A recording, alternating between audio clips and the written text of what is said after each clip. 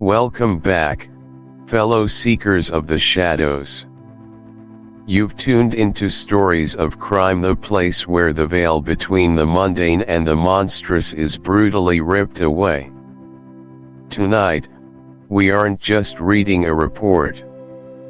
We are opening a file, marked top priority, tucked away in the darkest corner of the archives. We're going to step across that chalk line and peer into the void, where human nature meets its most terrifying extremes. In this hour, the street lights flicker, the shadows deepen, and the truth is often far more chilling than any fiction you could invent. Forget the heroes. Tonight, we focus on the villains. On the motives that curdle the blood, and the consequences that echo forever. So, dim the lights. Lock your doors. Take a deep, steadying breath, because once the story begins, there's no turning back. This is Stories of Crime. And the case we're unfolding tonight is Fantomas. The Shadow over Paris. Welcome, dear listener, to a journey into the heart of early 20th century Parisian dread, a world where an unseen shadow loomed large over the city of lights. This is The Shadow over Paris, a chapter that plunges us directly into the chilling legend of Fantomas, the elusive criminal mastermind who terrorized a nation. Before we delve into the dark alleys and whispered fears of Paris, let's take a moment to understand a critical narrative device that authors employ to grip our imagination and refuse to let go: the hook. In storytelling, a hook is far more than just an exciting opening sentence or a dramatic first scene. It is a meticulously crafted psychological trigger, designed with surgical precision to seize a listener's attention and compel them to invest their cognitive and emotional resources into the unfolding narrative. It is the deliberate, potent invitation into the story's world, signaling that something profound, mysterious, or utterly captivating is about to transpire. Think about this for a second. Why do we continue listening? Why do we turn the page?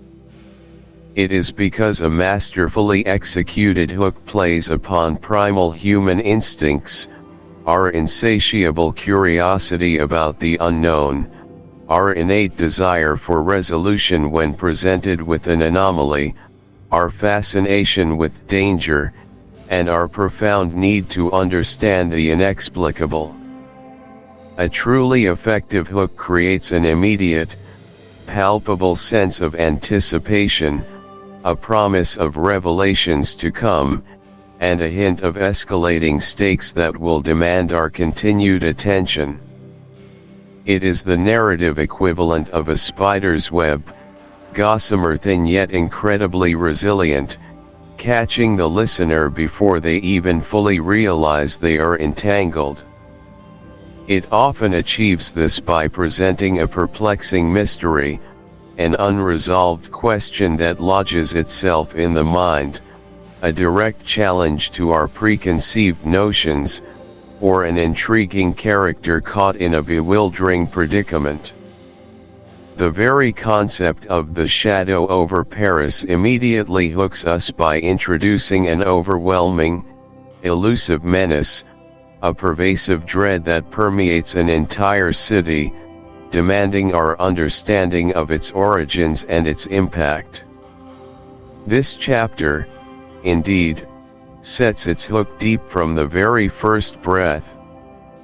Now, let's transition into the first practical layer of our exploration, introducing the terrifying reputation of the elusive criminal mastermind, Fantomas.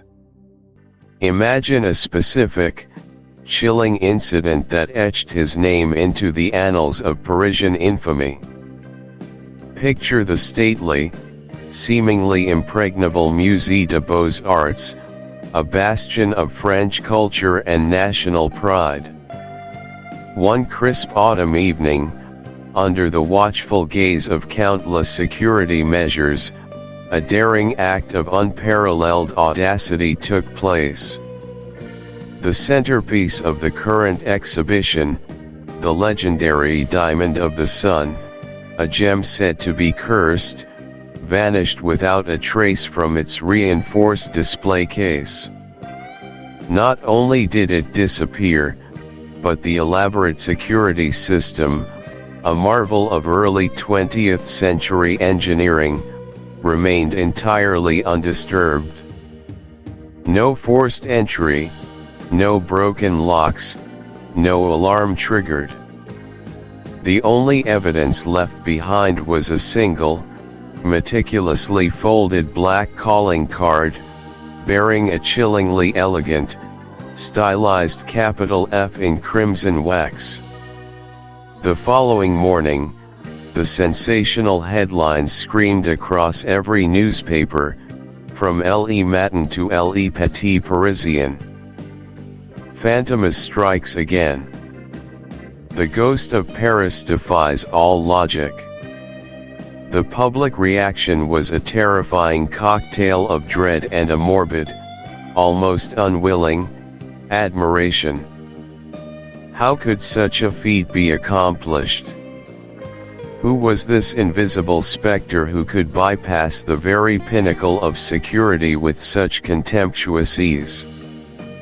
Police Commissioner Juve, a man of formidable intellect and iron will, arrived on the scene, his jaw set grimly. He surveyed the untouched vault, the bewildered guards, and the mocking calling card, realizing with a cold certainty that they were dealing not with a common thief, but with a force of malevolent genius, one that seemed to transcend the physical laws known to man. This was not merely theft, it was a deliberate, theatrical challenge. A criminal genius like Fantomas, or the Zodiac, plays a psychological chess match, not just against detectives, but against an entire society. They thrive on the fear they instill, the confusion they sow, and the sense of helplessness they create. Their elusiveness becomes part of their legend, their absence a chilling presence. Consider the psychological toll this takes. For investigators, it's a relentless, soul-crushing pursuit, often leading to tunnel vision, burnout, and profound frustration. For the public, it's an enduring trauma, a wound that never truly heals, fostering a deep-seated mistrust in the very institutions designed to protect them. The ongoing mystery becomes a cultural touchstone, a dark legend that persists through generations, shaping perceptions of safety and justice. Fantomas, much like the Zodiac, embodies this unsettling reality, that some evils are so cunning, so pervasive, and so profoundly intelligent that they may, indeed, remain forever beyond the grasp of justice, leaving behind only shadows and unanswered questions. Moving into the philosophical layer, let's discuss the long-term impact of such a phenomenon and the common psychological barriers it creates. The sustained terror unleashed by a figure like Fantomas, or any elusive criminal mastermind, leaves an indelible mark on society. The most immediate long-term impact is a profound erosion of trust in public institutions, particularly law enforcement. When the police, despite their best efforts and considerable resources, consistently fail to apprehend a perceived menace, the public begins to question their competence, their integrity, and ultimately, their ability to provide security. This trust, once shattered, is incredibly difficult to rebuild, leading to a pervasive sense of helplessness and cynicism. Furthermore, such a figure can foster societal paranoia. Every stranger becomes a potential threat, every unexplained event a possible manifestation of the unseen hand of the criminal. Social cohesion can fray as suspicion turns inwards. It can also subtly, yet powerfully, influence culture, inspiring art, literature, and folklore that memorialize the fear, thus perpetuating the legend and its associated anxieties for generations.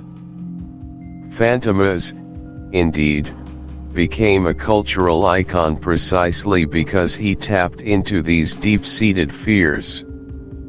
There's also the darker possibility, the inspiration of copycats or even cult followings, individuals drawn to the power and notoriety of the elusive criminal, further complicating law enforcement's task. Now, let's examine the common psychological barriers that prevent closure or effective action in the face of such an overwhelming enigma. One significant barrier is denial, especially early on. People often struggle to accept the existence of such profound evil or superhuman cunning, leading to downplaying the threat or seeking overly simplistic explanations. Another is confirmation bias, where investigators, under immense pressure, might selectively interpret evidence to fit a preconceived theory, inadvertently overlooking crucial details that contradict their initial assessment. This can lead to wasted resources and missed opportunities. Then there is the barrier of overconfidence in law enforcement. Initially, there's often an unwavering belief that such a criminal must be caught, given modern methods and technology. When this doesn't happen, the disillusionment is profound. This often combines with public hysteria, a collective panic that can lead to misidentification, false accusations, and a clamor for immediate, even if flawed, action. The human mind also struggles immensely with unresolved mysteries. We crave closure, a definitive answer, a neat resolution. When none is forthcoming, it can lead to irrational theories, scapegoating, or even, strangely enough, a romanticization of the criminal, transforming them into an almost mythical figure rather than a purely malevolent one. This psychological need for explanation, even a fantastical one, can severely hamper objective analysis.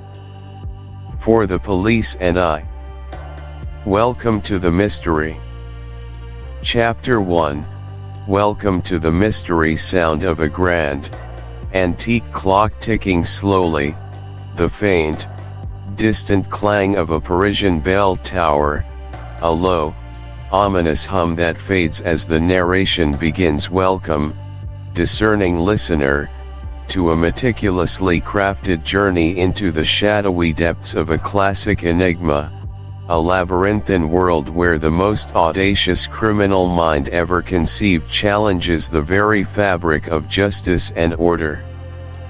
This is not merely an audiobook, it is an invitation, a challenge, an immersive experience designed to awaken the latent detective within you.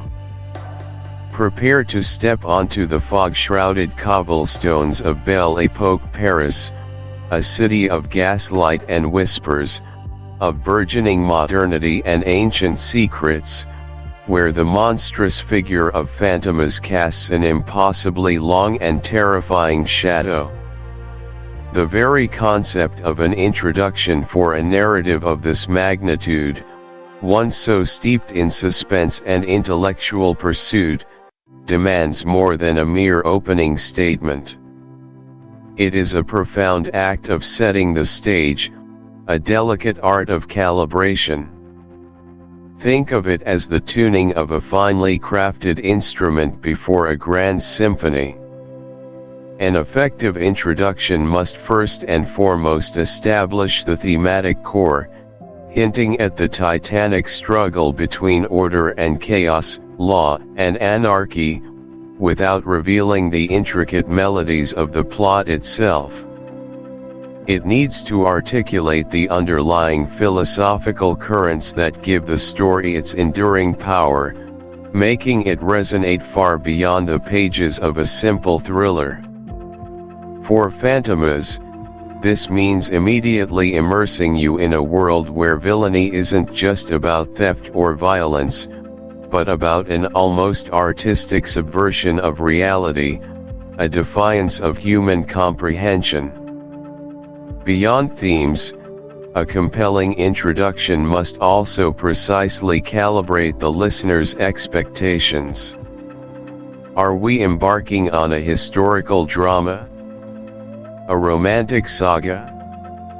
No, here we are preparing for a pulse-pounding, mind-bending thriller, a relentless pursuit that will test the boundaries of human intellect and endurance. It's about priming your cognitive frameworks, gently nudging your imagination towards a state of heightened alertness, ready to absorb clues, detect inconsistencies, and anticipate the unexpected. We aim to construct an immersive portal, not just describe one. This initial segment acts as a psychological handshake, a promise of the intellectual thrills and emotional turmoil that lie ahead. It is the moment where the everyday world recedes, and the compelling, often unsettling, universe of Fantomas takes hold. Now, let us delve into the practicalities of how we shall commence this extraordinary adventure. Our story, and indeed your participation, pivots around two extraordinary figures, each a paragon in his own right, yet forever intertwined in the grim dance against the spectral criminal, Fantomas. Our first key player is the redoubtable Inspector Juve. Imagine a man etched from granite, his mind a steel trap of relentless logic and an almost preternatural intuition. Juve is not merely a police officer, he is the embodiment of the law's unyielding will, an obsessive force driven by a singular purpose, to capture Fantomas. His methods are unorthodox, his dedication absolute, bordering on a magnificent monomania. His eyes, often described as piercing and unblinking, seem to bore directly into the heart of a mystery, sifting through layers of deception with an almost painful intensity. He is a man haunted by the shadows Fantomas casts, living and breathing the pursuit, sacrificing personal life, reputation, and sometimes even his own sanity in the tireless hunt. To illustrate Juve's singular dedication, consider a particular, fictionalized instance, an early, maddening encounter with the Phantom. Paris is gripped by terror after a series of bizarre, seemingly unconnected crimes. A wealthy socialite disappears from a locked room, leaving only a single, perfectly arranged black rose on her pillow. Simultaneously, a priceless diamond necklace vanishes from a high-security vault without any forced entry. Hours later, a street vendor reports being robbed by a man wearing a clown mask who then vanished into thin air, leaving behind a mocking note penned on a scrap of silk. Most police officials are baffled, prone to dismissing the incidents as unrelated, the work of multiple, clever thieves. But not Juve. He sees the invisible threads, the almost imperceptible pattern. While others see chaos, Juve perceives a singular, terrifying intelligence at work. He spends sleepless nights poring over every minute detail, cross-referencing seemingly insignificant clues, sketching diagrams, and formulating theories that his colleagues often deem outlandish. He ignores the scoffing, the dismissive shrugs, the calls for him to focus on more tangible cases. Juve possesses an almost artistic vision for crime, seeing the hidden masterpiece of villainy where others only see scattered fragments. His mind operates on a different plane, one prepared to confront a foe who defies conventional understanding. Alongside Juve, we find our second indispensable figure, Jerome Fandor, the intrepid journalist for La Capitale. Fandor is the antithesis of Juve's stoic intensity, yet perfectly complements it. He is quick-witted, agile, possessing a vibrant curiosity and a daring spirit. Where Juve delves into the cold mechanics of crime, Fandor plunges headfirst into the human drama, the public's fear, the whispers on the street. He is the bridge between the arcane world of criminal investigation and the public's desperate need for understanding, for a narrative, even a terrifying one. Fandor sees the human story behind the headlines, the social impact of Fantomas' reign of terror. His pen is as sharp as Juve's intellect, his resolve just as firm, though often expressed with a youthful bravado and a touch of journalistic recklessness. Their alliance is an uneasy one, forged in the crucible of shared danger and mutual respect.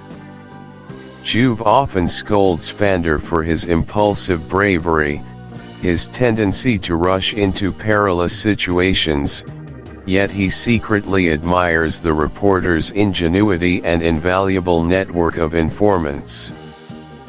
Fandor, in turn, is perpetually awestruck and often exasperated by Juve's brooding intensity and his impenetrable deductive leaps. Together, they form an almost mythical duo, the detective and the chronicler, destined to chase the phantom across the pages of history. Now, let's look at why this happens and why their dynamic is so crucial. The relationship between Juve and Fandor is a masterclass in contrasting yet complementary forces, a narrative engine fueled. The continuous challenge to piece together disparate facts, to foresee consequences, and to understand complex motives, trains the mind in sophisticated problem solving. This isn't just about solving fictional crimes, it's about cultivating a mindset that questions, investigates, and synthesizes information more effectively. The enduring appeal of the detective archetype, both the brilliant individual and their intrepid chronicler, speaks to a fundamental human desire for order, for understanding in a world often defined by chaos. By stepping into their shoes, even vicariously, we satisfy that deep-seated need for intellectual mastery.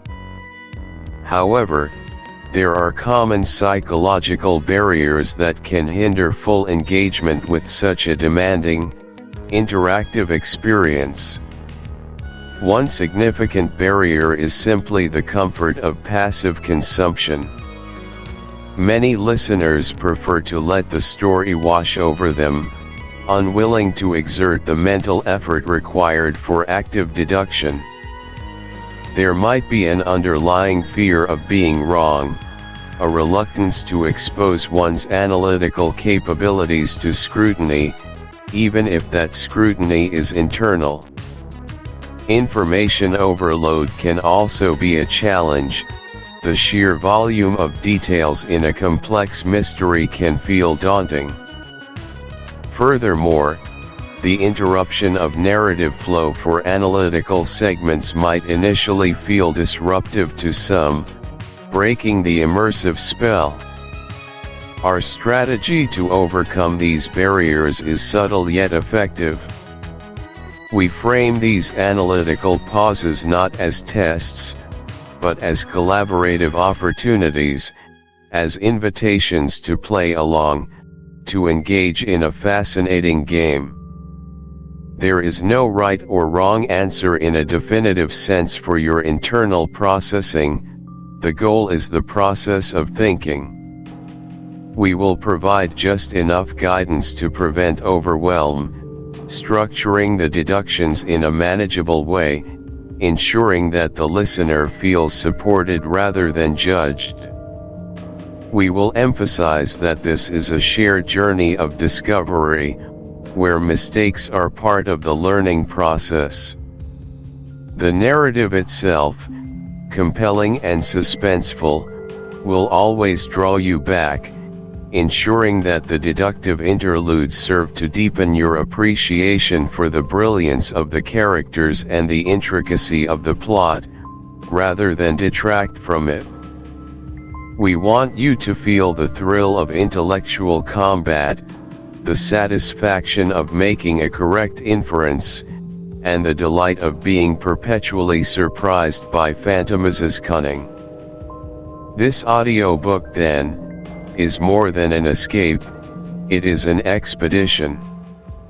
An expedition into the heart of darkness, yes, but also into the very architecture of human ingenuity, both benevolent and malevolent.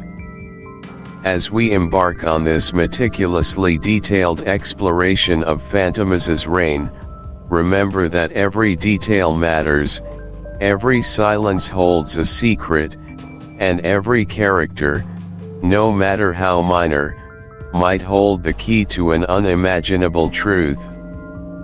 Prepare yourself. The mystery awaits, and with it, the opportunity to truly test the limits of your own perception. Sound of the grand, antique clock ticking slightly louder now, followed by the faint, distant clang of a Parisian bell tower, slowly fading into silence, leaving only a lingering hum of anticipation. The crime at the chateau. Welcome, discerning listeners, to a deep and enthralling exploration of one of literature's most chilling criminal masterminds. Today, we plunge headfirst into The Crime at the Chateau, a pivotal chapter from the legendary tale of Fantomas, a chapter that doesn't merely recount an incident, but meticulously lays the very foundation of an enduring myth of terror and intrigue. Think about this for a second. This chapter isn't just an opening act, it is the grand, macabre overture to a symphony of psychological torment and baffling criminal genius. Here, the authors, Marcel Alain and Pierre Silvestre, masterfully craft an atmosphere of profound dread and perplexing mystery, immediately immersing us in a world where the lines between the possible and the impossible blur with terrifying fluidity. The main chapter serves as a brutal awakening, ripping open the veneer of Parisian high society to expose the raw, bleeding underbelly of its hidden dangers. It introduces the core enigma, a crime so audacious, so meticulously executed, yet so utterly devoid of conventional clues, that it defies all logical explanation. We are, from this very moment, compelled to question everything we thought we knew about crime, detection, and the very nature of evil itself. This chapter is the crucible in which the character of Fantomas is forged, not as a man, but as a concept, a specter, an omnipresent threat that will haunt the Parisian psyche.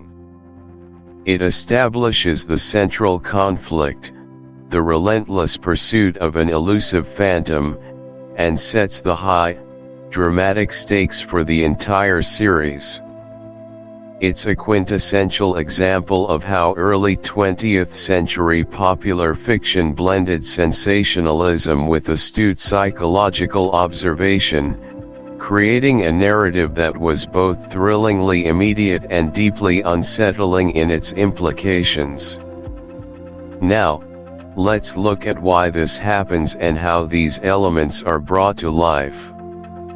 Our first point of deep dive involves detailing the mysterious murder of the Marquise de Langrune. Imagine the scene: the grand, imposing Château de Langrune, nestled amidst sprawling, manicured gardens, a bastion of aristocratic elegance and seemingly impregnable security. The Marquise herself, an elderly but formidable woman, a matriarch of considerable wealth and influence, retired for the night in her lavish, silk-draped bedchamber. The silence of the vast estate, broken only by the distant hoot of an owl or the whisper of the night breeze through ancient trees, suddenly shatters with the horrifying discovery. A maid, perhaps bringing the morning tea, or a distraught footman, stumbles upon the ghastly tableau. The Marquise is dead, brutally murdered in her own bed, a scene of shocking violence amidst opulent comfort. The sheer audacity of the act, committed within such a protected environment, immediately sends a ripple of chilling disbelief through the household. Who could have done this? And more importantly, how?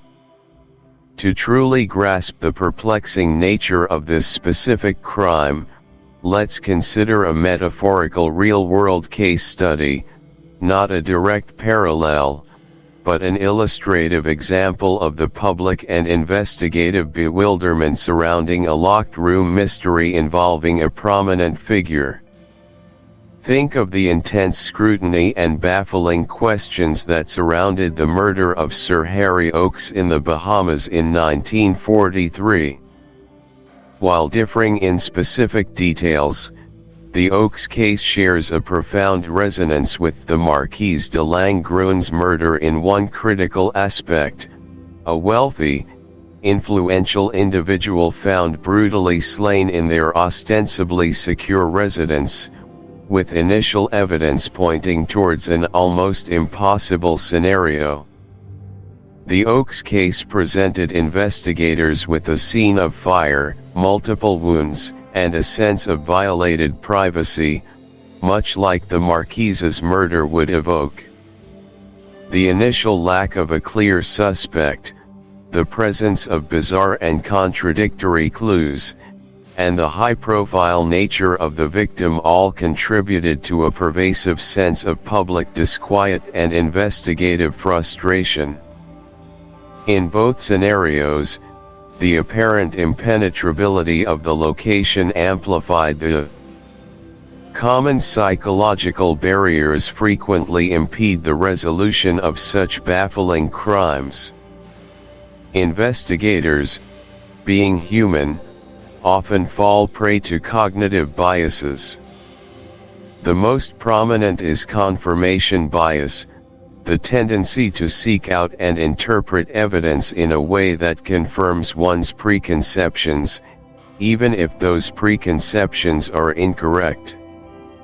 In a case as bizarre as the Marquise's, an investigator might initially cling to familiar criminal archetypes: a disgruntled servant, a jealous lover, a desperate thief, even when the evidence steadfastly refuses to align. There's also the problem of functional fixedness, where one becomes so accustomed to conventional investigative methods that they struggle to think creatively or consider truly radical possibilities. The seemingly impossible nature of the crime can also induce a sense of professional helplessness or intellectual paralysis, making it difficult to maintain an open, flexible mindset crucial for solving anomalies. Overcoming these barriers requires a conscious effort to challenge assumptions, embrace ambiguity, and meticulously re-evaluate every single piece of information, no matter how insignificant it might seem. Let's now turn our attention to the second crucial layer of this unfolding nightmare: the bloody evidence left behind, stark and undeniable, juxtaposed against the confounding lack of a forced entry. Picture the scene through the eyes of the first detectives to arrive: the crimson stains on the silken sheets, perhaps a splattered pattern on the ornate wallpaper, the chilling imprint of a struggle, a life violently extinguished. Yet, as their gaze sweeps across the opulent room, a chilling paradox emerges. The heavy oak door, firmly locked from the inside. The tall, mulioned windows, securely fastened, not a pane cracked, not a latch disturbed. No signs of jimmying on the frames, no shattered glass, no trampled earth beneath the sill indicating an entry from outside. The sophisticated alarm system, if one existed, remains silent. The entire exterior of the chateau stands pristine, unviolated, a defiant monument to undisturbed security. This absence of forced entry isn't merely a missing detail, it's a gaping, terrifying hole in the fabric of rational explanation, forcing investigators into a psychological labyrinth of how. It screams of a perpetrator who was either already inside, possessed a master key, or possessed an almost supernatural ability to bypass all known safeguards. The meticulousness with which the crime was executed, leaving such a stark contradiction, suggests a criminal mind of extraordinary cunning and unparalleled audacity. To illustrate the profound challenge posed by such a scenario, let us engage in a conceptual exercise, one akin to a forensic team's initial approach to a truly perplexing scene. Imagine you are the lead detective, standing in that chamber. Step 1. Observe the obvious: the victim, the blood, the disarray suggesting a struggle. Step 2. Verify the external, meticulously examine every single entry point: doors, windows, skylights, even forgotten service tunnels. Confirm beyond any shadow of a doubt that all are secure, undisturbed. This is where the shock sets in. Step 3. Begin the microscopic search. Are there signs of a hidden passage? A secret door? Unlikely in a modern context. but a possibility in an older structure. Step 4. Analyze the locks. Are they picked with incredible skill, leaving no visible trace? Or were they simply unlocked from the inside by someone the Marquis trusted? Step 5. Consider trace evidence, minute fibers, dust patterns, footprints, fingerprints, but focus on their absence as much as their presence. The lack of conventional entry clues forces a complete re-evaluation of assumptions.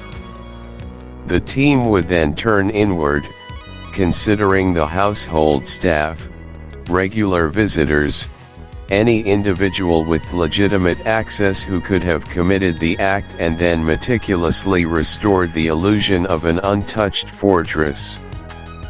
This intense scrutiny, this systematic elimination of possibilities, is the anonymity, the seemingly random yet brutal nature of the crimes, and the inability of the authorities to apprehend the perpetrator amplified the terror. The name became synonymous with a profound disruption of social order and an existential threat to personal safety.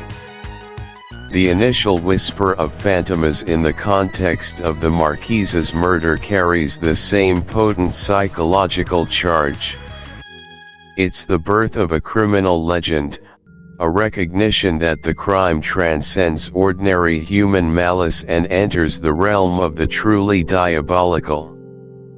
The long-term impact of a name like Fantomas becoming associated with such an impossible crime is nothing short of the creation of a public bogeyman, a societal specter that casts a long shadow over everyday life. The psychological power of such a name is immense. It moves beyond the specific criminal act and becomes a generalized embodiment of fear, a shorthand for the inexplicable, the terrifying, and the utterly ruthless. This fear can permeate social discourse, influence public policy, and even shape cultural narratives. It breeds a climate where people begin to attribute any unexplained misfortune or terrifying event to this unseen hand, solidifying the myth. The justice system itself faces immense pressure.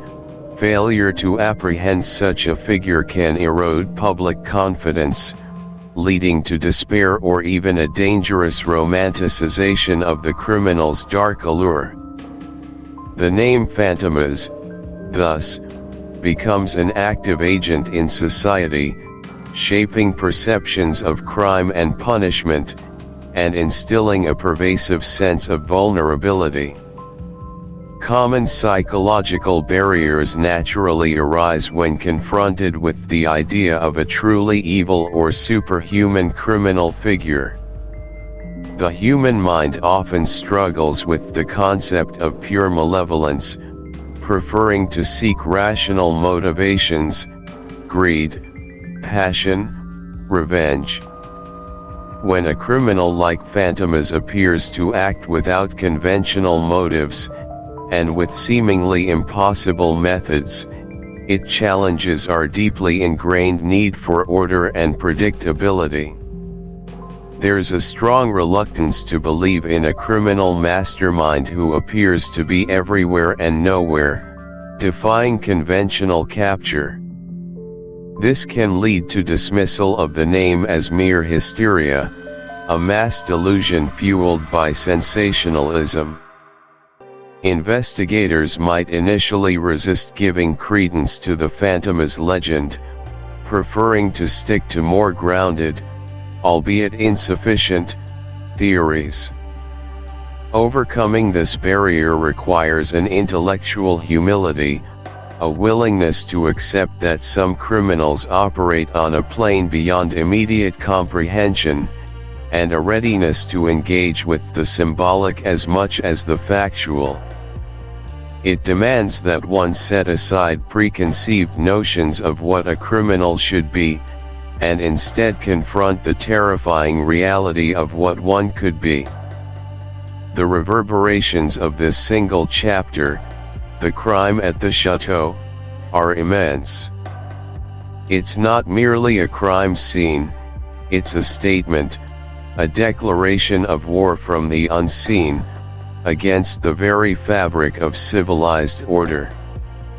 It introduces the profound psychological horror that stems not just from violence, but from the chilling absence of an explanation, the horrifying suggestion that an enemy can penetrate the deepest sanctums without leaving a trace. It forces us, the listeners, to grapple with the disturbing notion that our most cherished illusions of safety are perhaps nothing more than fragile facades, easily shattered by a force as elusive and terrifying as Fantomas. The questions posed in this chapter are not easily answered, and it is in this very uncertainty that the enduring power of the legend truly resides. Inspector Juve investigates. Welcome, dear listener, to a profound exploration of the labyrinthine world of crime and deduction, as we delve into the pivotal chapter Inspector Juve investigates from the legendary novel, Fantomas. This is more than just a recounting of events, it's a deep dive into the very essence of investigative prowess, the psychology of the criminal mind, and the relentless pursuit of truth in a world shrouded in shadows and deception. Prepare to witness the awakening of a truly formidable intellect as it confronts an enigma of unparalleled scale. Our journey begins with Inspector Juve, not merely a character, but the very embodiment of meticulous observation and unwavering resolve. This chapter is a masterclass in how an expert mind navigates the chaos of a violent crime scene, distilling it into coherent patterns and anticipating the cunning machinations of a shadowy antagonist. We will dissect Juve's methods, his theoretical understanding, the practical application of his genius, and the profound philosophical implications of his work. Let's turn our attention first to the crucial moment, following Inspector Juve as he arrives at the crime scene. The theoretical underpinning of a crime scene arrival is far more complex than simply showing up. It is the genesis of the entire investigation, the moment where the pristine narrative of events is first recorded, or tragically, irrevocably corrupted. A seasoned investigator understands that a crime scene is an ephemeral landscape, fragile and mutable, susceptible to countless forms of contamination, both physical and conceptual.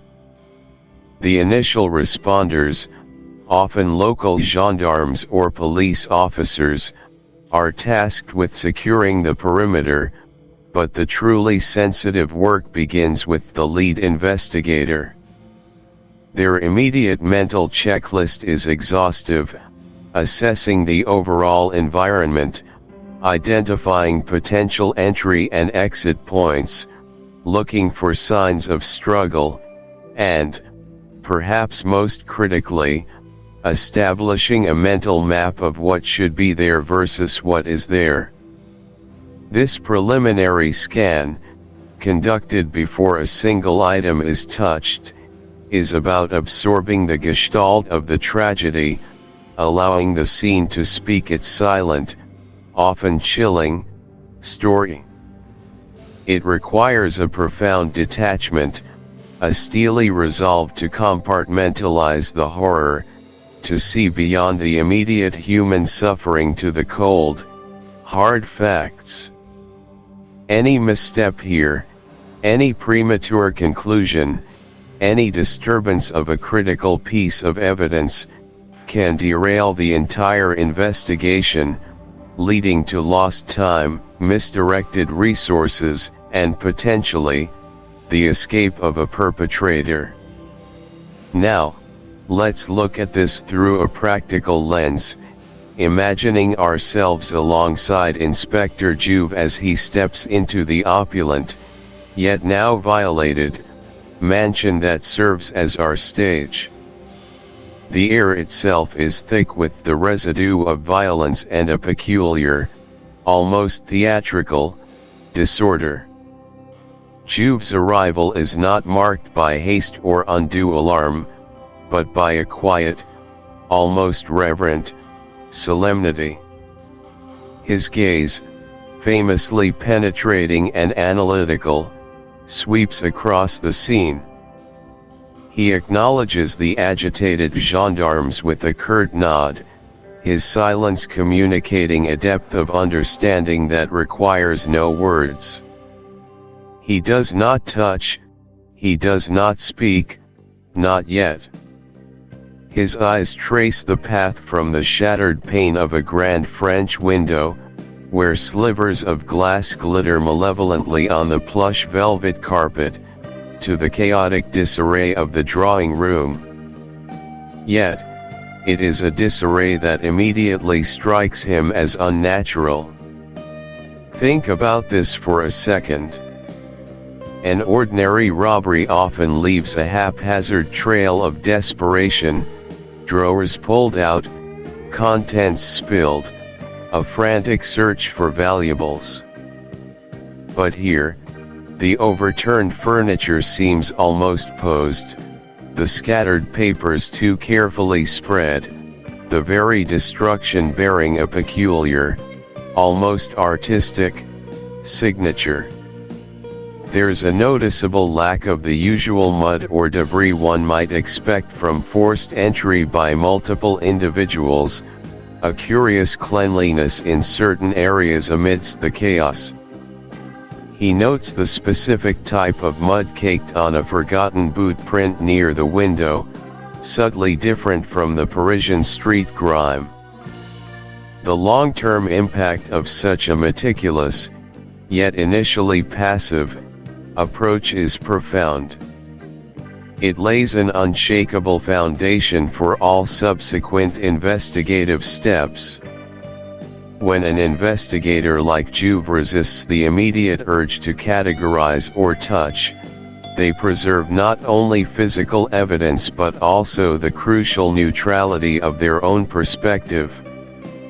This initial unbiased intake prevents the insidious creeping of confirmation bias, where later evidence might be interpreted through the lens of an early, potentially incorrect, assumption. A perfectly preserved and thoroughly documented crime scene provides a robust basis for courtroom proceedings, making it difficult for defense attorneys to challenge the integrity of the evidence. Conversely, a compromised scene can haunt an investigation for years, leading to unsolved cases, lingering doubts, and a profound sense of injustice. Now, let's look at why this happens. Common psychological barriers often impede this initial purity of observation. There is an inherent human impulse to rush, to react emotionally, especially when confronted with scenes of violence or suffering. The desire to do something, to act decisively, can override the critical need for patience. Furthermore, investigators, like all humans, carry their past experiences, leading to a tendency to categorize new phenomena based on familiar patterns. This can result in a dangerous anchoring effect, where an early, superficial assessment, example just another robbery, prevents the mind from considering more complex or unusual possibilities.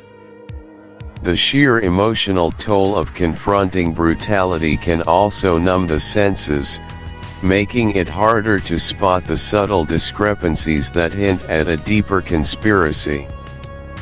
Juve's genius lies in his ability to consciously overcome these barriers, maintaining an almost zen-like focus amidst pandemonium.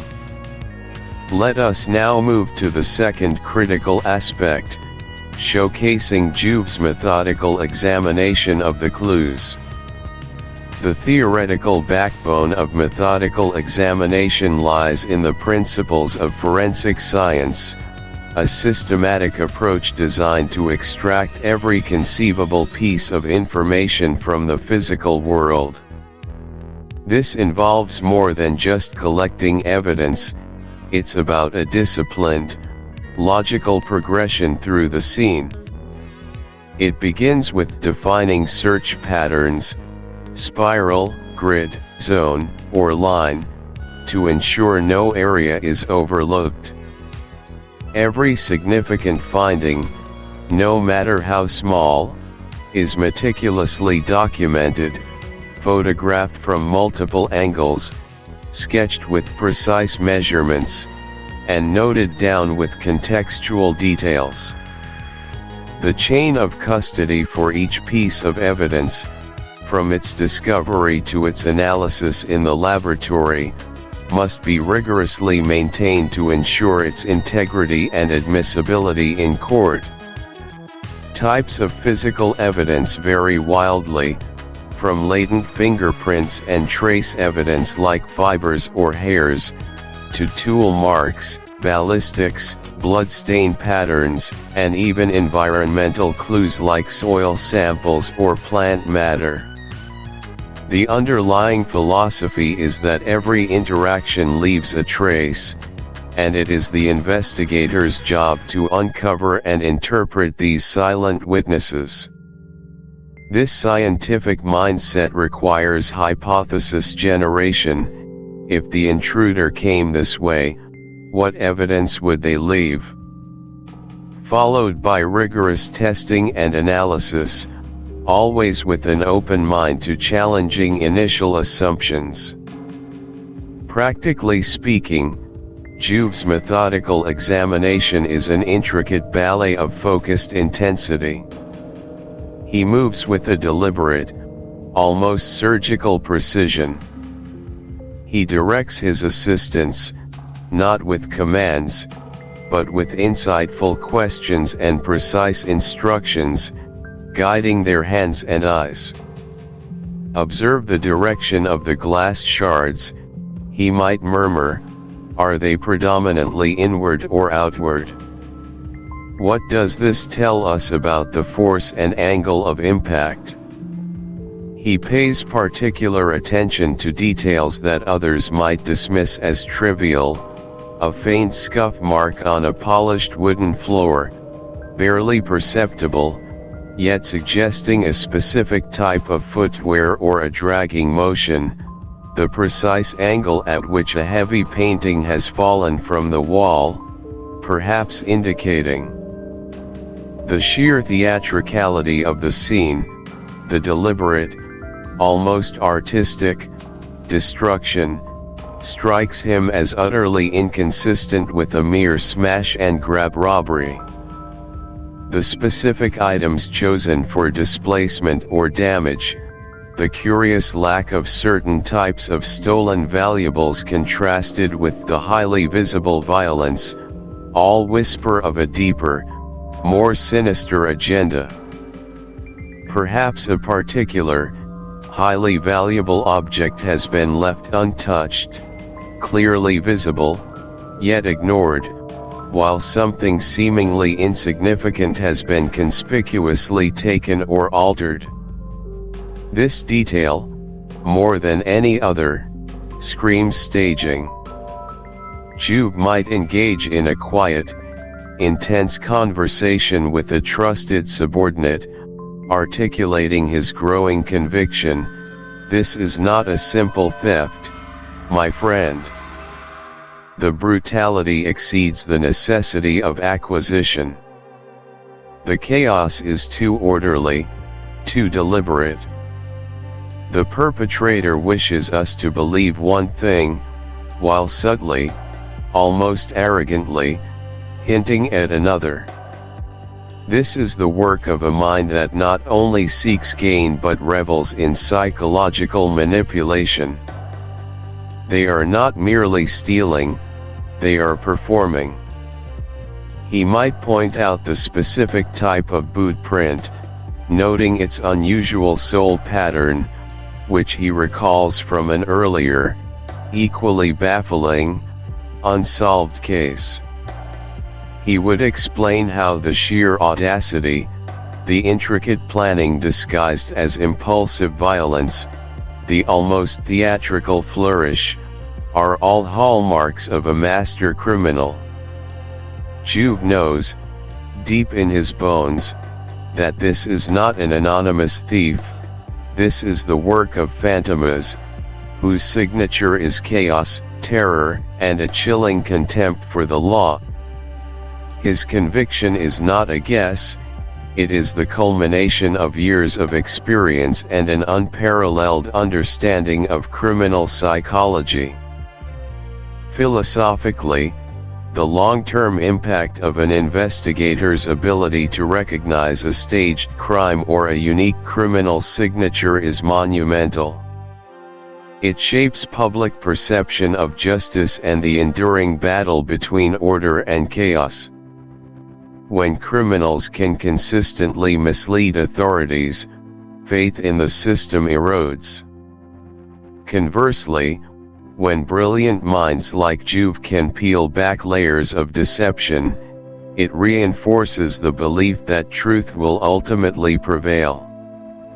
This constant intellectual combat between the master deceiver and the master detective pushes the boundaries of investigative techniques, leading to advancements in profiling, forensic psychology, and crime analysis. It's a dynamic interplay that tests the limits of human intellect and intuition. The common psychological barriers to reaching such a conclusion are numerous. Cognitive biases are rampant. The anchoring effect can compel investigators to cling to the initial, most obvious explanation. Example: it's just a robbery gone wrong, making it incredibly difficult to pivot to a more complex theory. Confirmation bias can lead them to actively seek evidence that supports their initial belief while discounting contradictory information. There's also the inherent human resistance to accepting that a crime could be more complex, more sinister, or perpetrated by a seemingly supernatural force, as Fantomas often appears. This resistance can come not only from the investigator themselves but also from peers, superiors, and the public, who often prefer simpler, more easily digestible explanations. Juve's genius is his unwavering trust in his own highly refined intuition, backed by meticulous evidence, and his courage to propose uncomfortable, unconventional truths, even when they challenge the accepted paradigms of criminal investigation. As we conclude this deep dive into Inspector Juve's initial investigation, we are left with a profound appreciation for the intricate dance between observation and deduction. Juve's work is a testament to the power of human intellect to pierce through layers of deception, to find clarity amidst chaos, and to confront the darkest aspects of the human psyche with unwavering resolve. His journey reminds us that true investigation is not merely about finding facts, but about understanding the story those facts tell, even when the storyteller is a master of lies. Listener Review: The Disappearance of Lord Beltham. Welcome, intrepid listeners, to a pivotal moment in our exploration of the shadowy world of Fantomas. In this chapter, titled The Disappearance of Lord Beltham, we delve deep into the art of the vanishing act, a narrative device both chilling and profoundly effective in the pantheon of classic crime fiction. A disappearance, particularly one involving a figure of significant social standing, is far more than a simple absence. It is a meticulously crafted void, designed to draw the reader, or in our case, the listener, into a swirling vortex of unanswered questions and unsettling possibilities. Think about this for a second. What makes a disappearance so compelling? It isn't merely the mystery of where someone has gone. No, its power lies in the deliberate stripping away of certainty. Unlike a murder, where a body at least provides a gruesome proof of finality, a disappearance leaves an open wound, festering with speculation, hope, and dread. It forces us to confront the unknown, to grapple with the complete absence of closure.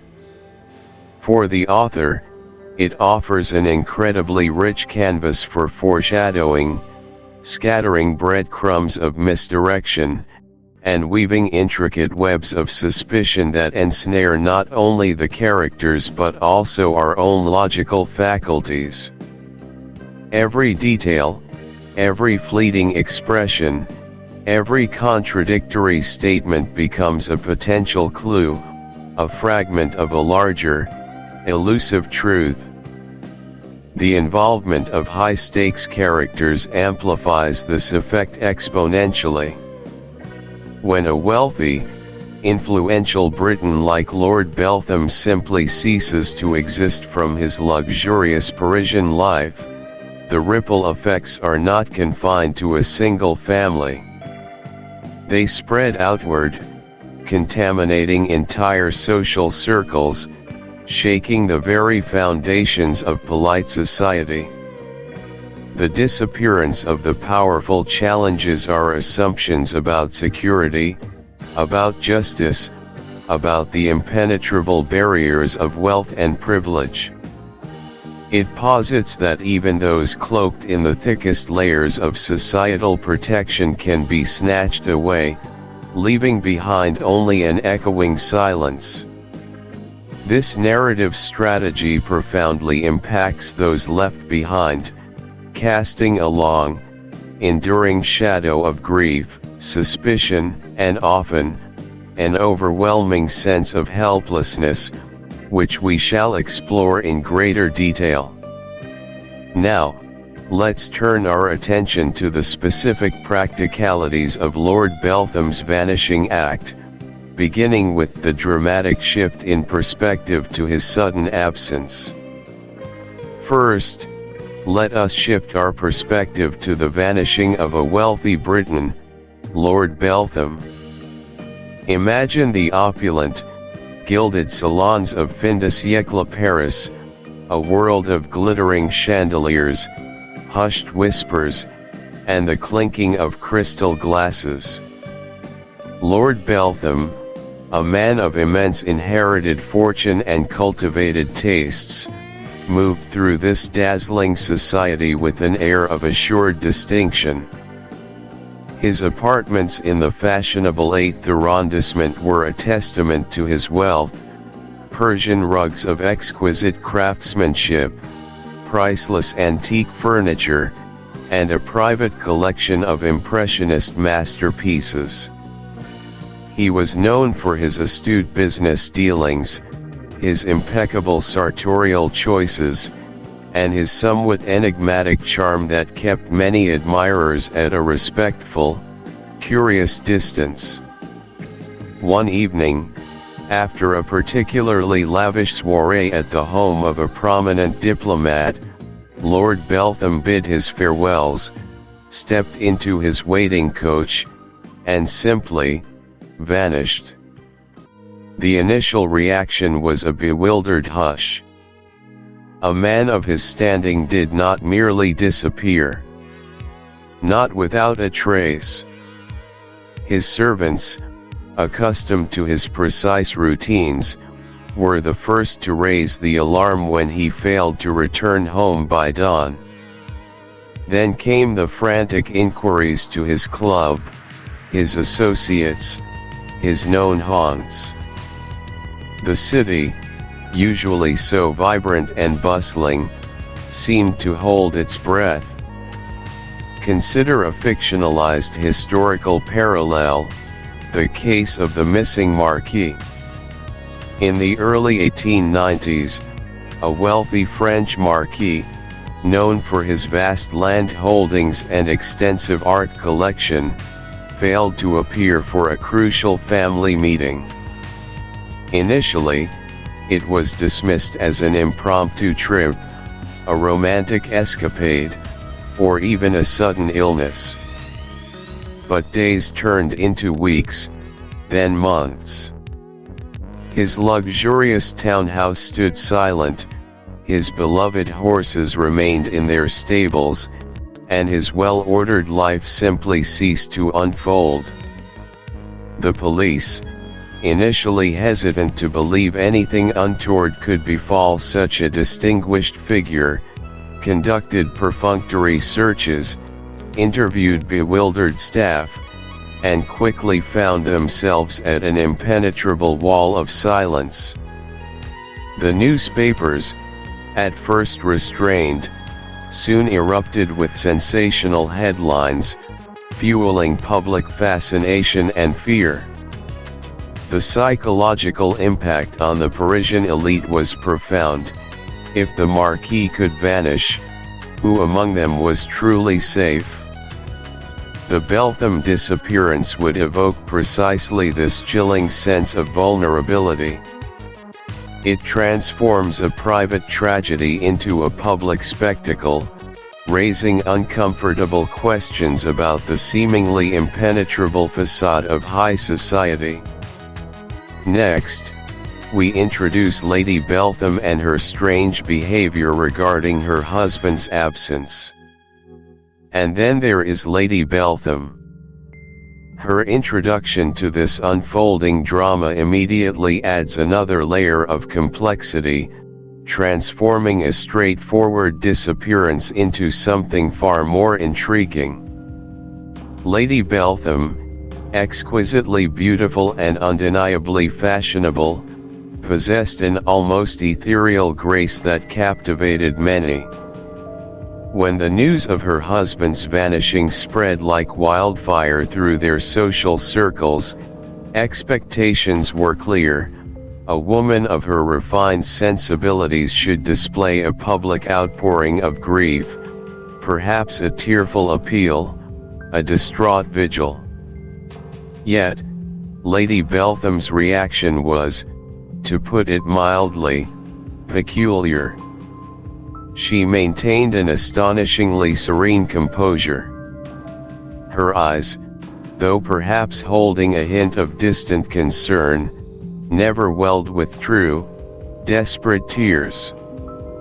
Her voice, when she spoke of her husband's absence to the few official figures who dared to question her, was calm, almost unnervingly so. Imagine a step-by-step psychological profile of someone exhibiting such atypical responses in a crisis. First, there's the initial shock, which can manifest in a myriad of ways, from hysteria to a terrifying numbness.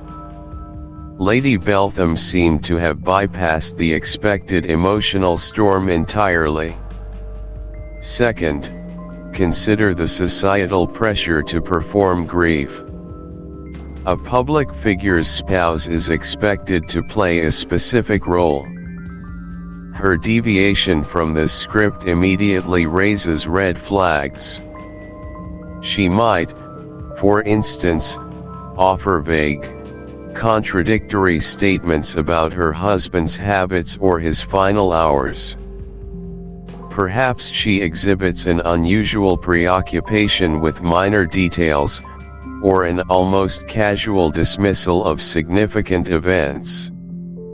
One might observe a fleeting, almost imperceptible sense of relief in her demeanor, masked by an outward display of quiet fortitude.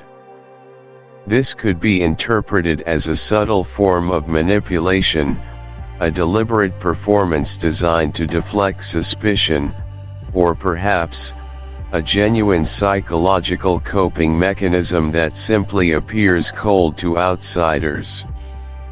Could it be profound denial? Or a calculated detachment? Her strange composure fuels the nascent suspicion, transforming her from a grieving wife into a figure shrouded in enigmatic potential. Her very calm becomes a profound and deeply unsettling mystery in itself. It forces us to question the sincerity of appearances, to look beyond the elegant veil she so carefully maintains. Finally, we establish the connection between the high society of Paris and the criminal underworld. Here, we delve into the murky, often unseen currents that flow beneath the glittering surface of Parisian high society. The conventional wisdom suggests a stark, impenetrable divide between the aristocratic elite and the squalid depths of the criminal underworld. Yet, as Fantomas so ch. Another formidable barrier is the societal tendency to protect reputations, particularly those of the elite. There is an unspoken, often unconscious, collective agreement to maintain the illusion of order and respectability within high society. Exposing the sordid underbelly, acknowledging the crimes committed by or against one of their own, threatens to destabilize this carefully constructed facade. The truth, in such cases, is not merely hidden, it is actively suppressed, buried under layers of polite denial and deliberate silence, often through a mixture of fear, self-preservation, and a misguided sense of loyalty to one's class. Finally, and perhaps most profoundly, there is the inherent human reluctance to believe that evil can lurk within their own trusted circles. We want to believe that monsters are clearly identifiable, that villains wear their wickedness openly. The idea that someone outwardly charming, distinguished, or even beloved could be capable of cold-blooded deception or profound cruelty is deeply disturbing. This psychological defense mechanism makes us hesitant to see the obvious clues, to connect the dots that point to a shocking betrayal. The psychological toll on investigators who must confront this resistance, this collective blindness, can be immense, as they battle not only a criminal mastermind but also the societal inertia of denial. The disappearance of Lord Beltham will undoubtedly test these very human frailties, revealing the deep-seated resistance to uncomfortable truths that lies within the heart of society itself. As we conclude this deep dive into the initial mysteries surrounding Lord Beltham's disappearance, I invite you to reflect on several crucial points. How would you react if a prominent figure in your own community simply vanished? What assumptions would you make about those closest to them, especially if their behavior seemed to defy conventional expectations of grief? And most importantly, how do our own desires for order and comfort potentially blind us to the darker truths that might be hidden just beneath the polished surface of our world? These are not mere academic questions, they are the very essence of the chilling narrative we are embarking upon, a narrative that forces us to confront the unsettling reality that sometimes, the greatest dangers come not from the unknown, but from the things we refuse to see in plain sight. Keep these thoughts with you as we continue our journey into the perplexing labyrinth of Fantomas. Gen the Heavy. Welcome, dear listener, to a profound exploration of a pivotal chapter within the shadowy annals of Fantomas, a chapter titled, most evocatively, Gen the Heavy. This is not merely an introduction to a character, it is a masterclass in the slow, insidious build of localized dread, a chilling prelude to the grander, more terrifying machinations that define the criminal genius of Fantomas himself. Think about this for a second. In the sprawling, often chaotic urban landscapes where these tales unfold, the greatest horrors often begin not with a bang, but with a whisper, or in this case, a peculiar neighbor. Gen the Heavy serves as a brilliant theoretical framework for understanding how ordinary spaces can become crucibles of terror, how the mundane can suddenly twist into the sinister, and how initial character introductions are not just about presenting a figure, but about planting seeds of suspicion and unease that blossom into full-blown narrative tension. This chapter is fundamentally about the infiltration of the extraordinary into the ordinary, using the seemingly innocuous figure of a new resident to disrupt the established peace and normalcy of an apartment building, reflecting the larger disruptions Fantomas brings to society. It grounds the fantastical elements of the overarching narrative in a relatable, almost voyeuristic experience of daily life, making the eventual descent into chaos all the more impactful. Now, let's look at why this happens. Authors frequently employ the mysterious neighbor archetype, and Gen exemplifies this perfectly. This archetype taps into a deeply ingrained human curiosity and apprehension about the unknown, especially when that unknown resides just behind a thin wall or across a narrow hallway. Our imaginations, fueled by fragments of observation, construct elaborate narratives, often far more terrifying than the reality, yet in the world of Fantomas, those imaginings are often chillingly accurate. Consider this practical application, introducing the character of Gen, a mysterious neighbor. Imagine a dimly lit, slightly decaying Parisian apartment building, typical of the era. Our narrator, perhaps a weary tenant named Madame Dubois, first encounters Gen during a torrential downpour. He is not merely heavy, he is a colossal figure, a veritable monolith of a man whose shoulders seem to strain the very fabric of his coarse, dark overcoat. His gait is not just ponderous, but almost reluctant, as if each step is a negotiation with gravity. His face, when glimpsed beneath the brim of a perpetually low-slung hat, is a landscape of impassive flesh, eyes like dull, gray stones that seem to look through you rather than at you. His breathing is a constant, low, rasping sound, a mechanical counterpoint to the city's hum.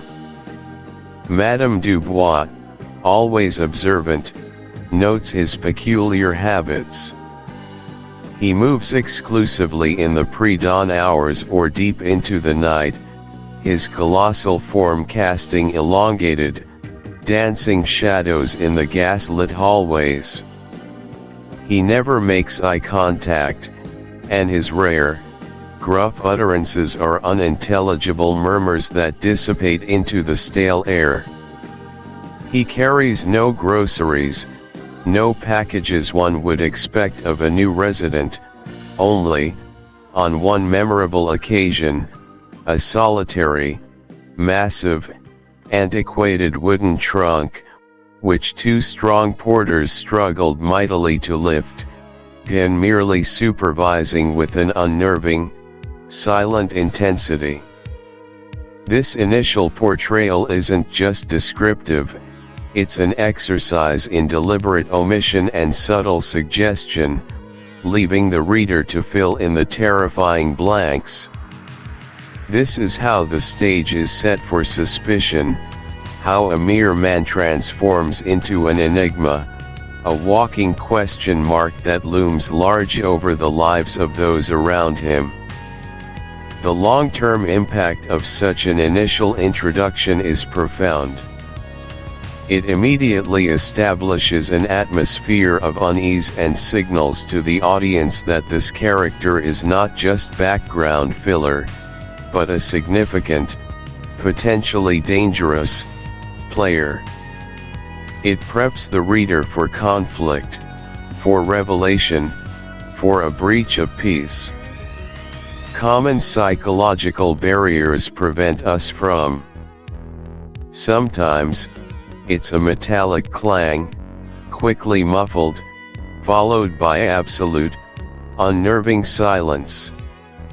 On other nights, a low, guttural groan, almost animalistic, seems to vibrate through the ceiling, causing Madame Dubois to sit bolt upright in bed, heart hammering against her ribs, straining her ears in the oppressive darkness.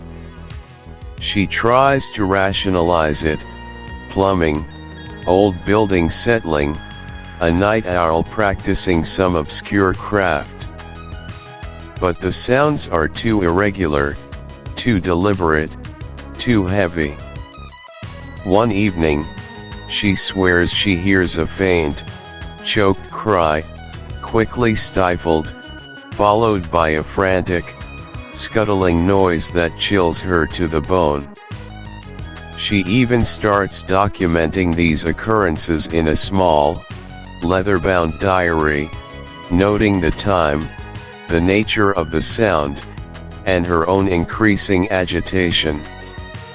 This step-by-step documentation, a real-world case study of escalating sensory input, demonstrates how consistent, unsettling stimuli can erode a person's sense of security and peace. The long-term impact of living under such a persistent, psychological assault is devastating. Constant tension leads to chronic stress, sleep deprivation, and a heightened state of alert that is utterly draining. The home, which should be a sanctuary, becomes a source of dread. Common psychological barriers often prevent people from confronting these disturbances directly.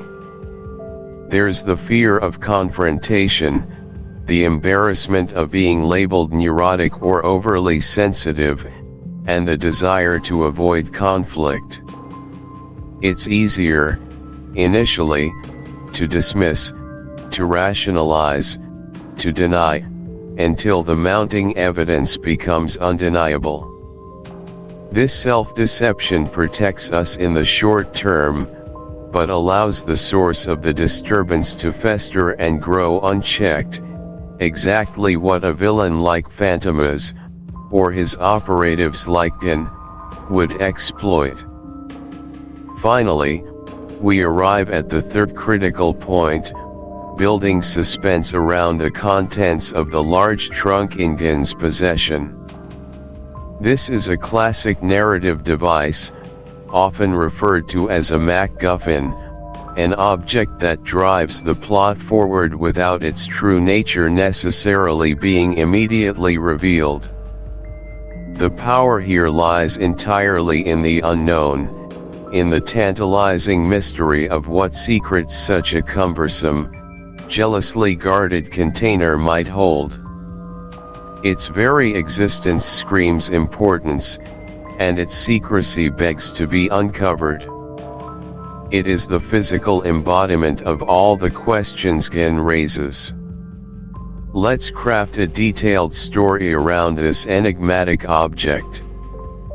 The trunk. Oh, the trunk. It is not just large, it is monumental, a colossal chest of dark, aged oak, reinforced with thick, tarnished iron bands that resemble skeletal ribs. Its surface bears the marks of countless journeys and unknown handlers, scratches and gouges like silent witnesses to a hidden history. Its lock, when glimpsed, is an intricate, almost medieval contraption, suggesting a treasure of immense value or a secret of terrible consequence. Madame Dubois, or perhaps another observant tenant, Monsieur Pierre, a retired watchmaker with an insatiable curiosity, begins to focus on this trunk.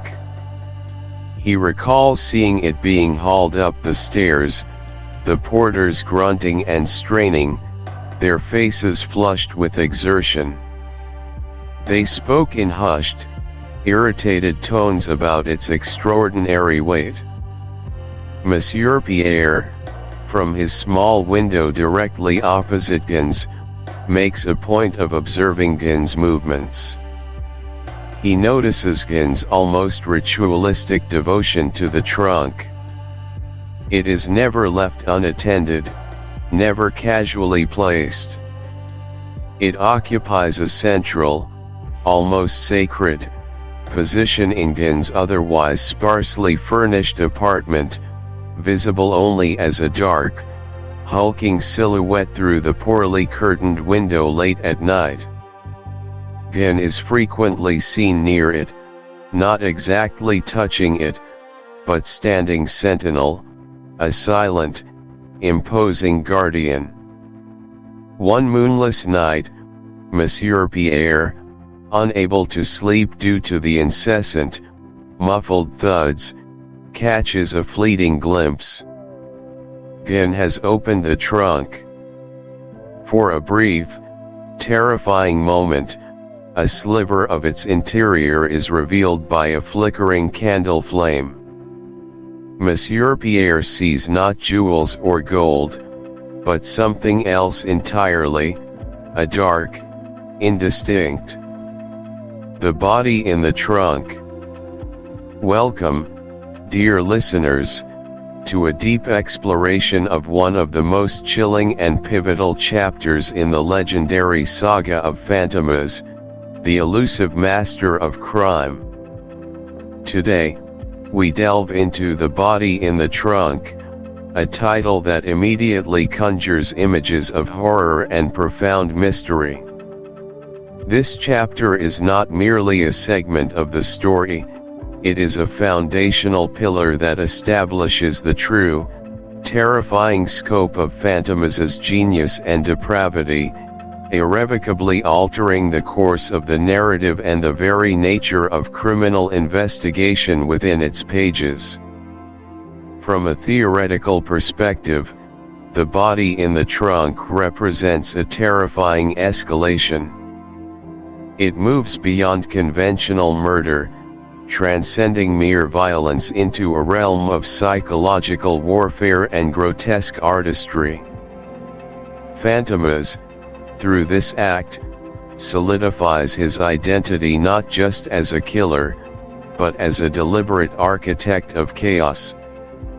The discovery of a human body, crammed into such an undignified and confined space as a trunk, is a symbolic act designed to disorient, to shock, and to send an unequivocal message of contempt for societal order. It's a macabre tableau, carefully arranged to maximize horror and bewilderment. Think about this for a second.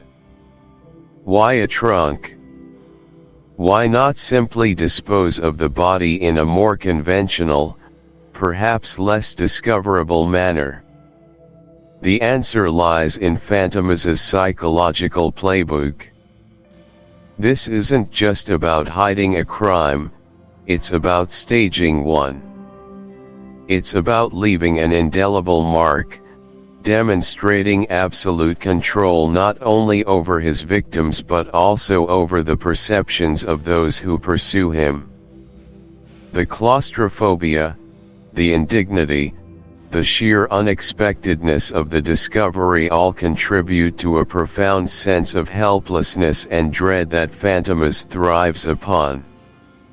This single act serves to undermine public trust, to instill pervasive paranoia, and to challenge the very rational framework upon which justice systems are built. It pushes the investigators, particularly the indomitable Inspector Juve, into a confrontation not just with a criminal, but with a force that seems to defy logic and human comprehension. Now, let's turn our attention to the immediate, visceral impact of this discovery, the practical layer of its unfolding. Imagine the scene, a quiet, unsuspecting location, perhaps a railway station luggage office, or a dusty attic, where an innocuous-looking trunk has sat, perhaps for days, even weeks, emitting a faint, unpleasant odor that grows stronger with each passing hour.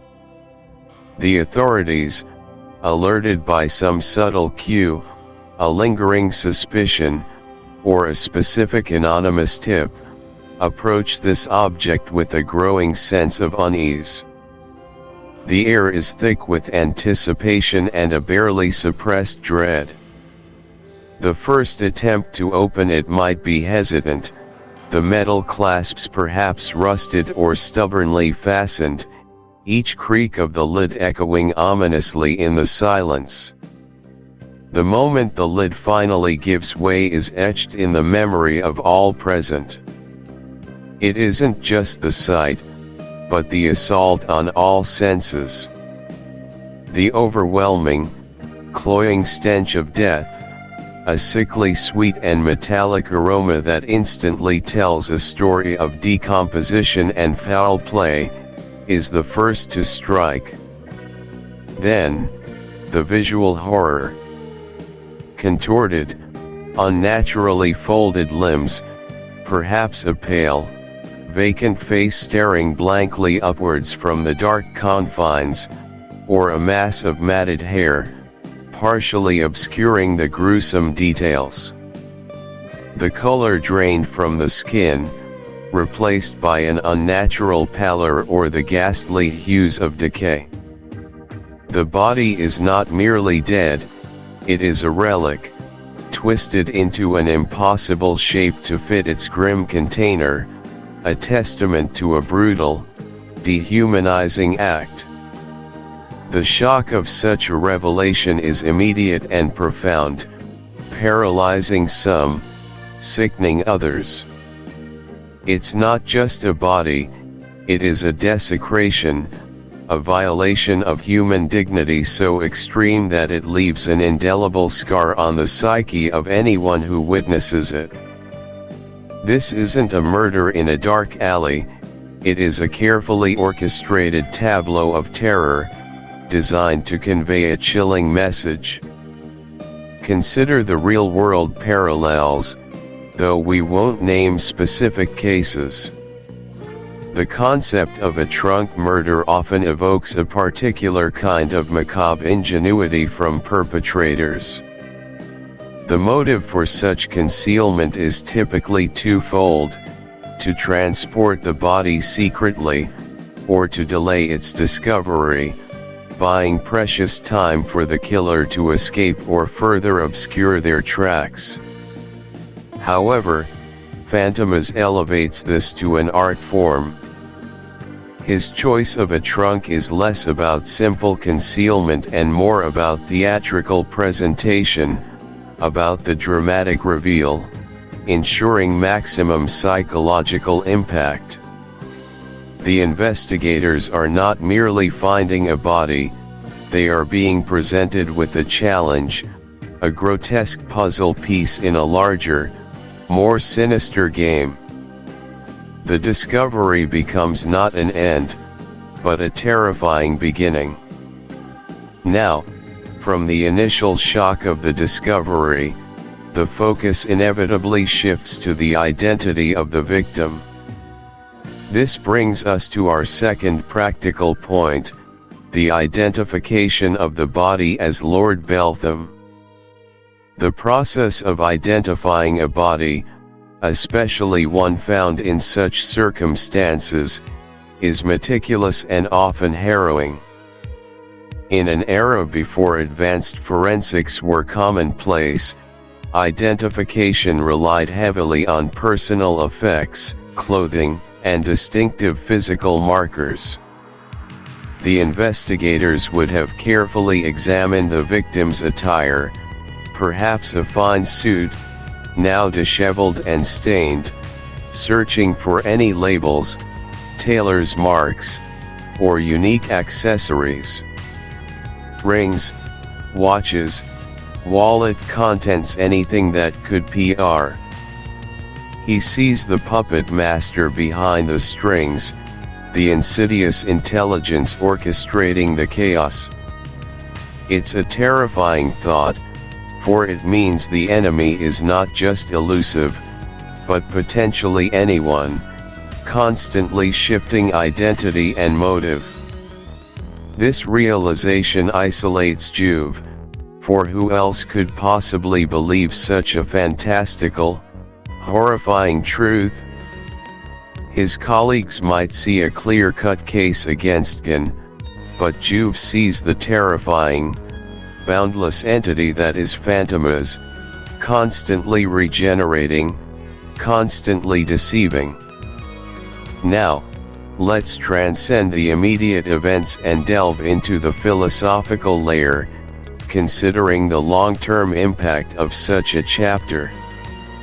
The discovery of Lord Beltham's body in the trunk, and Juve's subsequent, shocking deduction, has far-reaching consequences that ripple through the narrative and beyond.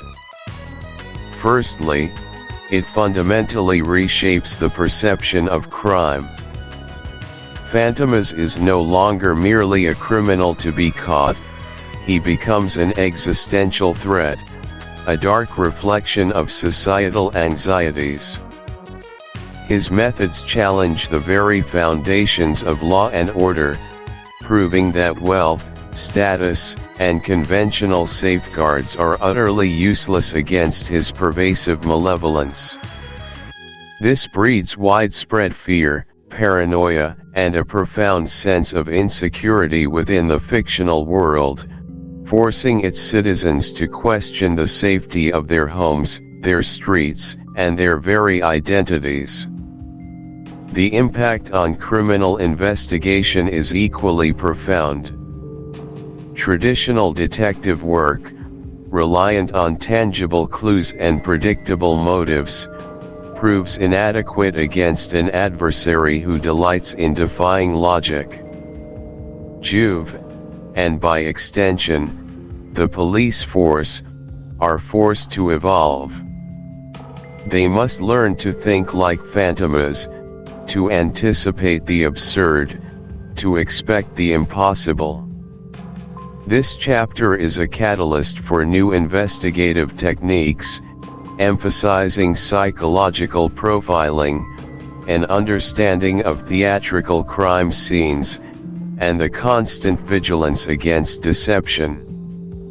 It ushers in an era where the detective is not just a seeker of facts, but a hunter of shadows, grappling with a foe who seems to exist beyond the ordinary bounds of human nature. Furthermore, the body in the trunk solidifies Fantomas as the archetype of the supercriminal, a villain who transcends individual identity to become a force, an idea.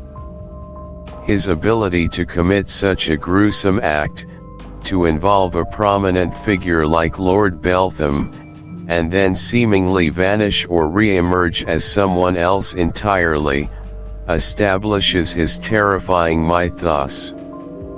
He becomes a symbol of the dark underbelly of modernity, a shapeless terror that mocks justice and revels in chaos. This long-term impact extends beyond the pages of the novel, influencing countless fictional villains and narratives where the antagonist is not just a person, but an embodiment of elusive, insidious evil. It makes us question the very nature of identity and the fragility of reality. Finally, let us discuss the common psychological barriers that arise when confronted with such incomprehensible evil. For the investigators, and indeed for the public within the story, the primary barrier is often disbelief. How can one person orchestrate such elaborate, gruesome, and seemingly impossible crimes? The human mind naturally seeks patterns, logic, and conventional explanations. Fantomas deliberately subverts all of these, creating cognitive dissonance, the mental discomfort of holding contradictory beliefs. It's hard to accept that a single individual could be so utterly devoid of empathy, so cunning, and so utterly adaptable. Another significant barrier is the fear of the unknown. Fantomas, by constantly shifting his identity and motives, becomes a faceless, shapeless enemy. This evokes primal fears, stripping away the comfort of being able to identify and therefore categorize a threat. When the enemy can be anyone, your neighbor, a trusted official, even a seemingly innocent passerby, it fosters deep-seated paranoia and erodes trust in society itself. The psychological burden on investigators like Juve is immense. They must constantly battle their own preconceived notions, their own humanity. The steamship incident. Welcome, listeners, to a profound exploration of one of the most chilling and pivotal moments in the saga of Fantomas. Today, we delve into the steamship incident, a chapter that not only defines the relentless struggle between law and anarchy but also plunges us into the very heart of psychological warfare. This isn't just a simple chase, it's a meticulously crafted theatrical performance of terror, where the stage is the vast, unforgiving ocean, and the stakes are the sanity of a brilliant detective and the safety of an entire populace. The theoretical underpinning of the steamship incident is complex and deeply resonant. At its core, it represents the ultimate cat-and-mouse game, elevated to a truly mythic scale. Inspector Juve, the embodiment of dogged justice, believes he has finally cornered his elusive nemesis, Fantomas, or at least a crucial operative, aboard a transatlantic liner. This setting is more than mere scenery, it's a deliberately chosen crucible. The steamship, a self-contained world far from land, offers a deceptively secure environment, fostering a false sense of control. Yet, it simultaneously creates an isolated, claustrophobic arena where every shadow seems to harbor a secret, and the vast, indifferent ocean waits as either a potential grave or an impossible escape route. This incident is designed to test the limits of human endurance, intelligence, and paranoia. It asks fundamental questions about identity, the nature of evil, and the terrifying possibility that some criminals operate beyond the reach of conventional understanding. Juve's tireless pursuit, his meticulous planning, and his burning desire for justice all converge in this singular, high-stakes encounter, making it a definitive moment in the legend of Fantomas. It exemplifies the master criminal's uncanny ability to dissolve into thin air, leaving behind only doubt, terror, and an even more formidable enigma. Now, let's transition from the theoretical framework to the practical unfolding of this dramatic chapter, meticulously recounting the tense events aboard the steamship where a suspect is cornered. Inspector Juve, a man driven by an almost superhuman resolve, had painstakingly tracked his target, a man believed to be one of Fantomas' inner circle, to this colossal vessel. The journey across the vast Atlantic Ocean was designed to be a trap, a slow, agonizing tightening of the net. The atmosphere aboard the liner was a strange paradox. Outwardly, it exuded an air of opulent calm, filled with the murmur of polite conversation, the gentle clinking of silverware in the dining saloon, and the distant, rhythmic thrum of the powerful engines. Yet, beneath this veneer of civility, an electric current of suspense pulsed, perceptible only to Juve's hyper-alert senses.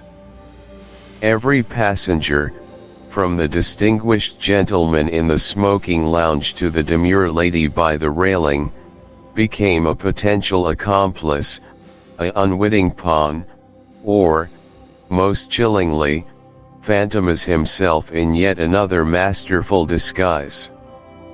Juve's surveillance was a masterpiece of covert operation, meticulous, relentless, and utterly draining.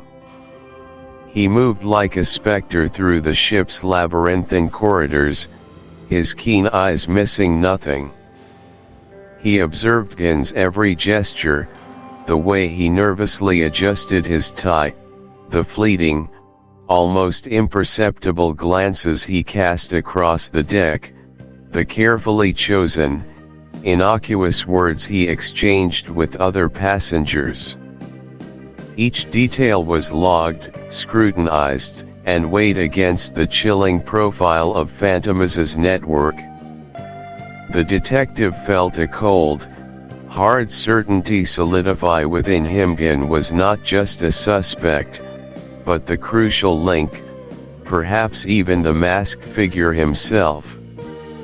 The tightening of the net involved discreet but firm coordination with the ship's captain, a man of unwavering integrity who understood the gravity of the situation. Key crew members were quietly informed and enlisted, forming an intricate web of observation. The plan was precise: wait until the ship was far out at sea, minimizing any chance of external interference or escape to shore, then, at the opportune moment, make the decisive move. The tension, almost unbearable, reached its zenith as Juve and his small, hand-picked team, their faces grim with resolve, began their stealthy approach to Gin's luxurious cabin. Each footstep on the carpeted floor seemed to echo the pounding of Juve's own heart, a drum beat leading to what he hoped would be the final confrontation. The silence was deafening, a thick, heavy blanket before the inevitable storm. Consider the implications of such an environment. How does the isolation of a ship at sea amplify the psychological pressure on both the hunter and the hunted? Think about this for a second. The very boundaries that define conventional law enforcement dissolve, replaced by the ship's own rules, its own chain of command. It's a closed system, a microcosm of society where the stakes are amplified by the inability to simply get off when danger strikes. Now, let's move to the heart of the drama, describing the dramatic escape attempt into the ocean. As Juve's officers, with a sudden, decisive movement, breached the cabin door, the scene was one of anticipated capture, a triumphant conclusion to a painstaking hunt. But Fantomas, or the man assuming the identity of Gun, was never one to yield meekly. The confrontation exploded into a furious, almost animalistic struggle. The suspect, with an astonishing burst of raw strength and a chillingly calculated cunning, fought with the desperation of a cornered beast. He wasn't merely resisting arrest, he was executing a pre-planned, audacious, and utterly show. However, this heightened resolve comes at a heavy cost. It intensifies his paranoia to a fever pitch. He begins to perceive Fantomas everywhere, in every fleeting shadow, in every new, inexplicable crime, in every coincidental alignment of events. The steamship incident serves as a brutal, unforgettable lesson in the true, terrifying nature of Fantomas. He is not bound by the conventional limitations of mortal men or the established rules of the criminal underworld. This audacious escape, defying all expectations, irrevocably reinforces the mythos of Fantomas as an almost supernatural, spectral figure, immune to the grasp of justice, capable of vanishing into thin air and defying the very laws of physics.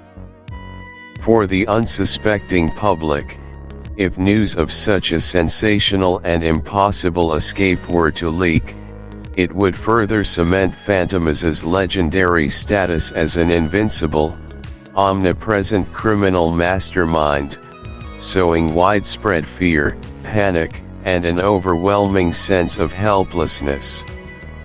It would profoundly undermine public trust in law enforcement, questioning their fundamental ability to protect citizens from such an extraordinary and seemingly unstoppable menace. The incident itself becomes a chilling touchstone, a moment where the established rules of crime and justice are irrevocably broken, pushing the very boundaries of what is considered humanly possible. This isn't merely the escape of a man, it's the affirmation of a terrifying idea, a force that cannot be contained. Think about the lasting psychological scars this would leave on society. It's a wound that festers, eroding the very fabric of perceived order and safety. Finally, let's turn our attention to the common psychological barriers that such an event would erect or exploit, both in Juve and potentially in anyone facing a similar, overwhelming challenge. First, we have confirmation bias. Juve, desperate to believe he had finally cornered Fantomas or one of his direct agents, would inevitably interpret all subsequent information through this pre-existing lens. Every nervous twitch from Gun, every fleeting glance, every seemingly innocuous conversation would be mentally twisted into undeniable proof of his guilt. This deep-seated desire for confirmation could have led him to overlook subtle, contradictory signs that Gun was either a clever impostor, a deliberate decoy, or simply an unfortunate man caught in the wrong place at the wrong time.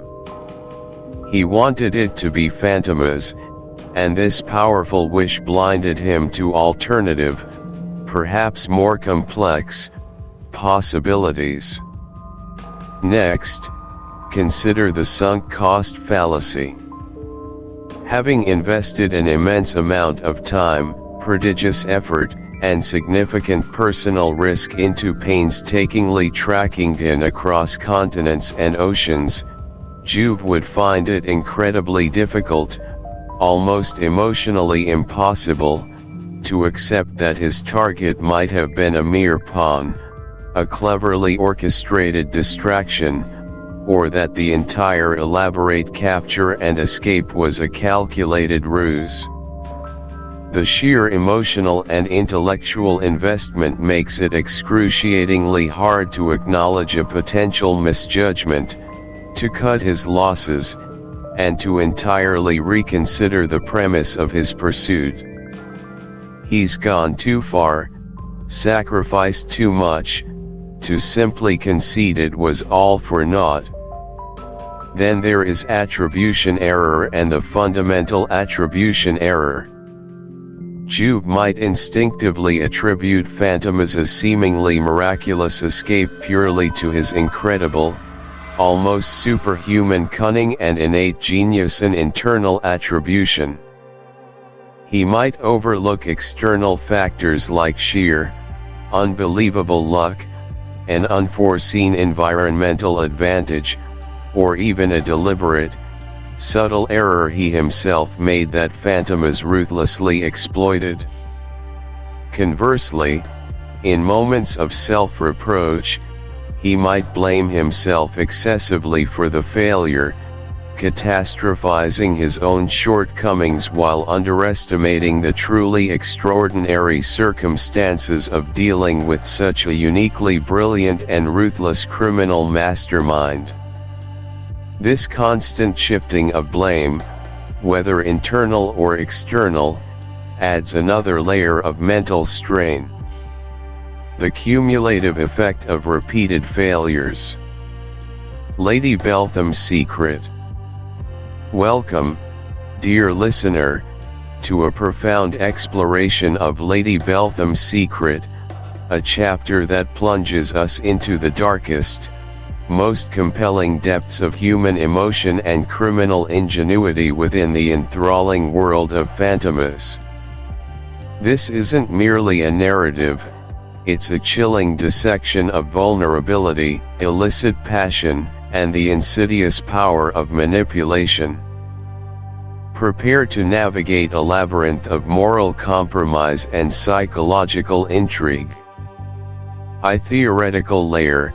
The grand deception at the heart of this captivating chapter lies Lady Beltham, a figure steeped in aristocratic elegance and societal expectation. She embodies the pinnacle of Parisian high society, her life outwardly a tapestry of impeccable decorum and refined grace. Yet, beneath this shimmering veneer, a tempestuous passion rages, held captive by a dangerous secret. Lady Beltham is not just a character, she is a magnificent study in contradictions, a woman trapped between the suffocating strictures of her public life and the tumultuous desires of her hidden heart. Her predicament forces us to confront the often fragile boundary between reputation and reality, between the roles we play and the authentic selves we struggle to conceal. Now, let's introduce Gen, the catalyst for much of Lady Beltham's profound internal conflict. Gen is not of her world. He is enigmatic, daring, and possesses a raw, untamed charisma that utterly captivates the sophisticated Lady Beltham. Their romance is, by its very nature, illicit and fraught with peril. It's a relationship born in shadows, fueled by forbidden longing, and meticulously hidden from the judging eyes of society. Gen represents the dangerous allure of the other, the intoxicating escape from a gilded cage. Their connection is a vibrant flame in a clandestine corner of her life, threatening to consume everything she has carefully built. Think about the irresistible draw of something forbidden, the magnetic pull towards that which promises freedom even as it whispers of destruction. That is the essence of their bond. But overshadowing this intense private drama is the omnipresent, chilling shadow of Fantomas, the master of crime, the chameleon of terror. Fantomas is not merely a criminal mastermind, he is an unseen puppet master, orchestrating the lives and emotions of those around him with diabolical precision. Lady Beltham's secret, her illicit romance with Gen, becomes a potent weapon in Fantomas's arsenal. He exploits her vulnerabilities, her fears, and her desperate need for secrecy, weaving them into his grand, sinister designs. His influence is not overt, it's a subtle, insidious tendril that wraps around her life, tightening its grip without her even fully realizing the extent of her entanglement. This chapter, therefore, is a testament to the corrosive power of a truly manipulative genius, one who sees human weakness not as a flaw, but as a lever. 2. Practical layer, unveiling the human drama. The seductive allure of the forbidden, Lady Beltham and Gen 1. Narrative dive, a rendezvous of risks. Imagine, if you will, a moonless Parisian night, the city lights shimmering distantly, their glow barely piercing the thick velvet curtains of a secluded townhouse salon. Lady Beltham, draped in a gown that whispers wealth yet feels like a shroud, paces restlessly. Her heart hammers a frantic rhythm against her ribs, a drumbeat of anticipation and dread. She awaits Gen. When he finally appears, not through the front door but a discreet side entrance, his presence fills the room with an almost dangerous energy. There's a breathless silence as their eyes meet across the dimly lit space. No grand declarations are needed, their stolen moments are filled with raw, unspoken passion. His touch, when it comes, is electric, a stark contrast to the polite, distant interactions of her daily life. They speak in hushed tones, planning future clandestine meetings, their words laced with both fervent love and the chilling awareness of the precipice upon which they stand. Each touch, each shared glance, is a defiance, a rebellion against the world that would condemn them. This is the thrill and the terror of their connection, a potent cocktail of desire and extreme risk, where every stolen kiss feels like a step closer to inevitable catastrophe. Their romance is a high-stakes gamble, played out in the hidden corners of a society that prizes appearance above all else. 2. Real-world parallel, the psychology of taboo attraction. Now, let's look at why this happens. The allure of the forbidden is a powerful, primal force in human psychology. It's not just about breaking rules, it's about the intensity that danger adds to emotion. Consider historical figures like Anne Boleyn and King Henry VIII, whose illicit affair sparked a revolution, or even the contemporary fascination with celebrities involved in scandalous relationships. What draws us to these narratives, and what draws individuals into such perilous liaisons? Often, it's a combination of factors: the thrill of secrecy, the sense of being chosen or special, the heightened emotional stakes, and a desire to escape the mundane or restrictive aspects of one's life.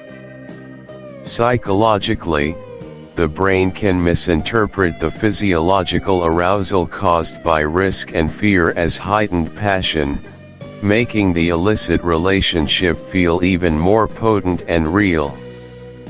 It's a compelling, sometimes tragic, exploration of our deepest desires clashing with societal norms and moral codes.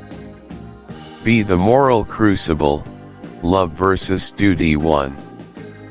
Narrative dive: a conscience under siege. Picture Lady Beltham alone in her opulent boudoir, the silk sheets tangled around her, the dawn light a cruel messenger of a new day. She grips a delicate handkerchief, twisting it in her agitated hands. Her mind is a battlefield. On one side, the intoxicating memory of Gin's touch, his whispered promises, the fierce protectiveness she feels for him. On the other, the stark realization of the dangers Fantomas represents, the potential for ruin, not just for herself and Gin, but for her reputation, her entire world. She sees the consequences like a series of cascading dominoes: exposure, scandal, public disgrace, and the very real possibility of criminal charges. Her internal monologue is a desperate plea for clarity, a desperate search for a path that doesn't demand the sacrifice of one profound love for the other. Each decision, each lie she tells to maintain her secrecy, chips away at her conscience, leaving her in a perpetual state of agonizing moral ambiguity. The weight of her secret is a physical burden, pressing down on her spirit. 2. Ethical exercise: navigating the personal labyrinth. Consider a hypothetical ethical dilemma. Imagine you are in a position of significant public trust, and you find yourself in a secret romantic relationship that, if exposed, would not only destroy your career but also implicate an innocent party in a crime you are aware of but not directly involved in. What do you? Be the invisible chains, common psychological barriers. Why do people fall prey to such manipulation, and why is it so difficult to break free? There are several common psychological barriers. First, cognitive biases play a significant role. The sunk cost fallacy can make individuals unwilling to abandon a relationship or situation they've already invested heavily in, even if it's toxic. The confirmation bias leads people to seek out and interpret information that confirms their existing beliefs, even if those beliefs are false or harmful, often reinforced by the manipulator. Then there's the profound human need for connection and love, which manipulators skillfully exploit. Individuals who are feeling vulnerable, lonely, or lacking self-esteem are particularly susceptible. The fear of exposure or social ostracism is a powerful deterrent to breaking free, especially in societies where reputation is paramount, as it was in Lady Beltham's era. Finally, the gradual, insidious nature of manipulation means that by the time the victim realizes the extent of their predicament, the chains are already tightly bound, making escape seem impossible or too daunting to contemplate. It's a slow, psychological strangulation that leaves the victim feeling utterly isolated and powerless. In conclusion, Lady Beltham's secret is far more than a thrilling tale of crime and forbidden love. It is a penetrating psychological study of how vulnerability, passion, and societal pressures can be mercilessly exploited by a master manipulator. It forces us to examine the delicate balance between appearance and reality, the enduring power of forbidden desires, and the terrifying consequences when one's deepest secrets become a weapon in another's hands. The chapter serves as a stark reminder of the hidden complexities of the human heart and the relentless, chilling effectiveness of true evil.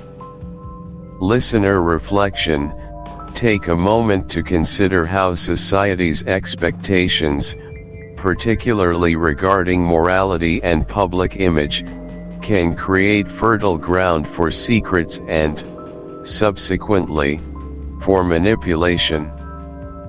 How might Lady Beltham's story unfold differently in a more open, less judgmental world?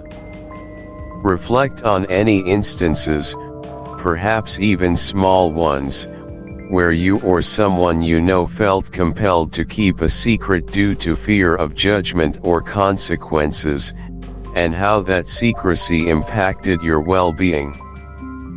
Think about the invisible pressures we all face and how they can shape our choices in profound, often dangerous, ways. The lessons from Lady Beltham's predicament are timeless, offering a somber mirror to our own human frailties and the cunning darkness that sometimes preys upon them. Welcome, dear listener, to a profound exploration of Lady Beltham's secret, a chapter that plunges us into the darkest, most compelling depths of human emotion and criminal ingenuity within the enthralling world of Fantomas. This isn't merely a narrative, it's a chilling dissection of vulnerability, illicit passion, and the insidious power of manipulation. Prepare to navigate a labyrinth of moral compromise and psychological intrigue. A theoretical layer: the grand deception at the heart of this captivating chapter lies Lady Beltham, a figure steeped in aristocratic elegance and societal expectation. She embodies the pinnacle of Parisian high society, her life outwardly a tapestry of impeccable decorum and refined grace. Yet, beneath this shimmering veneer, a tempestuous passion rages, held captive by a dangerous secret. Lady Beltham is not just a character, she is a magnificent study in contradictions, a woman trapped between the suffocating strictures of her public life and the tumultuous desires of her hidden heart. Her predicament forces us to confront the often fragile boundary between reputation and reality, between the roles we play and the authentic selves we struggle to conceal. Now, let's introduce Gan, the catalyst for much of Lady Beltham's profound internal conflict. Gan is not of her world. He is enigmatic, daring, and possesses a raw, untamed charisma that utterly captivates the. She sees the consequences like a series of cascading dominoes: exposure, scandal, public disgrace, and the very real possibility of criminal charges. Her internal monologue is a desperate plea for clarity, a desperate search for a path that doesn't demand the sacrifice of one profound love for the other. Each decision, each lie she tells to maintain her secrecy, chips away at her conscience, leaving her in a perpetual state of agonizing moral ambiguity. The weight of her secret is a physical burden, pressing down on her spirit. To ethical exercise: navigating the personal labyrinth. Consider a hypothetical ethical dilemma. Imagine you are in a position of significant public trust, and you find yourself in a secret romantic relationship that, if exposed, would not only destroy your career but also implicate an innocent party in a crime you are aware of but not directly involved in. What do you do? Do you prioritize your personal happiness and the love you share, even if it means risking everything and potentially harming others? Or do you make the agonizing choice to end the relationship, preserving your public standing and protecting the innocent, but at the cost of profound personal heartbreak? This exercise forces us to confront the brutal trade-offs inherent in such situations, highlighting the immense psychological toll of having to choose between deeply held personal values, societal expectations, and the welfare of others.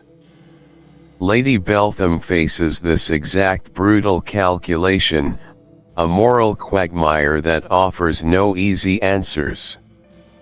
See Fantomas' Web, The Art of Emotional Exploitation 1.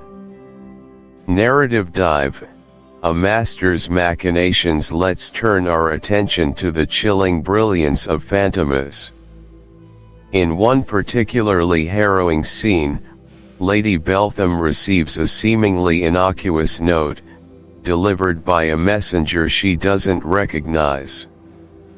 The note contains an utterly precise, almost casual mention of a specific, private detail of her rendezvous with Gan, a detail known only to them. The implication is terrifyingly clear: Fantomas knows. The note doesn't explicitly threaten, but its very existence is a threat, a demonstration of his omnipresent surveillance. Lady Beltham's initial fear morphs into a desperate sense of powerlessness. Fantomas then subtly, through intermediaries or cryptic instructions, begins to leverage this knowledge. He doesn't demand money, he demands actions. He might require her to provide access to a certain document, or to subtly influence a conversation, or to plant a misleading piece of information. Each request, presented as the price of silence, deepens her complicity. She is trapped, knowing that refusal means not only exposure of her affair but also the endangerment of Gan, whom Fantomas has likely already compromised in some unseen way. She becomes an unwitting pawn, her emotions of love and fear meticulously weaponized against her. 2 Case study: The Architects of Deception. This level of manipulation is not confined to fiction. Throughout history, individuals and groups have employed remarkably similar tactics. Consider the methods of cult leaders, who often isolate their followers, exploit their vulnerabilities such as loneliness or a search for meaning, and create a dependency through a cycle of love bombing and subtle threats. Or think of historical spies who coerced individuals into espionage by unearthing personal secrets or compromising situations. A classic psychological example is gaslighting, where a manipulator systematically makes someone doubt their own memory, perception, or sanity. This technique creates extreme confusion and dependence, making the victim more susceptible to control. Fantomas is a master of this, creating an environment where his victims constantly question their reality and feel utterly alone, leaving them ripe for exploitation. His genius lies not just in planning crimes, but in dissecting the human psyche and exploiting its deepest fears and desires. 3. Philosophical layer, echoes and aftermath. The enduring scars, long-term impacts. The long-term impact of such an ordeal is the Royal Palace Hotel. Welcome, dear listener, to a profound exploration of one of the most pivotal chapters in the gripping saga of Fantomas. We delve now into the Royal Palace Hotel, a scene that epitomizes the intricate dance between justice and audacious criminality, a true testament to the psychological warfare at the heart of this enduring narrative. To truly appreciate the genius embedded within this chapter, we must first understand its theoretical underpinnings. The Royal Palace Hotel is far more than just a setting. It is a meticulously crafted stage upon which the core themes of the entire Fantomas series are brilliantly enacted. It is here that the relentless, almost obsessive pursuit of the enigmatic criminal mastermind, Fantomas, by the brilliant Inspector Juve truly intensifies. This chapter serves as a masterclass in the art of deception, high society intrigue, and the sheer intellectual might required to confront an adversary as cunning and elusive as Fantomas. Think about this for a second. The Royal Palace Hotel itself is a deliberate choice, not merely a convenient backdrop. It represents a microcosm of Parisian high society, a glittering edifice where appearances are paramount, where wealth and privilege create an almost impenetrable veneer. Yet, beneath this polished, luxurious surface, dark secrets fester, and nefarious plots can be hatched with astonishing ease. For Fantomas, such an environment is a natural habitat. He blends seamlessly into the world of the elite, often completely undetected, using its inherent discretion and its inhabitants' preoccupation with status as his ultimate camouflage. The very air within those opulent walls is thick with unspoken desires and hidden agendas, making it the perfect theater for his operations. Juve's methodology in this chapter is nothing short of extraordinary. It demonstrates his profound intellectual prowess, his almost preternatural ability to anticipate Fantomas' next move, even when the criminal seems to have vanished or outmaneuvered every conventional police tactic. This isn't just about catching a thief, it's about a clash of titans, a battle of wits that pushes the boundaries of conventional detective work into the realm of psychological warfare. Every decision Juve makes, every detail he scrutinizes, is designed to pierce through Fantomas' carefully constructed illusions, aiming to expose the man behind the myriad masks.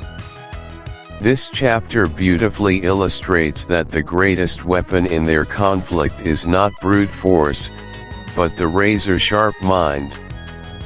Now, let's look at why this happens and how these theoretical elements manifest in the practical unfolding of the story. Our first practical point focuses on setting the scene at a luxurious hotel where high-stakes meetings occur. Imagine, if you will, stepping into the grand, hushed lobby of the Royal Palace Hotel. The air is thick with the scent of fine polished wood, exotic flowers, and perhaps a hint of expensive cigars. Sunlight streams through immense, arched windows, illuminating the intricate patterns of oriental rugs that cushion every step. The whispers of conversations are almost imperceptible, lost in the cavernous spaces, lending an air of absolute discretion. Uniformed staff, moving with an almost balletic grace, anticipate every guest's need before it is even voiced. This is a world of sublime opulence, designed to cater to the most discerning, and often the most secretive, clientele. Within these gilded walls, high-stakes meetings occur with startling frequency.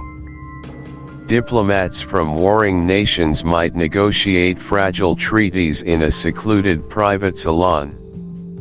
Industrialists might conspire over vast fortunes in hushed dining rooms, their voices barely audible above the gentle clinking of silverware.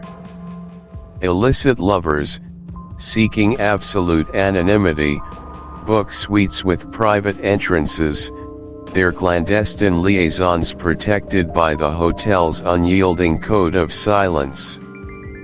And, crucially for our narrative, spies and criminals often find these establishments ideal for their clandestine operations. The very promise of anonymity and the seamless discretion offered by such places make them magnets for those who wish to operate outside the scrutinizing gaze of the public eye or, indeed, the law. For Fantomas, the Royal Palace Hotel is not merely a place to stay, it is an extension of his own formidable capabilities, a grand stage where he can manipulate events and individuals with astonishing ease, blending into the tapestry of privilege and power. He exploits the inherent trust placed in such institutions, using their reputation for privacy to mask his most audacious schemes. The contrast between the hotel's pristine, respectable public image and the very air seems to crackle with an unspoken promise of confrontation, a silent countdown to an inevitable climax. The sensory details of this moment are crucial to building suspense. Listen closely, the muffled footsteps of officers in the hushed corridors, contrasting sharply with the opulent silence. The distant, barely discernible wail of a city siren, a fleeting echo of the world outside this bubble of conspiracy. The almost imperceptible click of a weapon's safety being disengaged, a tiny sound with immense implications. The heightened awareness of one's own heartbeat, thrumming a frantic rhythm against the ribs. The atmosphere is one of impending confrontation, a delicate balance about to be violently tipped. The stakes are astronomically high. If the trap fails, if Fantomas, true to form, manages to slip away, not only will justice be thwarted, but Juve's credibility, and indeed the entire police force's reputation, will suffer a devastating blow. This moment is not just about capture, it's about validating the very concept of law and order against the encroaching chaos of a criminal mastermind. Now, let's transcend the immediate narrative and consider the deeper, philosophical implications of these events. The long-term impact of such elaborate traps and cat-and-mouse games, as exemplified by Juve's pursuit of Fantomas, is profound, particularly on the evolution of detective work. These narratives inspire and, to a certain extent, mirror the constant innovation in investigative techniques. The meticulous planning, the use of disguise, the reliance on informants, and the psychological profiling of adversaries all foreshadow the development of modern forensic science and sophisticated surveillance methods. Stories like Fantomas pushed the boundaries of what was considered possible in crime detection, fostering a more intellectual, more scientific approach to policing. They highlighted the critical importance of understanding criminal psychology, not just collecting physical evidence, influencing generations of detectives to think beyond the obvious. Furthermore, these narratives significantly shape society's perception of crime, justice, and the capabilities of both criminals and law enforcement. Fantomas in particular, with its charismatic yet terrifying villain, contributed to the romanticization of the criminal mastermind, a figure of dark allure and astonishing intellect, often seen as an almost unstoppable force. This, in turn, elevated the status of the diligent, often brilliant detective, making the pursuit of justice an epic struggle between opposing intellectual forces. It creates a societal fascination with the dark underbelly of human nature and the heroes who dare to confront it, influencing popular culture and public discourse about crime for decades to come. On a more subtle, yet equally important level, there is an impact on trust. When places like luxury hotels, symbols of security, discretion, and privilege, become stages for criminal acts and intense police operations, it erodes the public's implicit trust in seemingly secure environments.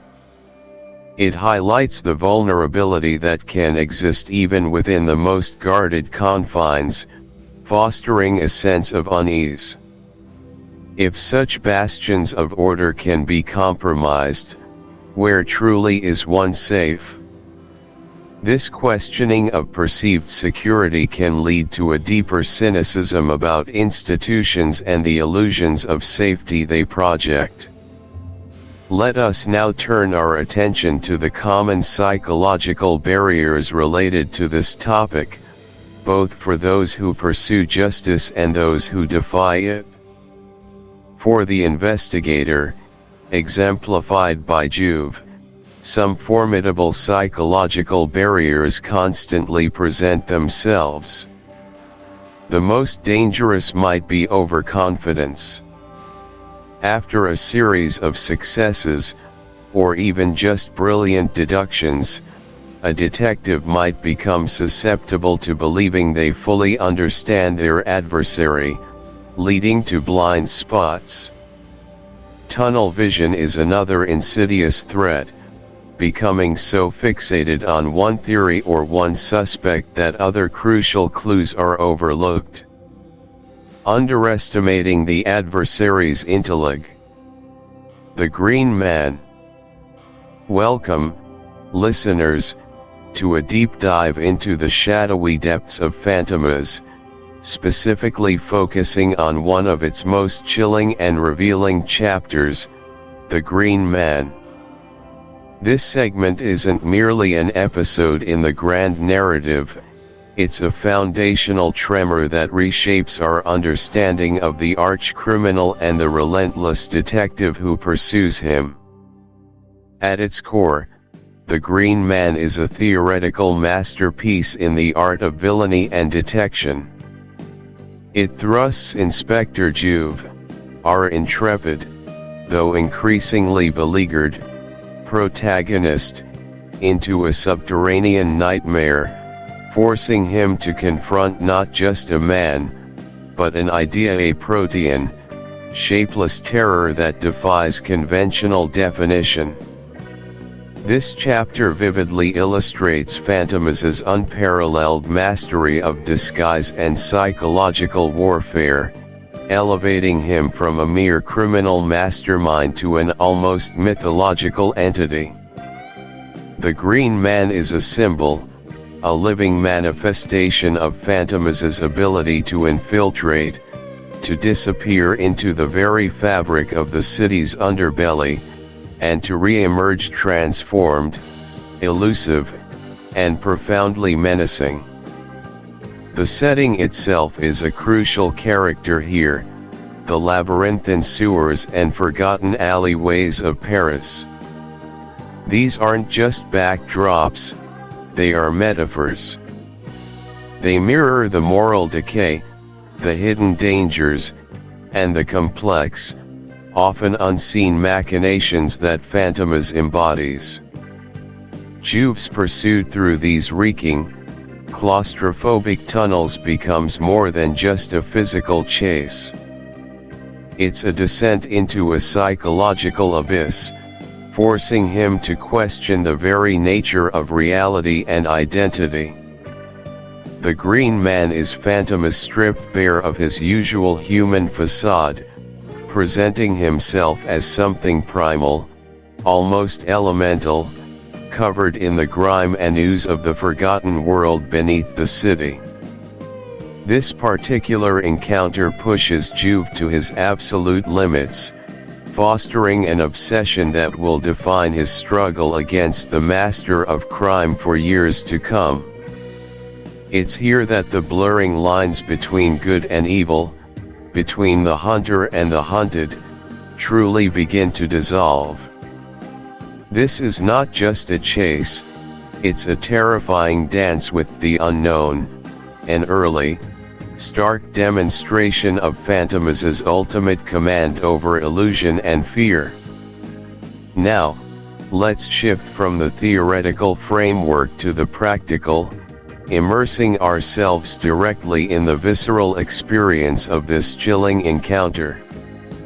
Consider this: Juve, his heart pounding a frantic rhythm against his ribs, his breath ragged and shallow, plunges deeper into the reeking darkness of the Parisian sewers. The air is thick with the stench of stagnant water, mildew, and something indescribably putrid. His every step sends sloshing echoes through the cavernous gloom, mingling with the distant, mournful drip of unseen pipes. The flickering, weak beam of his lantern barely penetrates the oppressive black, casting grotesque, dancing shadows that seem to mock his desperate search. Then, a subtle movement, a ripple in the oily sheen of the water ahead. There he is. The Green Man. This figure isn't just dark, he seems to absorb the meager light, his form unnaturally fluid, almost melting into the moss-covered, slime-slicked walls. His skin, or perhaps his tattered clothing, appears stained with an eerie, phosphorescent green, a color that suggests decay and something deeply unnatural, almost alien in this subterranean world. He moves not with the clumsy gait of a man, but with the slithering grace of a serpent, blending seamlessly with the grime and the shadows.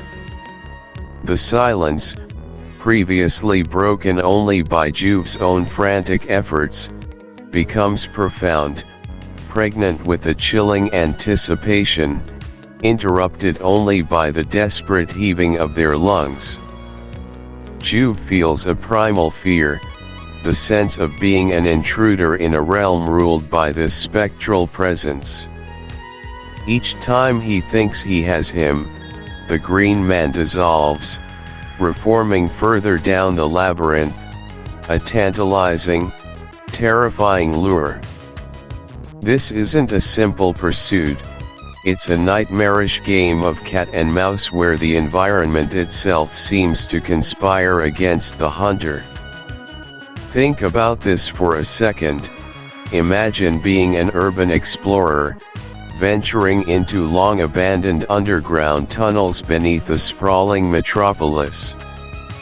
The air is heavy, the silence broken only by your own breath and the distant rumble of the city above, a world away. Your flashlight beam pierces the inky blackness, revealing intricate networks of forgotten passages, crumbling brickwork, and perhaps, the unsettling glint of standing water. Suddenly, in the periphery of your vision, you catch a glimpse of movement. Not a rat, not falling debris, but a humanoid shape. It's partially obscured, hunched, and strangely camouflaged against the damp, mineral-stained walls. It doesn't move like a human, but glides, seeming to flow rather than walk. The disorientation of the environment, the lack of familiar landmarks, and the sheer unexpectedness of the encounter create an immediate psychological shock. Your brain struggles to process what it sees, trying to categorize it, but it resists. This is not just seeing something, it's experiencing a breach in your perceived reality, leaving an indelible imprint of unsettling mystery. This type of profound disorienting encounter, where your senses are overwhelmed and your expectations shattered, is exactly what Juve experiences in the pursuit of the Green Man. Now, let's look at the sheer physical struggle, the raw, desperate engagement between Juve and this slippery antagonist. The detective, fueled by a surge of adrenaline and a desperate need to capture his elusive. This revelation shatters his conventional understanding of crime and criminal identity. It forces him to question everything he thought he knew about what is real and what is mere illusion. Was it truly a human he wrestled with? Or a sophisticated, malevolent artifice designed to be indistinguishable from a living being?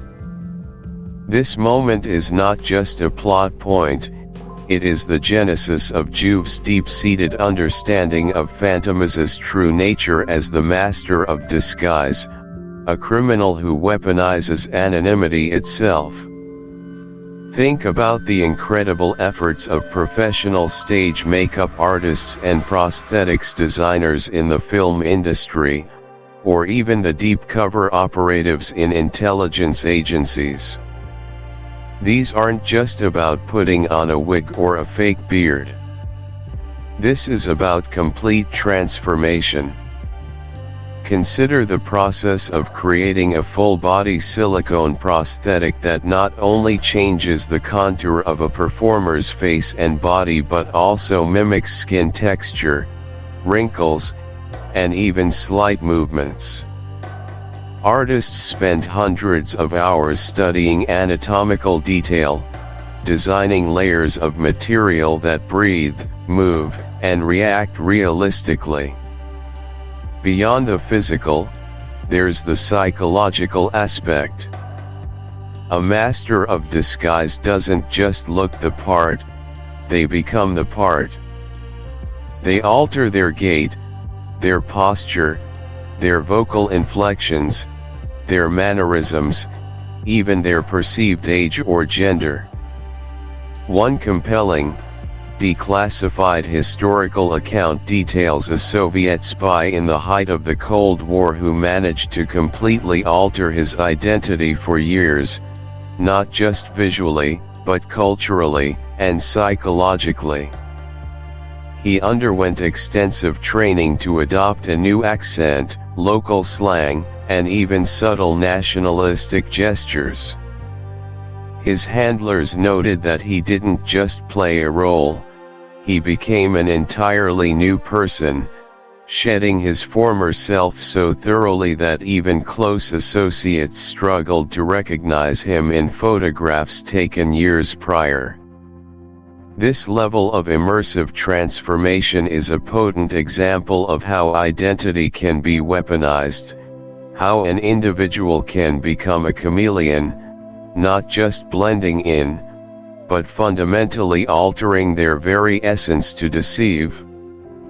Juve's realization of the Green Man as such a constructed, disposable identity marks a turning point, signaling the immense psychological and intellectual challenge Fantomas truly represents.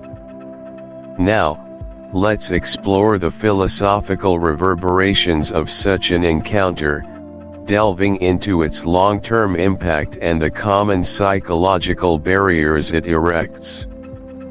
For Inspector Juve, the Green Man encounter isn't just another case, it's a foundational trauma, an existential crisis. Its long-term impact is profound. Firstly, it deepens his obsession with Fantomas to an almost pathological degree. The elusiveness, the shapelessness of his adversary, transforms Juve's pursuit from a duty into a personal, all-consuming quest. He becomes isolated, often seen as eccentric or even mad by his peers, as he grapples with a truth too unsettling for conventional minds. The Green Man forces him to question the very nature of reality, leading to a pervasive paranoia where every face could be a mask, every circumstance a deception. This relentless mental strain fuels his unwavering pursuit, yet simultaneously erodes his personal life and professional standing, making him a solitary figure forever haunted by the phantom he chases. The Green Man elevates Fantomas in Juve's mind from a mere human criminal to a mythological, almost supernatural force, a living embodiment of the city's darkest secrets. For society, or at least the society depicted in Fantomas, the implications are equally unsettling. The existence of a figure like the Green Man, a seemingly anonymous entity who can appear and disappear at will, erodes fundamental trust in appearances. It fosters a pervasive sense of threat, a chilling awareness that danger can lurk behind any corner, in any guise. It undermines the stability of established order and the comforting belief in predictable reality. The fear of an unseen, shapeless enemy who can literally change identities at will creates a deep-seated societal anxiety. Charles Rambert's ordeal. Welcome, esteemed listeners, to another profound exploration into the shadowy world of Fantomas. Today, we turn our attention to a truly pivotal and deeply human chapter, Charles Rambert's ordeal. This isn't just a simple segment of the narrative, it's a profound psychological study, a crucible where innocence meets the inferno of unimaginable trauma, and where the seeds of future heroism, or indeed, despair, are sown. The core of this chapter, in its theoretical essence, delves into the devastating impact of sudden, violent loss, particularly when that loss is orchestrated by a malevolent force as pervasive and enigmatic as Fantomas. Charles Rambert is not merely a secondary character, he embodies the innocent collateral damage of Fantomas' reign of terror. His ordeal explores themes of inherited fear, the crushing weight of societal judgment, and the desperate search for identity and purpose in the aftermath of a catastrophic event. It's a story about the profound psychological scarring that accompanies proximity to extreme evil, and the internal battle to prevent that evil from corrupting one's own soul, or at least, one's perception of it. We witness the birth of a character defined by absence, by a void where a loving father once stood, a void now filled with the chilling shadow of a master criminal. This chapter lays the groundwork for understanding how trauma can both cripple and, remarkably, forge an individual, pushing them to confront their deepest fears and to seek meaning in the face of senseless tragedy. Now, let's look at why this happens, and how it manifests in young Charles. Our first, heartbreaking point introduces young Charles Rambert, the innocent son of a victim brutally claimed by Fantomas. Imagine, if you will, the shattering silence that descends upon a home after such an atrocity. Charles, perhaps a boy on the cusp of adolescence, or an even younger child, is plunged into an abyss of grief and confusion. He isn't merely grieving a father, he is grieving a world that has been irrevocably altered, rendered unsafe, by an unseen, unspeakable monster. His father's death isn't just a personal tragedy, it's a public spectacle, a chilling message from Fantomas to the entire Parisian populace. For Charles, this means that his grief is never truly private. It's dissected, discussed, and often sensationalized by a fearful public.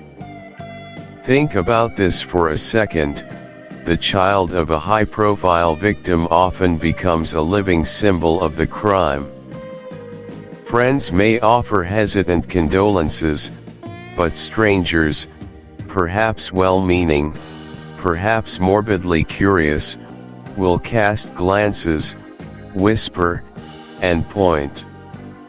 There goes the Rambert boy, poor thing. His father, you know, Fantomas. This constant, subtle, yet profoundly impactful public scrutiny adds layers of isolation to an already unbearable burden. He might be shunned by some, seen as tainted by the association with such a horrific event, or conversely, he might be viewed with pity, a gaze that can feel equally burdensome to a young, proud spirit. His once predictable, safe routine dissolves. School becomes a gauntlet of whispers, playtime, a stark reminder of his father's absence. His dreams are likely haunted by fragmented memories, by the lingering echoes of a world that once was, and the terrifying realization of the world that now is. The practical reality of Charles's life instantly shifts from childhood innocence to a premature confrontation with the darkest aspects of human depravity. This brings us to our second, equally distressing point, Charles's profound psychological turmoil and the chilling fear that he may have inherited madness. This fear isn't born of a simple adolescent angst, it's a terrifying consequence of the deep-seated psychological belief systems of the era. In the early 20th century, particularly within the nascent fields of psychology and criminology, there was a prevalent, though often misguided, fascination with inherited traits, not just physical characteristics, but also predispositions to madness, vice, or even criminality. The concept of bad blood or inherited degeneracy was a real and terrifying consideration for many. For Charles, this manifests as a constant, agonizing internal monologue. He might scrutinize his own reflections in mirrors, searching for any telltale sign, any flicker in his eyes, any nascent impulse that could connect him, even remotely, to the monstrous Fantomas. He would question every fleeting dark thought, every moment of frustration. He might become an individual fiercely independent, highly observant, and deeply committed to moral principles, forever shaped by the horrors he witnessed but also by the guiding hand that pulled him back from the brink. The long-term impact hinges critically on whether the initial trauma dominates his identity, or whether the subsequent support and purpose allow him to transcend it and forge a new, resilient self. Finally, let's consider the common psychological barriers related to this topic, barriers that many individuals facing similar situations often encounter. One of the most significant is the struggle with identity formation post-trauma. When a foundational figure like a parent is violently removed, and the circumstances are public and sensational, a child's sense of self can become inextricably linked to the event. They might struggle to define who they are beyond the victim's son or the one who survived. This can lead to an unstable self-concept, where personal achievements feel secondary to the defining tragedy. Another major barrier is overcoming societal stigma. As we discussed earlier, the public's perception, whether it's pity, fear, or morbid curiosity, can be incredibly isolating. This stigma can make it difficult for individuals to form healthy relationships, as they constantly feel judged or set apart. There's also the inherent difficulty of trusting others. When one's world is shattered by senseless violence, the ability to believe in the safety and reliability of human connection can be severely compromised. Every new relationship might be viewed with suspicion, every act of kindness with skepticism, as the subconscious mind prepares for another betrayal or loss. And perhaps the most formidable barrier is the internal battle against despair or the temptation to succumb to a dark lineage. The human mind, especially after profound trauma, can sometimes rationalize destructive paths as a means of coping or gaining control. For Charles, the constant fear of inherited madness could, without intervention, lead him down a path of self-fulfilling prophecy, where he inadvertently embraces the very darkness he fears. Overcoming these barriers requires immense personal strength, a robust support system, and often, a powerful, unifying purpose, something that Inspector Juve, in his wisdom, provides for young Charles Rambert. It's a testament to the resilience of the human spirit, and a stark reminder of the profound responsibility we all share in supporting those who have endured the unimaginable. The birth of Jerome Fandor. Welcome, esteemed listeners, to a profound exploration of the birth of Jerome Fandor, a pivotal chapter within the enthralling universe of Fantomas. This isn't merely a chapter where a character receives a new name, it is the alchemical forge where a man is stripped of his former identity, refined by unimaginable trauma, and reborn as the singular, unwavering antithesis to the shadowy architect of chaos, Fantomas himself. This foundational narrative establishes not just a hero, but a destined adversary, whose very existence is inextricably linked to the villain he pursues. Think about this for a second. The creation of Jerome Fandor is more than a plot device. It is a profound meditation on how adversity can shape destiny, how personal tragedy can be transmuted into an almost spiritual quest for justice, and how the very definition of identity can be utterly reshaped by the overwhelming force of external circumstances. This chapter injects the raw, visceral element of personal vendetta and a deeply human sense of loss into the grand, often impersonal, game of criminal investigation. It sets the stage for a dramatic, relentless, and psychologically intense struggle that will define the entire saga, establishing the emotional core around which the thrilling events will perpetually revolve. It is the moment the narrative finds its true anchor, a human heart beating at the center of a monstrous labyrinth. Now, let's look at why this happens and delve into the practical implications of this extraordinary transformation. Firstly, let us explore the intricate process of Charles Rambert's metamorphosis into the tenacious journalist, Jerome Fandor. Charles Rambert, an individual leading a relatively unremarkable existence, is violently ripped from his normalcy and hurled into an abyss of public disgrace and personal anguish, all orchestrated by the malevolent genius of Fantomas. His entire world, his reputation, and the very fabric of his cherished relationships are systematically dismantled, leaving him utterly broken and seemingly without hope.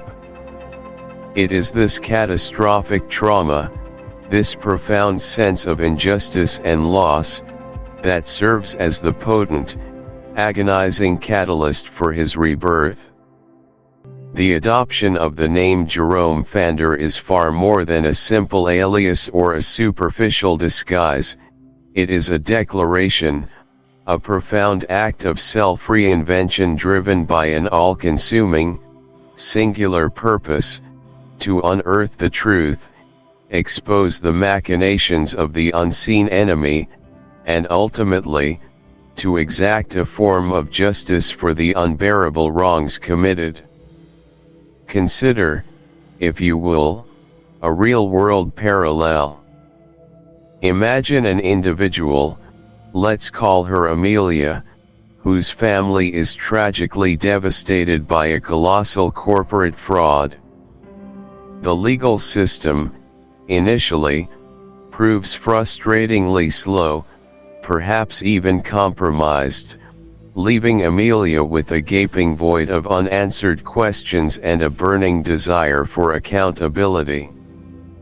Instead of succumbing to despair, Amelia makes a conscious, agonizing decision to forsake her prior career path. Perhaps she was an artist, a teacher, and dedicates herself entirely to investigative journalism. She enrolls in courses, tirelessly researches forensic accounting, learns the art of interviewing, and cultivates sources within the very industries that perpetuated the fraud. She adopts a new professional persona, Amelia Vance, investigative reporter, a name that embodies her renewed purpose. Every skill she acquires, every contact she makes, every late night spent poring over documents, is fueled by that initial, searing wound. Her transformation is not merely about learning a new trade, it is about reshaping her entire identity around a new, formidable mission. She becomes a relentless force, driven by the profound need to expose the architects of her family's ruin. This is the essence of Rambert's journey to becoming Fandor, a deeply personal quest that transforms an ordinary man into an extraordinary, specialized hunter, using the pen as his sword and truth as his shield. He does not merely change his job, he redefines his very being. Secondly, a crucial and. Davies initially views Miller with a mixture of admiration and exasperation. He knows Miller's raw talent is invaluable, but also recognizes the immense potential for self-destruction if left unchecked. Davies doesn't just teach Miller police protocols, he imparts wisdom gleaned from decades of experience, guiding him on the delicate art of reading people, the necessity of patience, and the often unseen moral compromises inherent in their profession. They clash frequently, their different approaches sparking intense debates, but through shared perils, a dangerous stakeout, a critical interview with a recalcitrant witness, a moment of acute danger where one saves the other, their bond deepens. Miller learns to temper his zeal with Davies's pragmatism, while Davies finds his own often cynical outlook revitalized by Miller's unwavering idealism. They become, in essence, two complementary halves of a formidable crime-fighting unit, understanding that their combined strengths are essential to confronting the formidable challenges that lie ahead. This is the profound connection that blossoms between Juve and Fandor. Finally, we arrive at the driving, existential core of Fandor's newly defined existence, his unwavering commitment to hunting down Fantomas to unequivocally clear his family's name. This is the ultimate, non-negotiable motivator, transforming his pursuit from a mere criminal investigation into an utterly profound, lifelong crusade. Fantomas did not merely perpetrate heinous crimes, he meticulously orchestrated a campaign of calumny and deceit, deliberately smearing Fandor's family, implicating them in his own grotesque acts of villainy, thereby inflicting a wound far deeper than physical harm. The pursuit, therefore, transcends a simple desire for justice, it becomes an existential quest for redemption, for the restoration of honor, and for the erasure of an indelible stain upon his lineage. It is not merely about apprehending a criminal, it is about reclaiming his very identity and the sacred memory of his ancestors. Consider the historical narrative of the Dreyfus affair, though without drawing direct parallels to its political specificities. Focus instead on the sheer, relentless dedication of Émile Zola, not as a family member, but as an advocate driven by a moral imperative. Zola, witnessing a profound injustice, publicly committed his literary and personal life to clearing Captain Alfred Dreyfus's name, believing his family was unjustly slandered and that the honor of France itself was at stake. He didn't just write an article, he penned J'accuse, an open letter that risked his career, his freedom, and his reputation. He became an unwavering champion, facing immense public backlash, legal battles, and even exile. His commitment was total, a life-altering decision fueled by an almost spiritual need to right a terrible wrong, to restore truth and dignity where falsehood and dishonor had reigned. Zola's relentless pursuit of truth, fueled by a profound sense of justice and the desire to clear an innocent man's name against overwhelming odds and public opinion, mirrors Fandor's unwavering, life-defining commitment. It is a deeply personal form of justice, fueled by an uncompromising resolve and an almost sacred sense of duty to family, to truth, and to the future.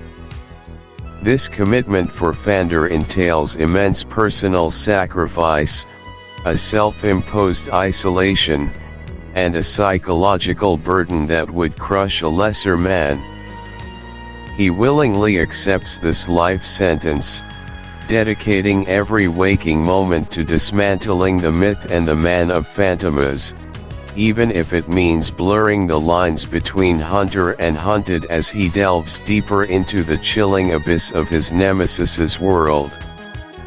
Now, let's turn our attention to the philosophical implications and the profound long-term impact of this defining chapter. The very creation of Jerome Fandor, and his subsequent relentless pursuit of Fantomas, establishes a timeless archetype in literature, the hero forged by trauma, forever bound by an inescapable, almost karmic link to his nemesis. The capture of Gun. Welcome, esteemed listeners, to a pivotal moment in the enthralling saga of Fantomas, as we delve deep into the chapter titled, The Capture of Gun. This isn't merely an account of an arrest, it's a profound examination of the intricate dance between law and chaos, the fleeting triumphs of justice, and the enduring shadow cast by true criminal genius. Here, we witness a significant, yet ultimately deceptive, victory for the forces of order against one of Fantomas' most notorious and brutal lieutenants. Gun, a figure synonymous with ruthless efficiency and chilling cruelty, represents a tangible manifestation of the terror that Fantomas inspires, but without the master's elusive, shapeless quality. His capture, therefore, is portrayed as a monumental achievement, a symbolic severing of one of the Hydra's heads, offering a glimmer of hope to a populace gripped by fear. The theoretical underpinning of this chapter is immense. It explores the psychological warfare waged by Fantomas, not just through his actions, but through the fear he instills. Capturing Gun serves as a critical counter-narrative, a moment where the seemingly invincible criminal enterprise appears vulnerable. It's a temporary reassertion of institutional power, a demonstration that the long arm of the law, however strained, can still reach into the darkest corners. Yet, for those familiar with the deeper machinations of Fantomas, Gun's apprehension is also a calculated move, a misdirection, perhaps even a sacrifice. It's a fascinating study in criminal psychology and public perception, where an apparent end is merely a new beginning in the grand, terrifying scheme. Think about this for a second. How often do we see a secondary villain caught, only to realize the true mastermind remains untouched, leveraging the perceived victory to their own ends? This chapter, The Capture of Gun, is exactly that kind of sophisticated narrative play. Now, let's turn our attention to the first crucial event, the climactic raid resulting in Gun's arrest. Imagine a night steeped in an almost oppressive quiet, the kind that precedes a storm, or in this case, a swift, decisive strike. It was a cold, damp evening, the Parisian cobblestones slick with recent rain, reflecting the grim, determined faces of Inspector Juve's most trusted officers.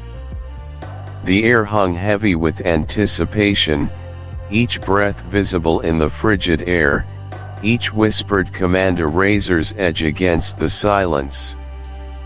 For weeks, intelligence had been painstakingly gathered, piece by agonizing piece, tracing Gun's elusive movements to a dilapidated, unassuming tenement on the city's outskirts. It was a building like many others, blending seamlessly into the urban sprawl, designed for anonymity, a perfect carapace for a man who thrived in shadows. The plan was meticulously crafted, a masterpiece of coordinated stealth and overwhelming force. Several units, converging from different directions, moved with the precision of a well-oiled machine. They scaled back alleys, navigated treacherous rooftops, and utilized abandoned service entrances, each officer a ghost in the urban labyrinth. There was no room for error, no tolerance for hesitation. The target was Gin, a man known for his brutality and his lightning-quick reactions. Surprise was their only true weapon. The infiltration was surgical, locks were picked with a whisper-soft click, stairs ascended with an almost supernatural quietude.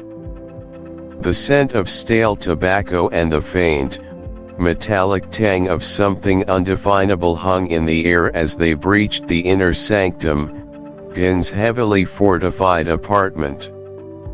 The confrontation itself was sudden, explosive.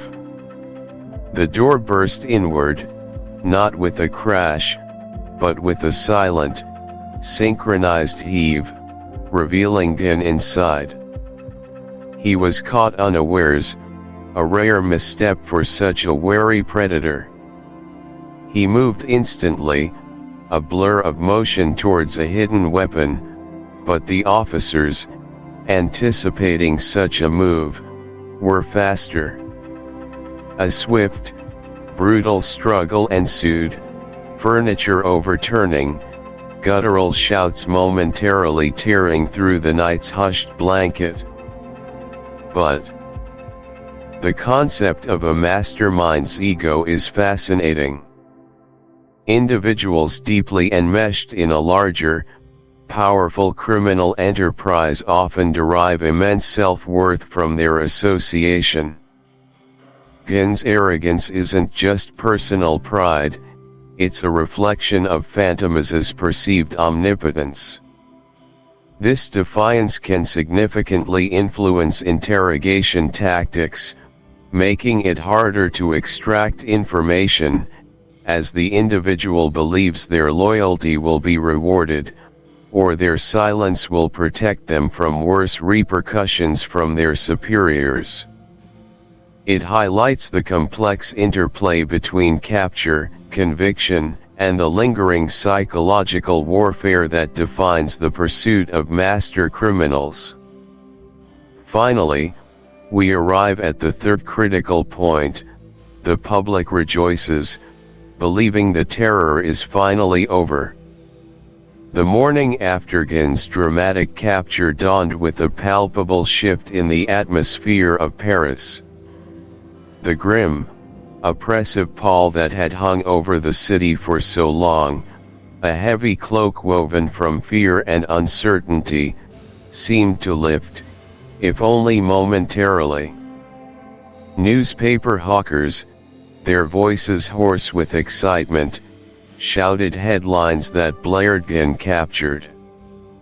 Terror ends, in bold, jubilant type across every front page. The news spread like wildfire, igniting a spontaneous combustion of relief and celebration throughout the city. Crowds gathered in the streets, not in protest or panic, but in joyous congregations. Strangers embraced, tears of sheer relief streaming down their faces. Café terraces, once sparsely populated by wary patrons, now teemed with life. The clinking of glasses, the lively chatter, the sound of laughter, these were music to ears that had grown accustomed to hushed tones and anxious glances. Shopkeepers, who had previously watched their businesses suffer under the weight of public fear, now saw a resurgence of activity.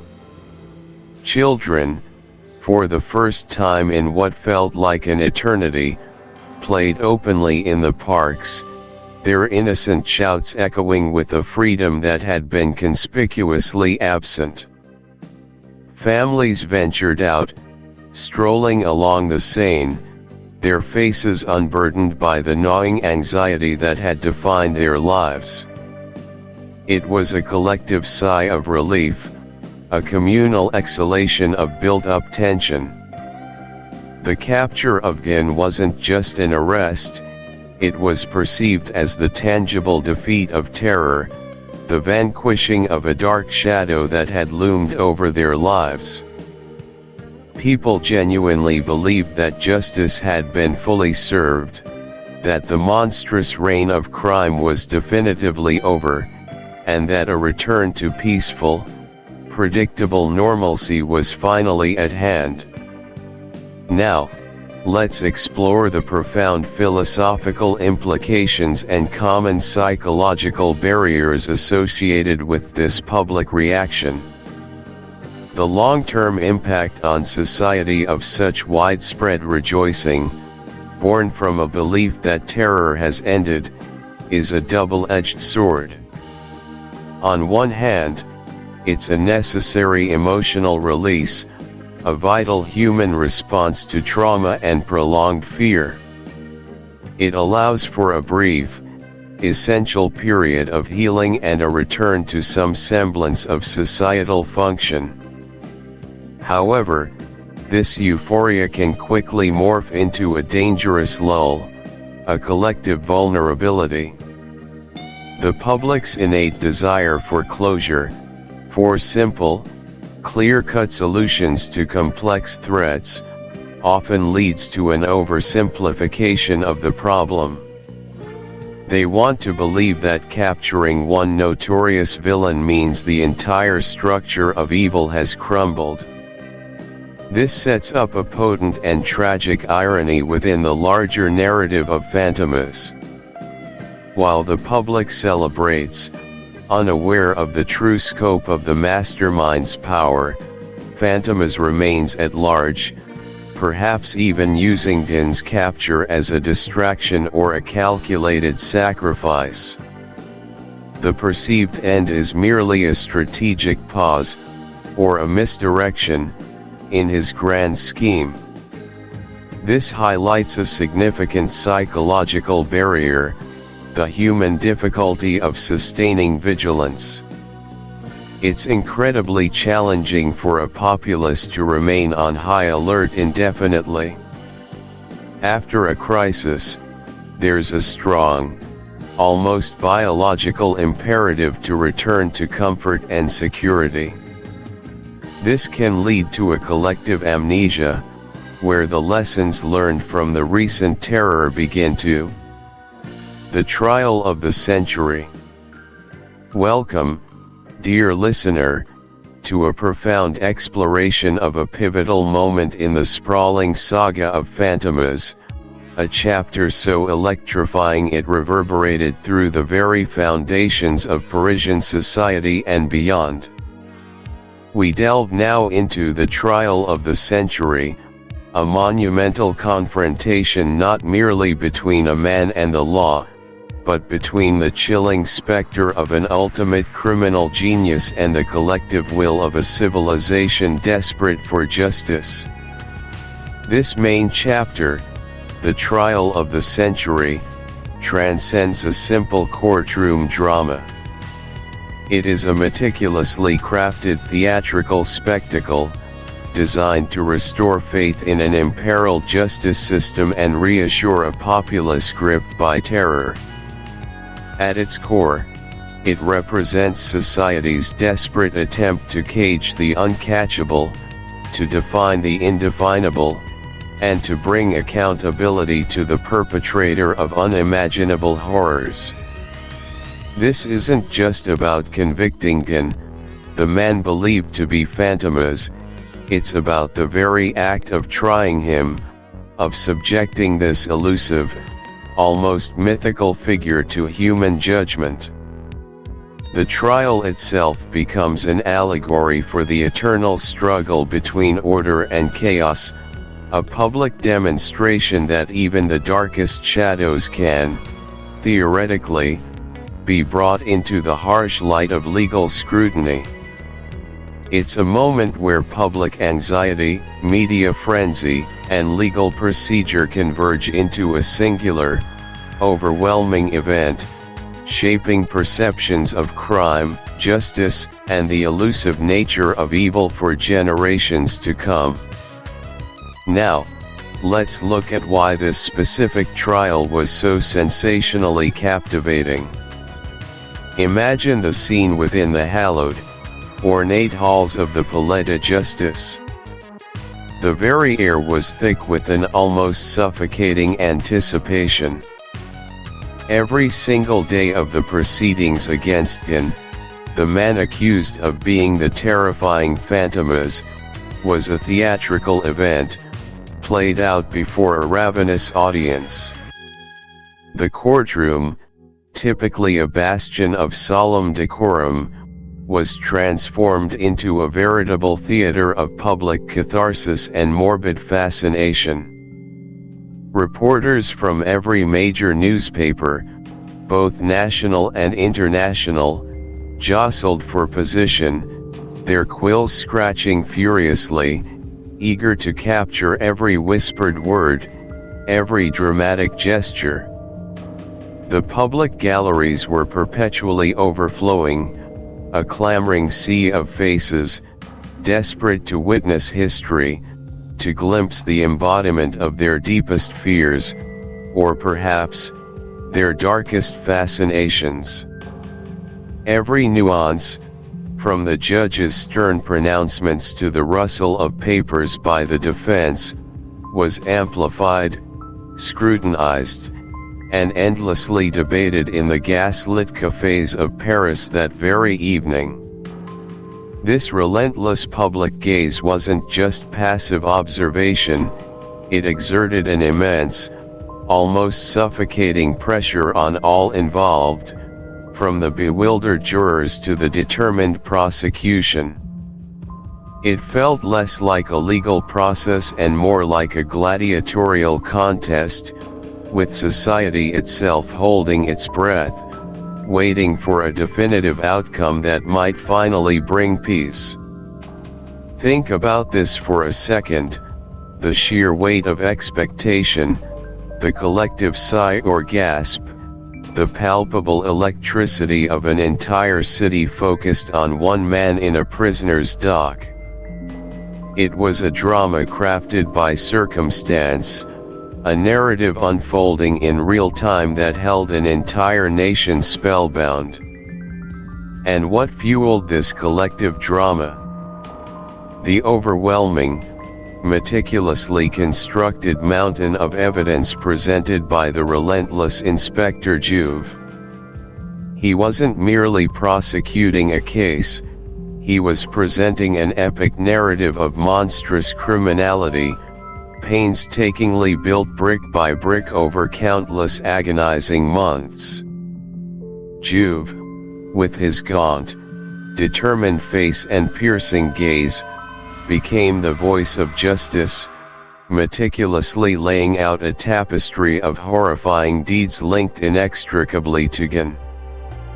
He showcased detailed forensic analysis, rudimentary yet compelling for the era, connecting specific murder implements, a unique, ornate dagger, for instance, found with traces of blood matching one victim, directly to Gin's known associates and, by extension, to Gin himself. Eyewitness testimonies, though sometimes contradictory or fearful, were presented with powerful conviction, painting a picture of a sinister figure lurking in the shadows, always near the scene of the crime. Perhaps one witness swore they saw a man matching Gin's description fleeing a mansion just moments after a robbery, or another described a chilling laugh that sounded eerily similar to a previous account of Fantomas. Financial records, expertly traced by Juve, revealed intricate networks of illicit transactions, funneling stolen wealth into accounts connected to Gin's aliases.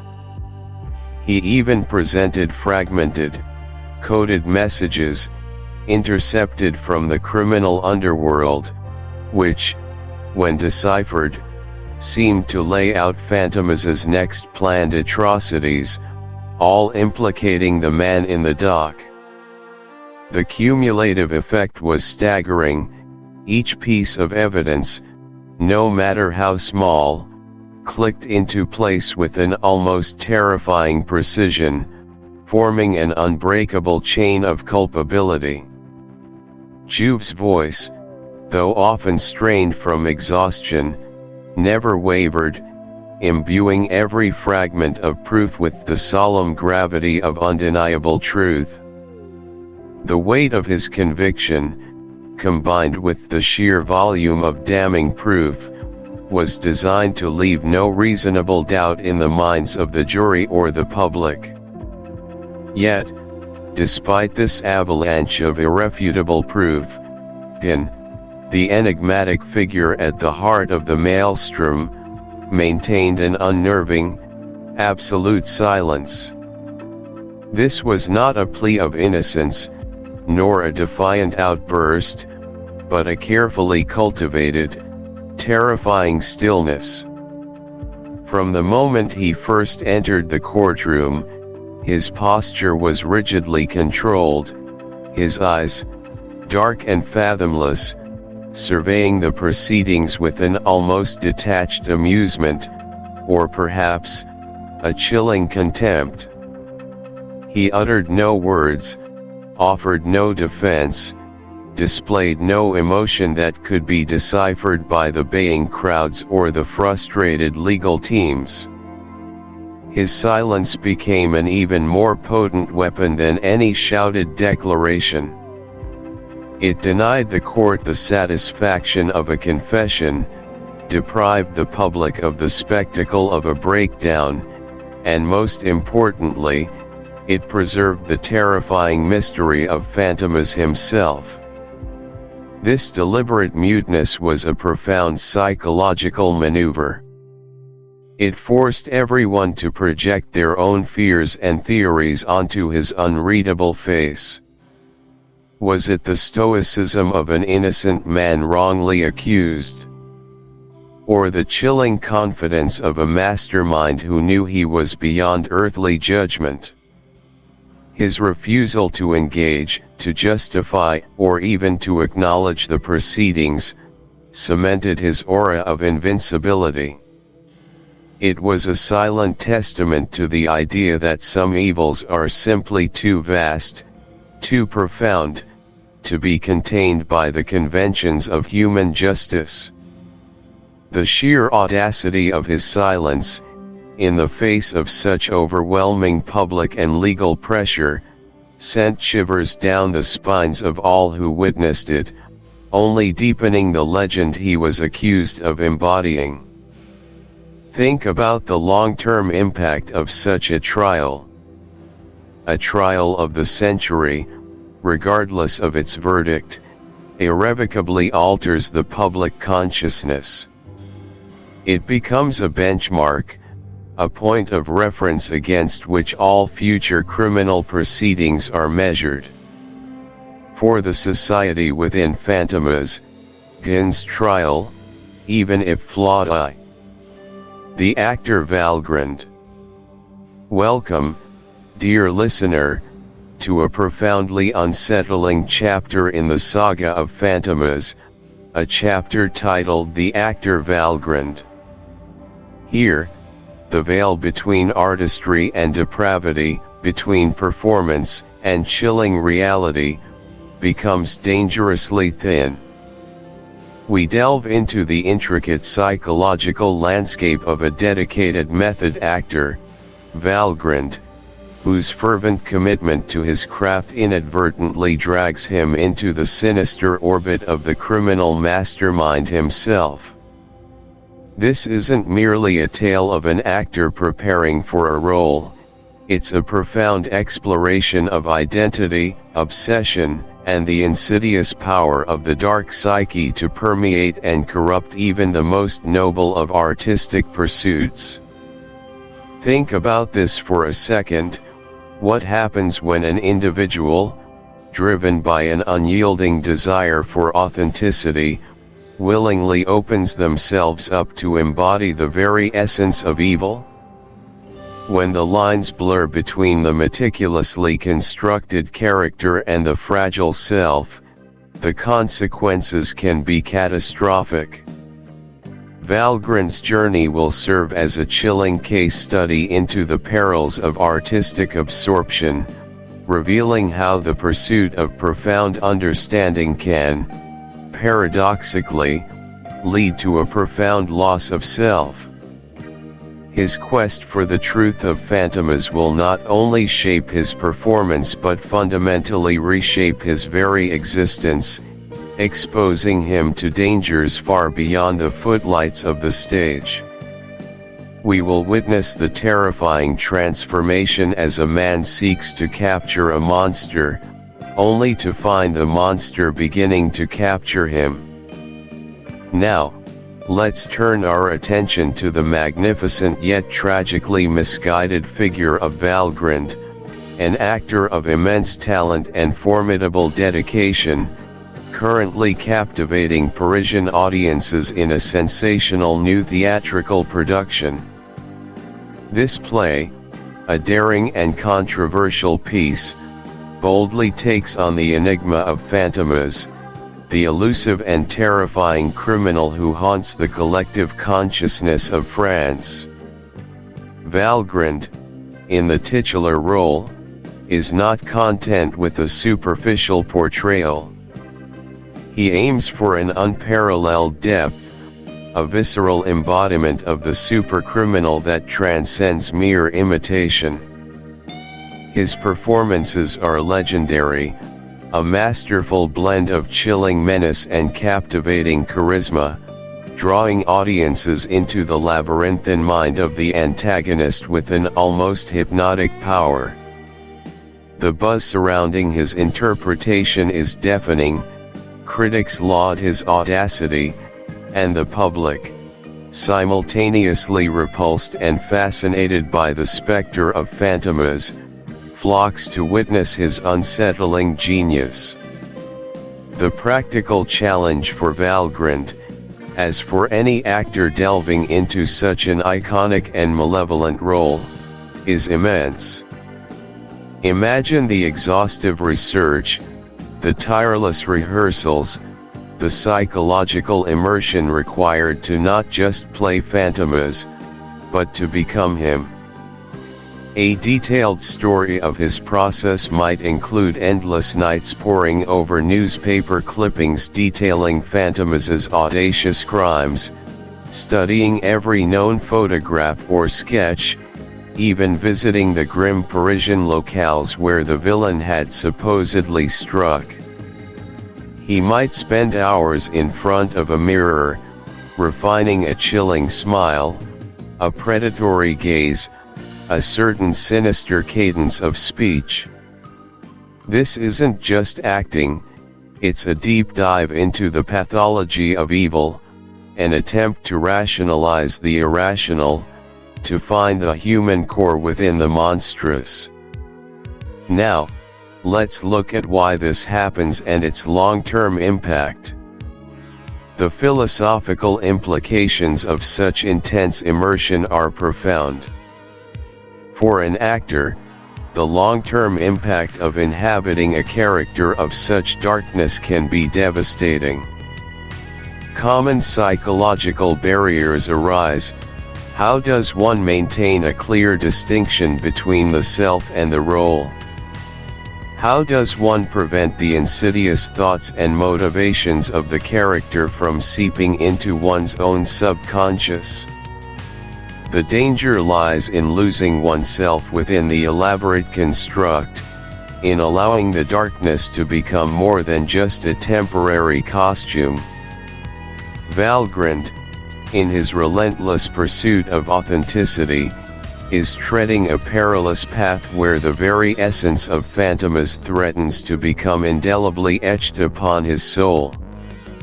The risk isn't just a bad review, it's the potential for a profound, irreversible shift in his own psychological makeup. This relentless pursuit of authenticity leads Valgrand down an increasingly dark and dangerous rabbit hole. His ambition drives him to seek out a living, breathing model for his nefarious character, and he finds it in the most unlikely and unsettling of places, the maximum security prison. Here, Valgrand becomes utterly consumed by the study of a notorious inmate named Gan, a man rumored to be either Fantomas himself or one of his most trusted and terrifying lieutenants. Gan is a creature of chilling silence and inscrutable eyes, a man whose very presence exudes a quiet, concentrated malevolence. For Valgrand, Gan is a living textbook of villainy, a tangible, breathing manifestation of the darkness he seeks to portray. Valgrand's practical immersion into Gan's world is meticulously obsessive. He secures special permission, pulling every string imaginable, to visit Gan repeatedly in his stark cell. He doesn't just observe, he dissects. He takes copious notes, detailing Gan's every gesture, his subtle shifts in expression, the precise cadence of his infrequent, guttural words.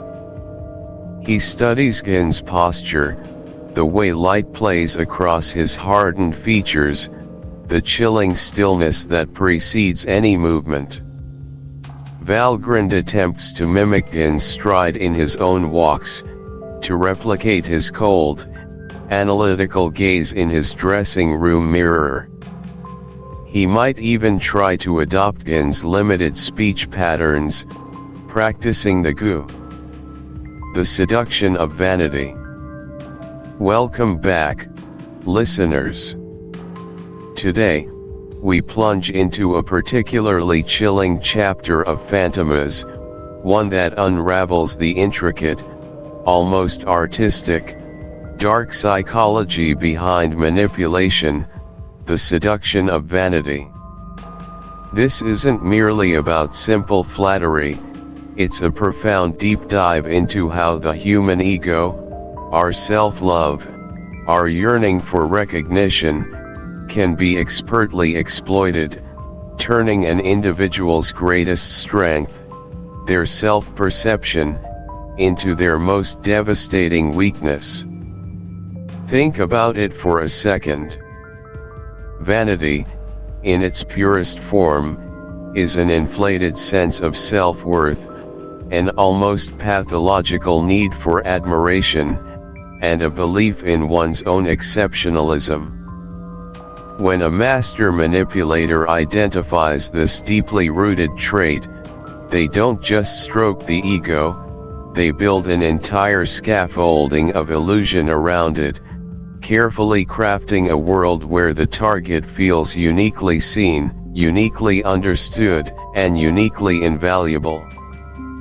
This chapter lays bare the terrifying precision with which Fantomas, through his agents, can weaponize one's own desires against them, transforming ambition into a snare and pride into a fatal flaw.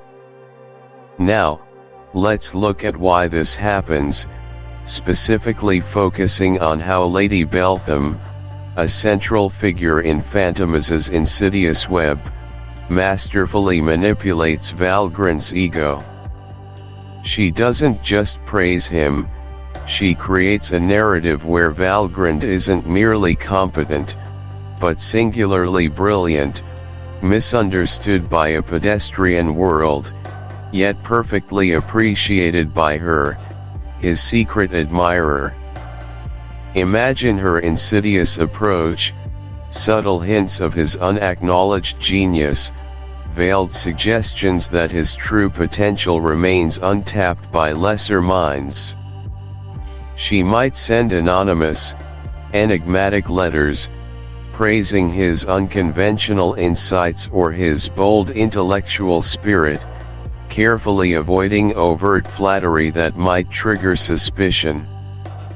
Instead, she crafts a mystique, making him believe she is the only one who truly grasps the depth of his intellect or the daring nature of his character.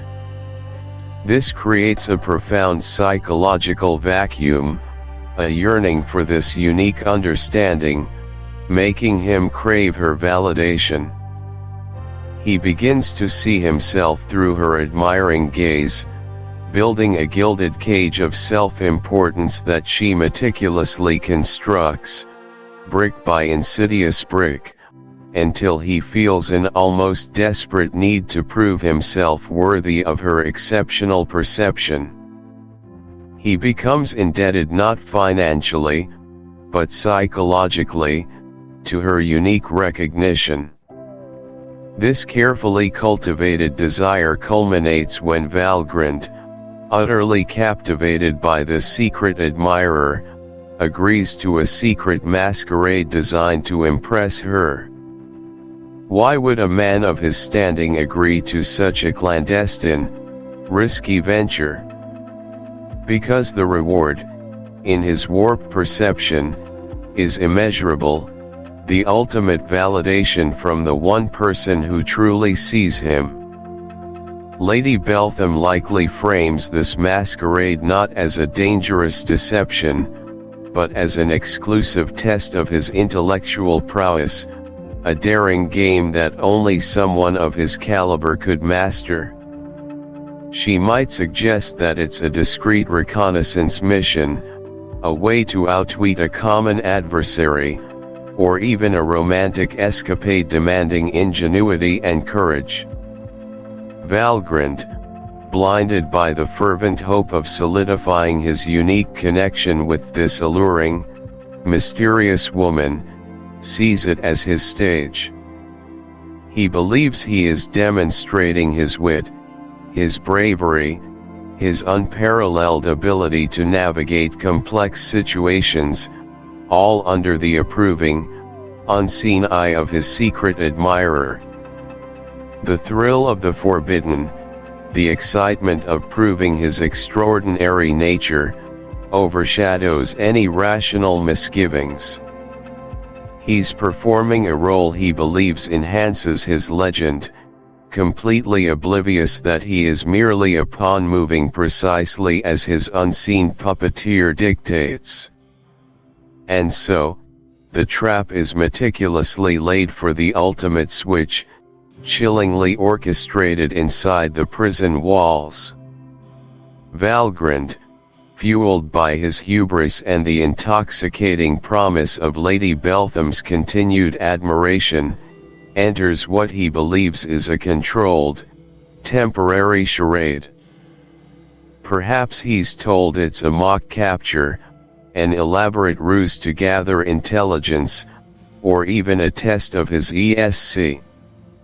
The prison switch. The prison switch is not merely a chapter title, it represents a pivotal, chilling demonstration of Fantomas' unparalleled criminal genius. It plunges us deep into the audacious heart of his operations, revealing a mind that sees institutions of power not as impenetrable fortresses, but as elaborate stage sets awaiting his performance. This is a profound exposition of identity manipulation, a masterclass in psychological subversion, where the very concept of who a person is, or appears to be, becomes a fluid tool in the hands of a true criminal mastermind. Think about this for a second. Fantomas does not simply break out of prison. That would be too pedestrian, too straightforward for his particular brand of theatrical villainy. Instead, he orchestrates a grand, intricate deception, an inversion of justice so audacious it stuns the imagination. He makes the system release him, not by force, but by a meticulously planned sleight of hand, where an innocent man is meticulously primed and then horrifyingly sacrificed to stand in his place. It's a macabre tableau where the criminal walks free, and the unsuspecting scapegoat is left to bear the terrifying burden of a false identity, trapped in the very cell meant for the phantom himself. This chapter underscores Fantomas' chilling ability to exploit human trust, the inherent rigidness of bureaucratic procedures, and perhaps most crucially, our collective predisposition to believe what we expect to see. It's a searing indictment of superficial observation and the dangers of complacency within systems designed to be infallible. Now, let's look at why this happens and how it unfolds. First, consider the tense infiltration of the prison by the disguised actor. Imagine a brilliant, yet tragically naive stage actor, perhaps a man named Antoine Dubois, renowned for his chameleon-like ability to embody any role. He is approached not by Fantomas directly, but by a seemingly legitimate, shadowy government agency. They tell him he has been chosen for a highly sensitive, patriotic mission, to act as a decoy, a temporary stand-in for the recently captured Fantomas, to confuse the criminal underworld and ensure state security during a critical period. Dubois, filled with a sense of national duty and an actor's zeal for a challenging role, accepts without question. He undergoes intensive, secretive training, coached by a figure he believes to be a top intelligence agent, in reality, Fantomas himself, meticulously disguised, imparting every subtle nuance of the criminal's gait, his peculiar mannerisms, the cadence of his voice, even the precise way he would hold himself when chained. The night of the infiltration is heavy with a palpable, almost suffocating tension. Dubois is driven in a discreet, unmarked vehicle through the winding, cobbled streets of Old Paris, eventually pulling up to a secluded service entrance of the formidable La Santé prison. The grim, towering walls seem to absorb all light and sound. As he steps out, the chill night air nips at his exposed skin.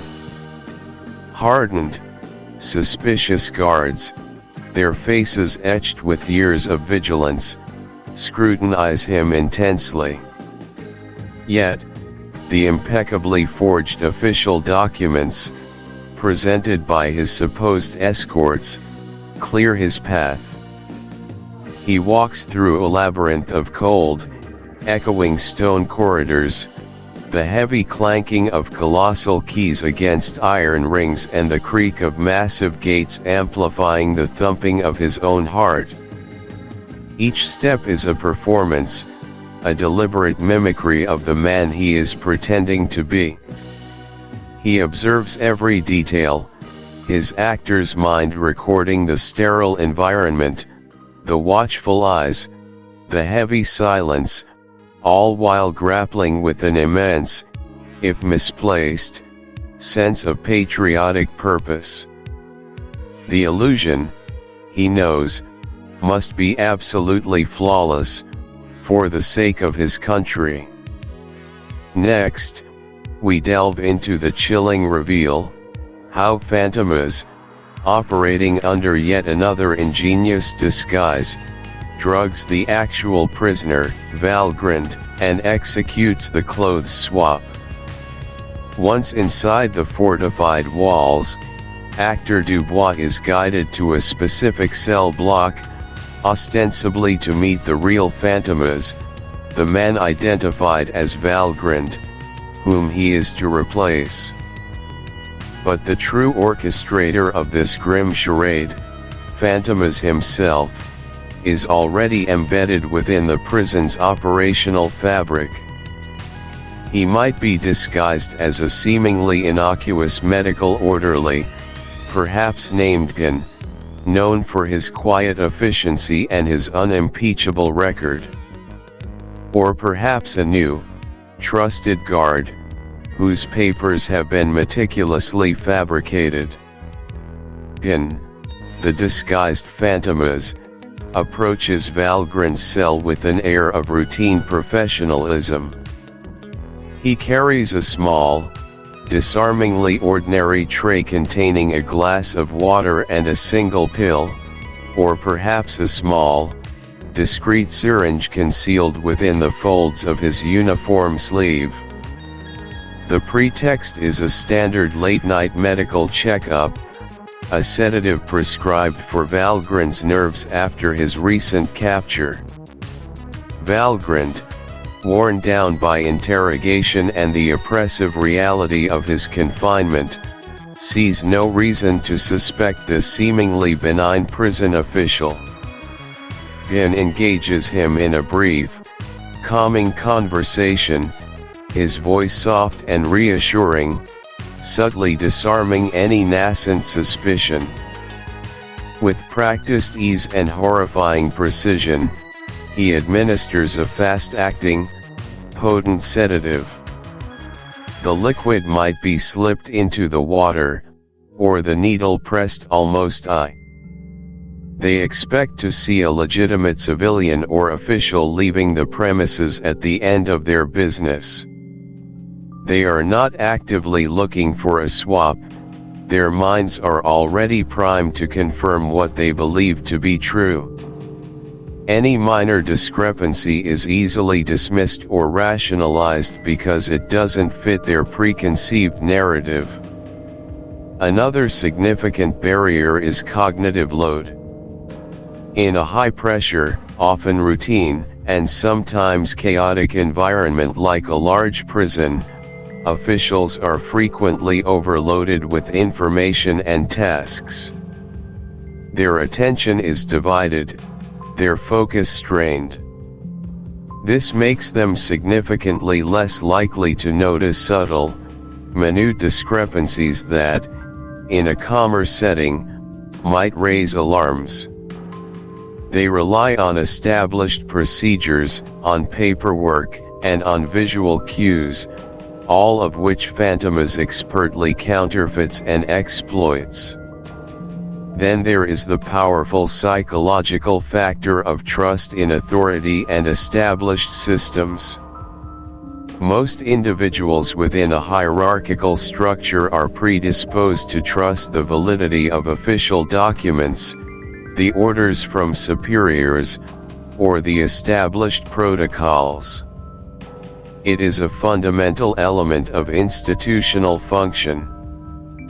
Fantomas weaponizes this trust, knowing that questioning every official paper or every seemingly legitimate personnel is simply not sustainable or common practice for most dedicated staff. He leverages this inherent compliance to his devastating advantage. Finally, and perhaps most subtly, is the human desire for order and predictability. We, as humans, inherently resist chaos and prefer to believe that the systems around us are functioning as they should.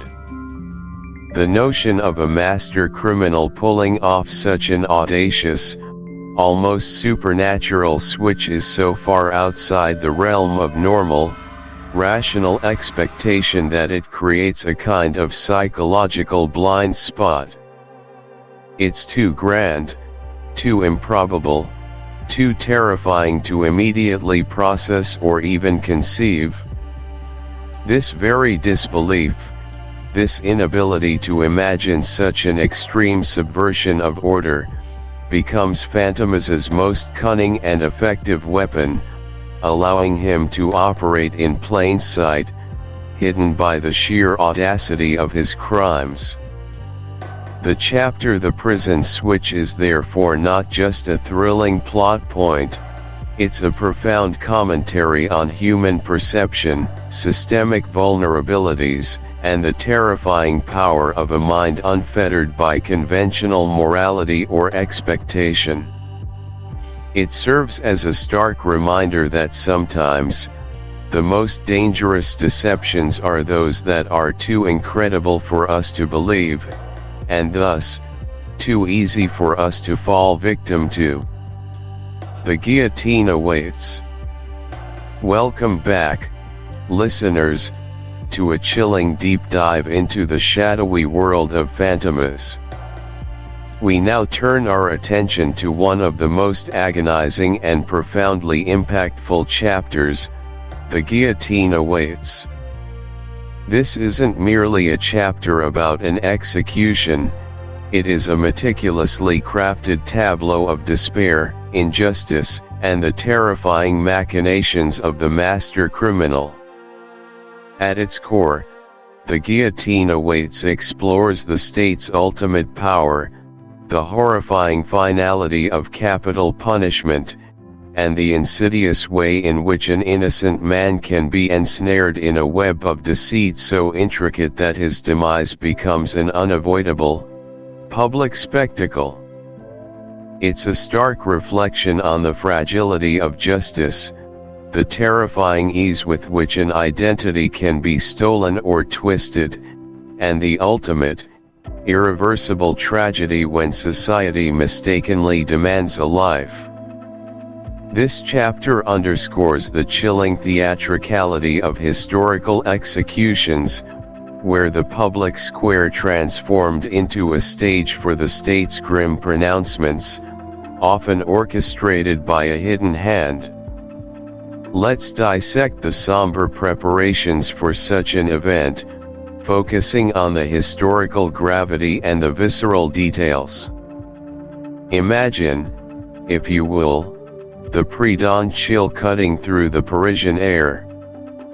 The scaffold, a grim wooden structure, would have been erected overnight, its stark silhouette rising against the paling sky.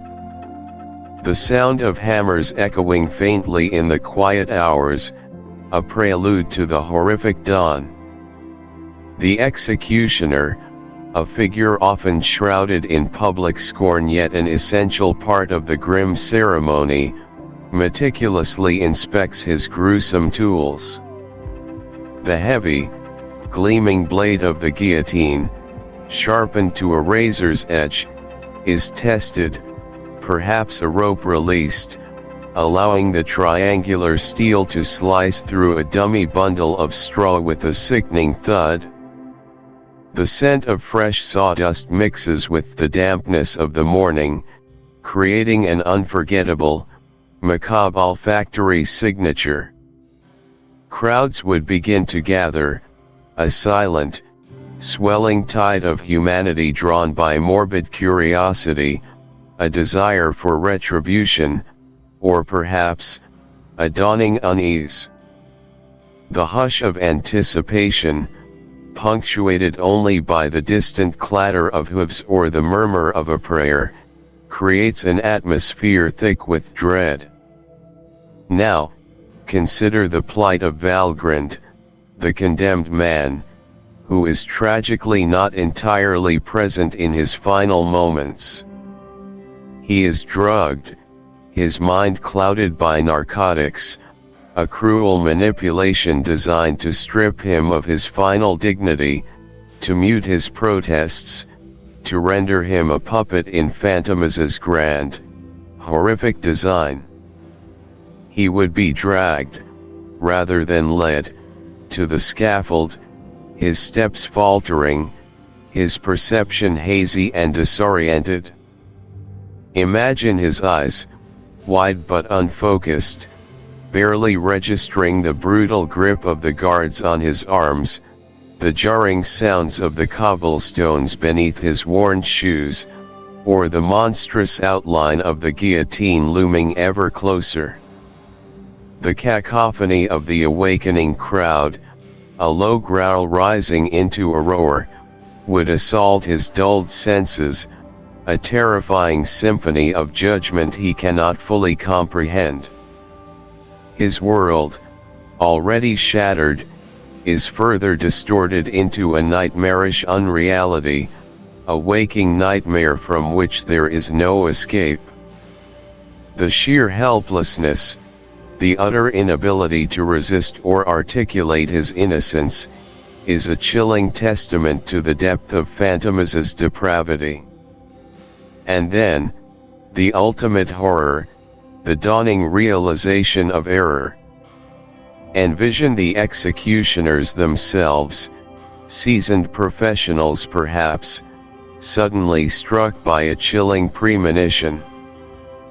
Perhaps Valgrand mumbles a name that doesn't fit the crime, or a last, desperate, lucid flicker of an innocent plea crosses his eyes. Perhaps a figure in the crowd, a hidden observer, makes a sudden, desperate movement or cries out a forgotten detail. The executioners, hardened as they might be, are human, and the sudden, gut-wrenching understanding that something is profoundly, tragically wrong would wash over them like a cold wave. The moment of doubt, the sickening lurch of the stomach, the desperate glance shared between them, all happening in the fractions of a second it takes for the blade to fall. But they expect to see a legitimate civilian or official leaving the premises at the end of their business. They are not actively looking for a swap, their minds are already primed to confirm what they believe to be true. Any minor discrepancy is easily dismissed or rationalized because it doesn't fit their preconceived narrative. Another significant barrier is cognitive load. In a high-pressure, often routine, and sometimes chaotic environment like a large prison, officials are frequently overloaded with information and tasks. Their attention is divided, their focus strained.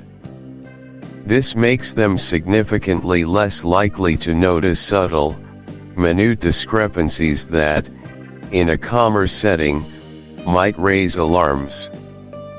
They rely on established procedures, on paperwork, and on visual cues, all of which Fantomas expertly counterfeits and exploits. Then there is the powerful psychological factor of trust in authority and established systems.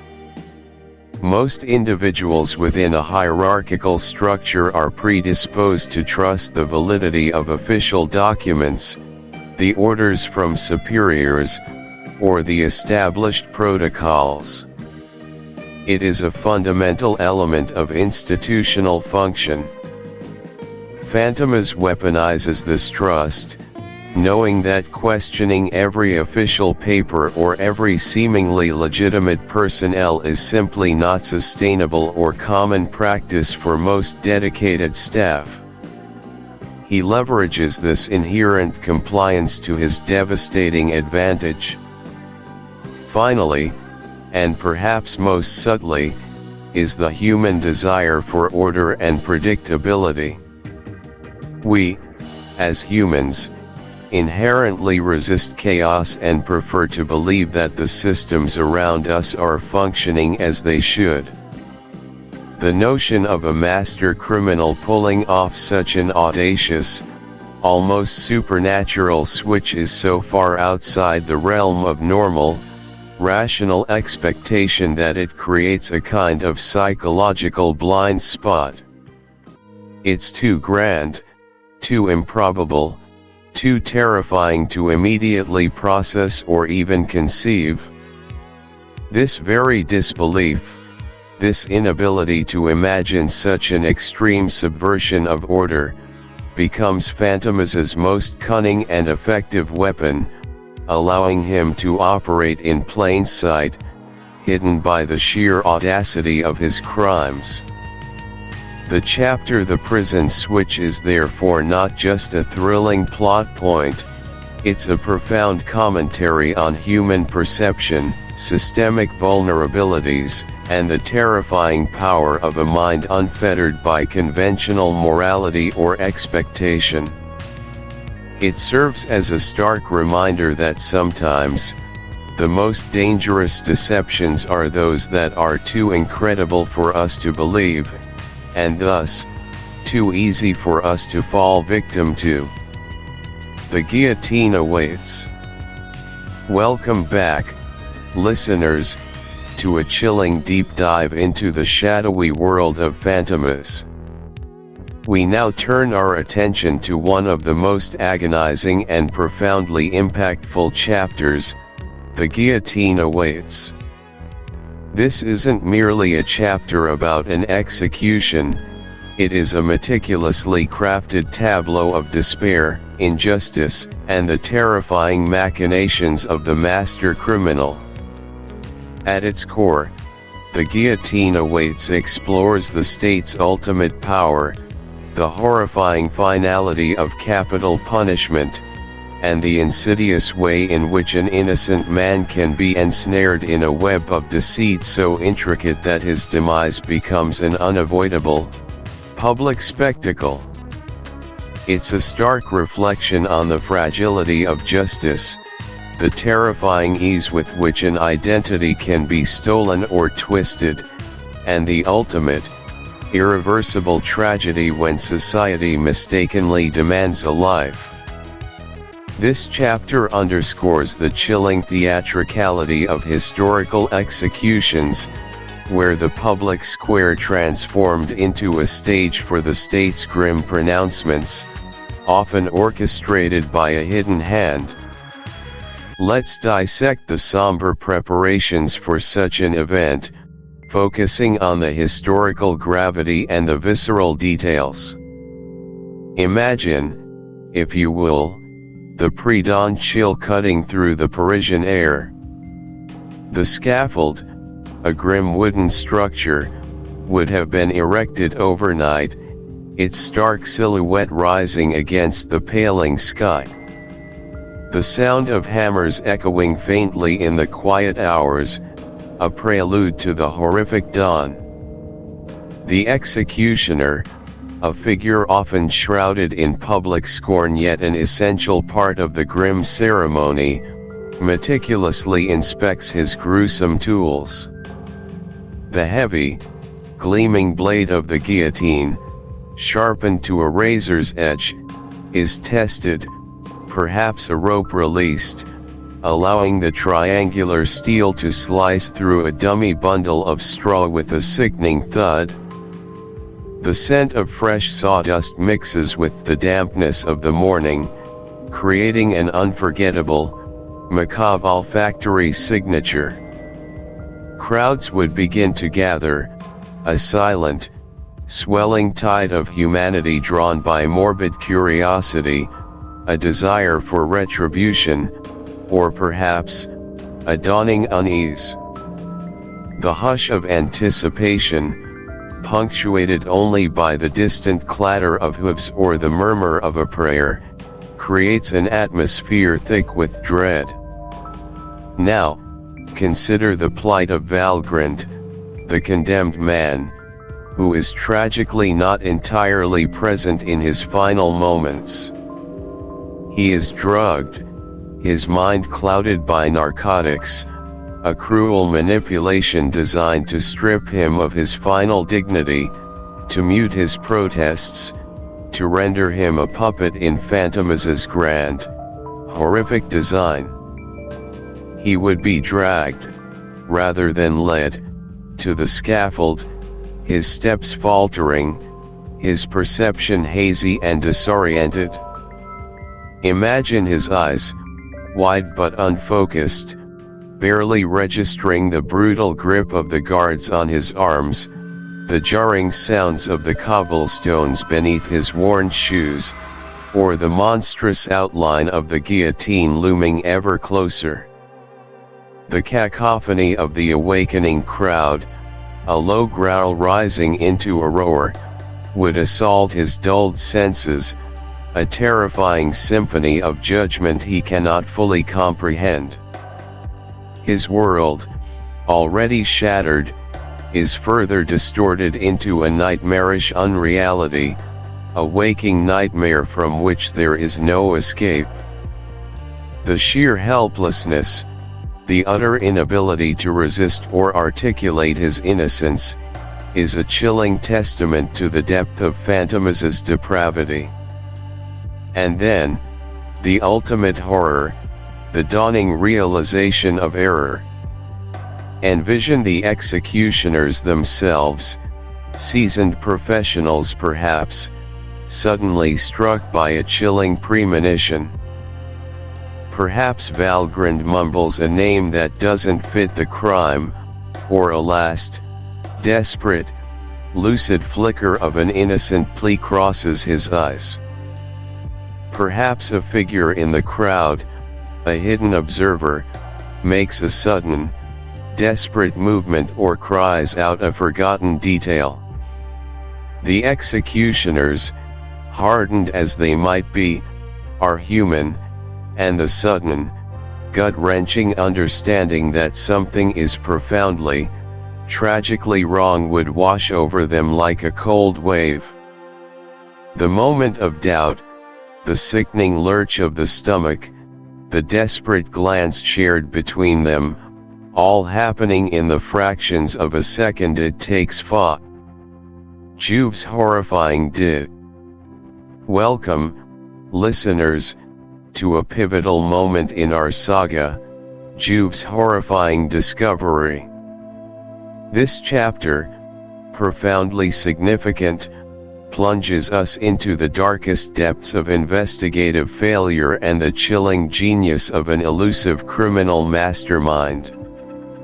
Theoretically, this is not merely a plot twist, it is a seismic shift, fundamentally altering the pursuit of justice and the very perception of the seemingly invincible Fantomas. It challenges our assumptions about certainty, evidence, and the fallibility of even the most astute minds in law enforcement. It embodies the ultimate deceptive coup. Now, let's delve into the practicalities of this devastating revelation. Our first point brings us to a desolate, grim scene. Imagine the biting chill as Inspector Juve, his heart heavy with a mixture of grim satisfaction and profound exhaustion, arrives at the mortuary. He expects to merely confirm the finality of his long, arduous hunt, to see the lifeless face of the monster he believed executed.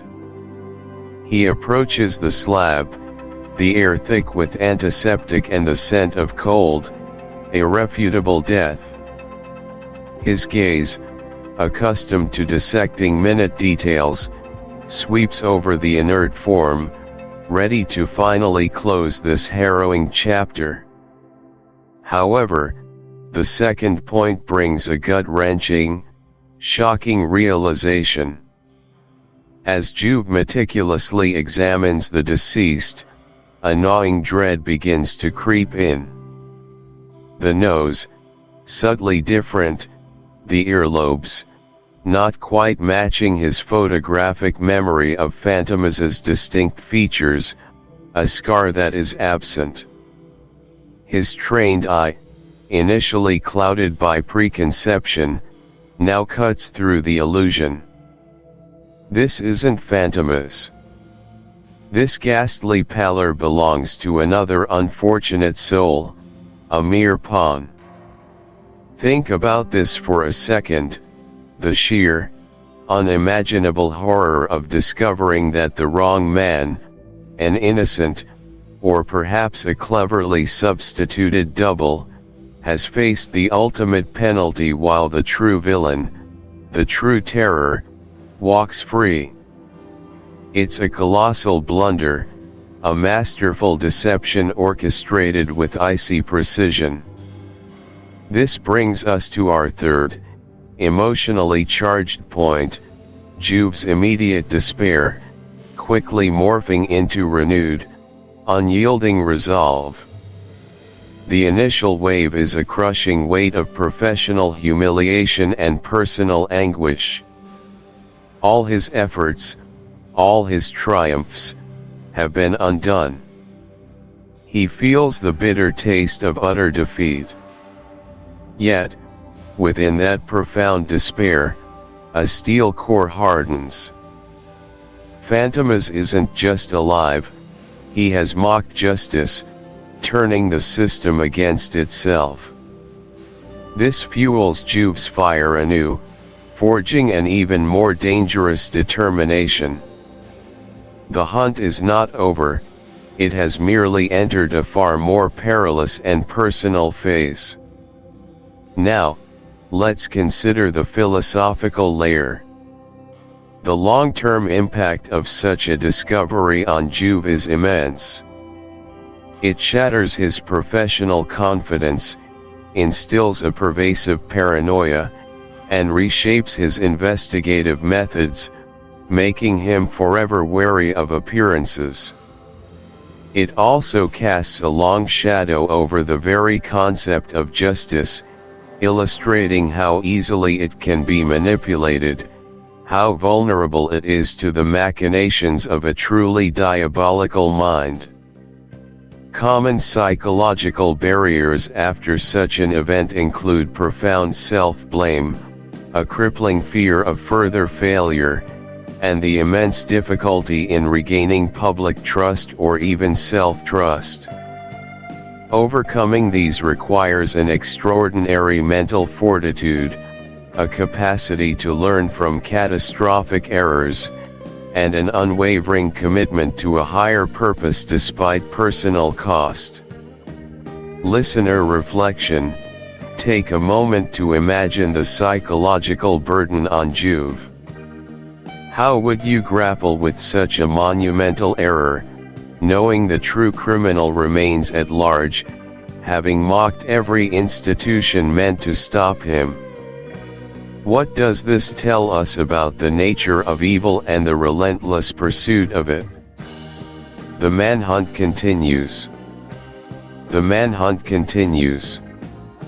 This chapter title immediately thrusts us back into the relentless, high-stakes pursuit of the elusive, almost mythical criminal mastermind, Fantomas. It powerfully signifies that despite Herculean efforts and previous, agonizing failures, the antagonist remains chillingly free and dangerously active. This isn't merely a fleeting chase, it is an enduring, existential struggle, emphasizing that Fantomas consistently defies capture and conventional justice with an almost supernatural tenacity. The very phrase implies a monumental, public failure on the part of the authorities and starkly underscores the unyielding, insidious nature of Fantomas.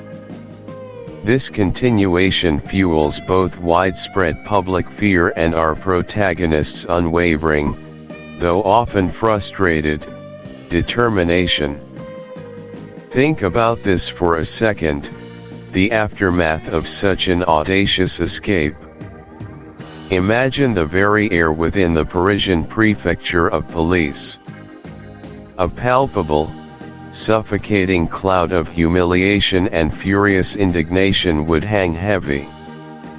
Commissioner Juve, a figure typically unshakable, now faces immense, crushing internal pressure. The city's newspapers, with their bold, screaming headlines, would relentlessly denounce police incompetence, shattering public trust. This isn't just about a criminal slipping through nets, it is about the very credibility of an entire institution being catastrophically shattered. Internally, a venomous blame game erupts. Careers are tragically jeopardized, and the internal morale is utterly devastated, fostering an environment riddled with suspicion and intense, debilitating scrutiny. Now, let's look at why this happens and what comes next. With the immediate, chaotic dust settling, the brilliant, tenacious journalist Fandor, often uncannily a step ahead, and the now even more obsessive, single-minded Inspector Juve must convene. Their meeting would be a clandestine affair, carefully shielded from prying eyes and the ceaseless internal machinations of the force. They would meticulously review every single shred of evidence, every hesitant witness statement, every cleverly conceived yet ultimately failed trap. Their renewed strategy session wouldn't be about simply reacting to the latest outrage, but profoundly about anticipating Fantomas' next, unfathomable move. Fandor, leveraging his intricate journalistic network, might uncover crucial, granular street-level intelligence. Juve, with his disciplined, methodical police mind, would painstakingly analyze patterns and anomalies. They would brainstorm wildly unconventional tactics, fully aware that conventional methods have spectacularly and repeatedly failed against this cunning adversary.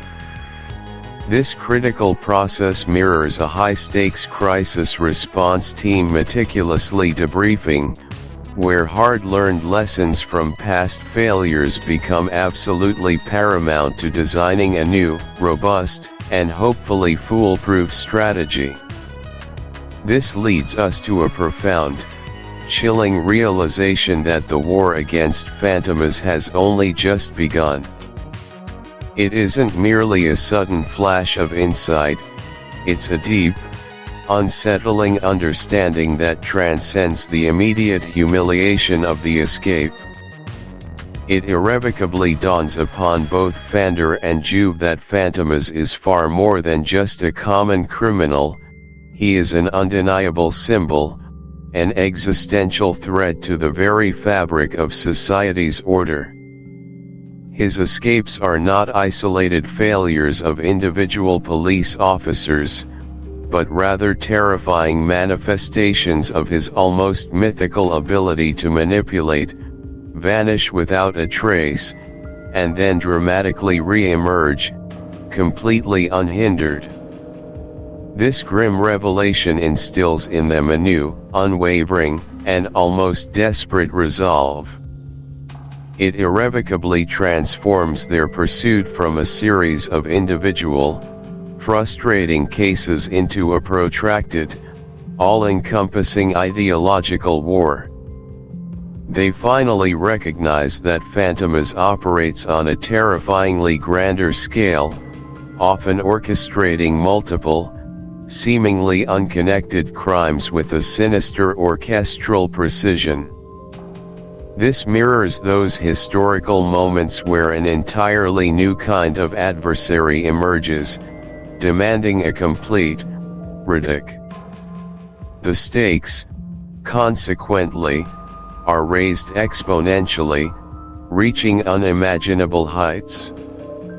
The long-term impact of such an enduring, relentless struggle against a figure like Fantomas stretches far beyond immediate arrests or celebrated failures.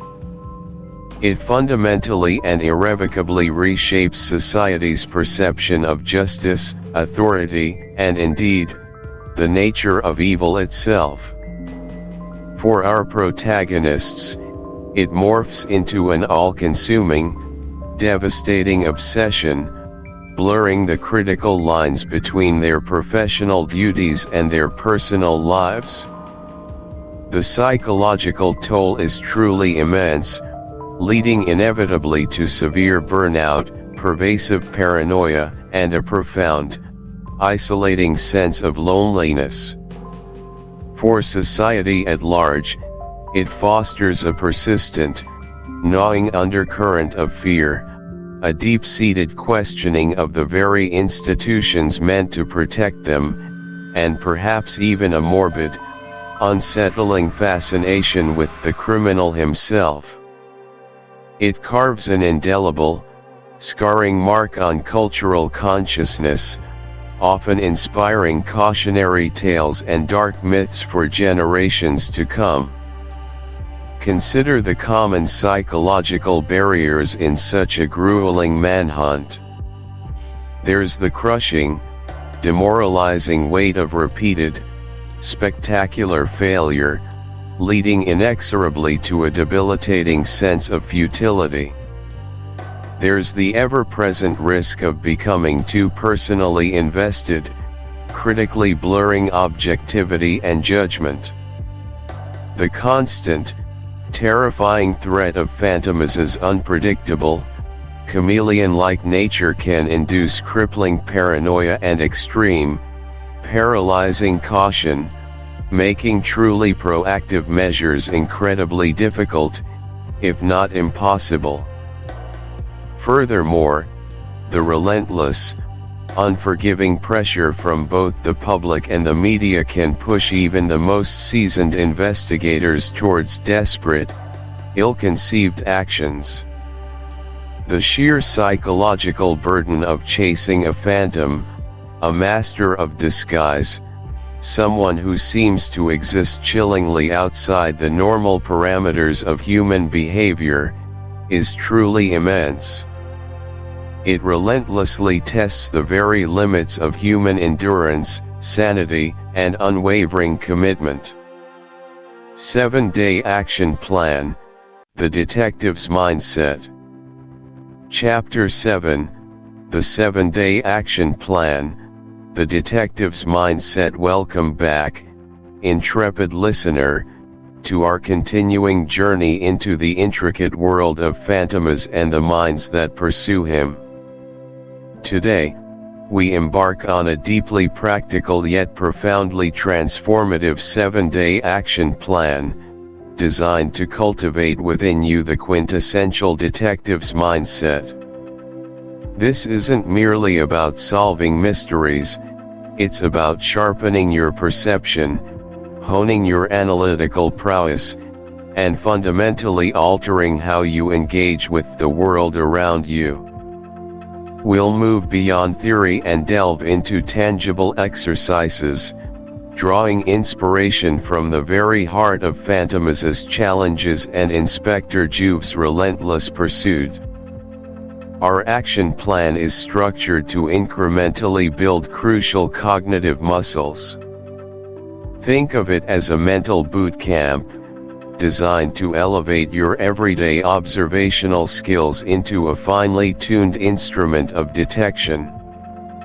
It's about seeing beyond the obvious, questioning the presented narrative, and connecting the seemingly unconnected threads that weave the tapestry of reality. Days 1 and 2, Observation Drills, Noticing what others miss. Let's begin with the foundational skill, observation. Most people look, very few truly see. A detective, however, must perceive with an almost surgical precision, capturing details others unconsciously filter out. This initial phase focuses on recalibrating your sensory input. The theoretical layer, profound observation, isn't a passive act, it's an active hunt for discrepancies, an eager search for the subtle anomaly. It involves engaging all your senses, not just sight. Consider the ambient sounds, the faint scent on the air, the texture of a surface, the cadence of speech.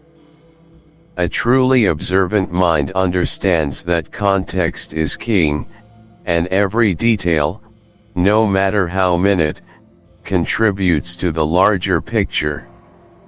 We are training ourselves to move from peripheral awareness to focused, deliberate scrutiny, akin to a skilled hunter tracking elusive prey through dense wilderness. This disciplined approach means recognizing patterns, yes, but more importantly, identifying the break in the pattern, the deviation that hints at something amiss. The practical layer: for your first 2 days, I challenge you to undertake specific observation drills. Exercise 1, the Commute Chronicle. If you commute, choose a specific journey you make regularly, perhaps your walk to work, your bus ride, or a trip to the grocery store. For the first pass, simply observe as you normally would. Then, immediately afterwards, write down every single detail you can recall. Don't censor yourself. On the second pass, deliberately look for 5 new details you missed the first time. Perhaps the exact color of the mailboxes, the number of steps leading into a particular building, the specific brand of coffee a regular person carries, the sound of a distant construction site, or a peculiar stain on the pavement. The goal is to consciously override your brain's tendency to generalize and ignore. Repeat this exercise with different routes or environments. You'll be astonished by how much information your brain typically discards, information that could be a crucial clue in a larger scenario.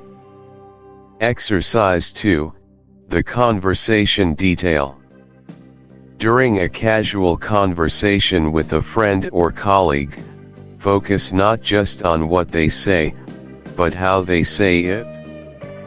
Notice their micro-expressions, their posture shifts, the hand gestures they employ, the subtle vocal inflections. Are there any discrepancies between their words and their nonverbal cues? Are they holding eye contact consistently, or is their gaze darting? Are they fidgeting? Without judgment, simply collect these pieces of information. This isn't about interrogation, it's about developing a more holistic understanding of human interaction, a crucial skill for any detective assessing credibility or hidden motives, or simply grasping the full emotional landscape of a situation. Think about this for a second. How often do we truly engage with our surroundings? These exercises force us to become present, too. Or, perhaps, they were using the remote while snacking, and in a moment of absent-mindedness, placed it somewhere illogical, or even tidied it away with the chip bag, only for it to end up in the bin? A true detective considers the human element, the context of emotion and daily routine. Your exercise for these 2 days is to actively seek out small, everyday mysteries. Where did your keys go? Why is a certain object out of place? Who ate the last cookie? Apply the Juve method. 1. List all known facts, no matter how trivial they initially seem. 2. Identify discrepancies or anomalies within these facts. 3. Brainstorm possible connections between these facts, allowing for unconventional links. 4. Formulate several plausible hypotheses. 5. Test these hypotheses through logical reasoning and further observation, eliminating the less likely ones. Now, let's look at why this happens. Our brains are wired for shortcuts, for jumping to conclusions. Deduction forces us to override these shortcuts and engage in systematic, deliberate thought, building a bridge between isolated pieces of information. It's challenging, but profoundly rewarding, enabling you to construct compelling narratives from sparse evidence. Days 5, 6, and 7, Critical Thinking, Questioning Assumptions and Recognizing Disguises in Daily Life. The culmination of our plan is the development of robust critical thinking, the ability to question assumptions, evaluate information, and recognize the disguises, both literal and metaphorical, that permeate our daily existence. Fantomas was a master of disguise, not just of face, but of narrative, twisting perception to suit his nefarious ends, making the obvious utterly misleading. The theoretical layer, critical thinking, goes beyond merely absorbing information. It involves actively scrutinizing it. It means asking, is this source credible? What are the underlying motives? Are there alternative explanations? What assumptions am I making? What assumptions is the speaker making? Recognizing disguises extends to identifying logical fallacies, emotional manipulation, biased reporting, or even cleverly crafted marketing. It's about developing a nuanced skepticism, not cynicism, but a healthy intellectual rigor that protects you from being easily misled by superficial appearances or convenient narratives. It demands intellectual humility and a willingness to change one's mind in the face of compelling evidence. The practical layer, Exercise 1, Deconstructing Narratives. Choose a news article, a social media post, a political speech, or even an advertisement. Read or listen to it, then ask yourself these piercing questions. 1. What is the main claim being made? What is the explicit message? 2. What evidence is provided to support this claim? Is the evidence empirical and verifiable, anecdotal and personal, or purely rhetorical and persuasive? Is the evidence sufficient and relevant? 3. Are there any unstated assumptions that the author or speaker expects me to accept without question? What are the hidden premises? 4. Are there any logical fallacies at play? Example, ad hominem attacks, a straw man argument misrepresenting an opponent, an appeal to emotion attempting to bypass reason? 5. What perspectives might be missing from this narrative? Who benefits from this particular framing?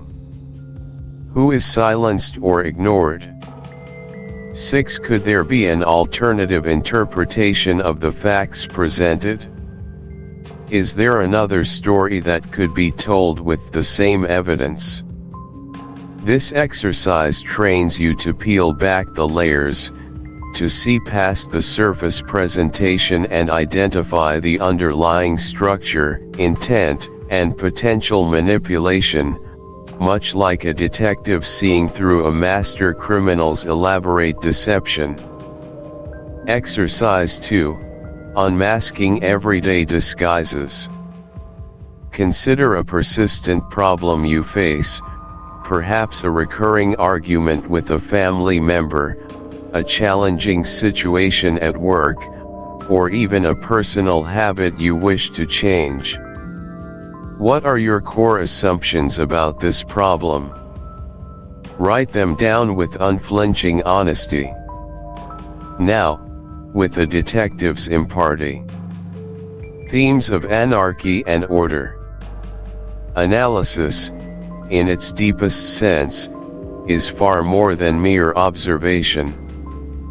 It is an intricate, multi-layered process of deconstruction and interpretation, a rigorous intellectual endeavor aimed at uncovering the concealed mechanisms, the underlying philosophies, and the intricate webbing of meaning within any complex system or narrative. In the realm of literature, especially when engaging with a work as profoundly unsettling and culturally significant as Fantomas, true analysis demands a penetrating scrutiny that transcends surface plot points. It compels us to peel back the narrative layers, to dissect character motivations with surgical precision, to identify recurring symbols and motifs, and ultimately, to synthesize these disparate elements into a coherent, compelling understanding of the author's overarching vision and commentary. We are not simply summarizing, we are excavating the very intellectual and emotional architecture of the text, seeking to comprehend not just what happens, but why it matters, what societal anxieties it reflects, and what timeless human truths it seeks to illuminate, often in the most disquieting ways imaginable. This deep dive allows us to engage with the text not as passive readers, but as active participants in a profound intellectual dialogue, uncovering the profound societal critiques and psychological insights that define its enduring legacy. Now, let's turn our analytical gaze toward a crucial theme, the profound fragility of social order, a bedrock concept Fantomas relentlessly dismantles with chilling effectiveness. Think about this for a second. Our entire civilization, with its intricate laws, its predictable routines, its trusted institutions, rests upon an astonishingly delicate foundation of shared assumptions and collective belief. Fantomas, the elusive master of disguise and psychological warfare, thrives precisely in the yawning fissures that appear when these assumptions are shattered.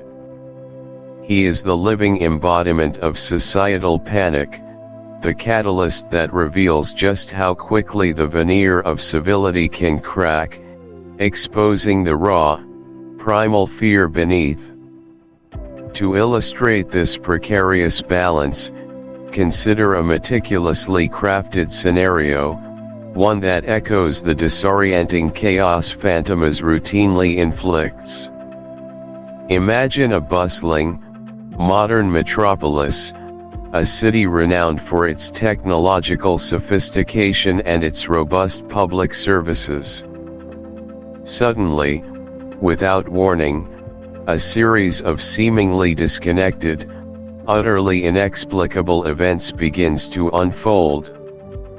Traffic lights across a major district spontaneously malfunction, not just flickering, but cycling through sequences that cause gridlock, minor collisions, and then, inexplicably, revert to normal, only to repeat the pattern elsewhere. At the same time, all digital displays in public transport arrival boards, station announcements start showing random, nonsensical data, accompanied by strange, distorted audio loops simultaneously.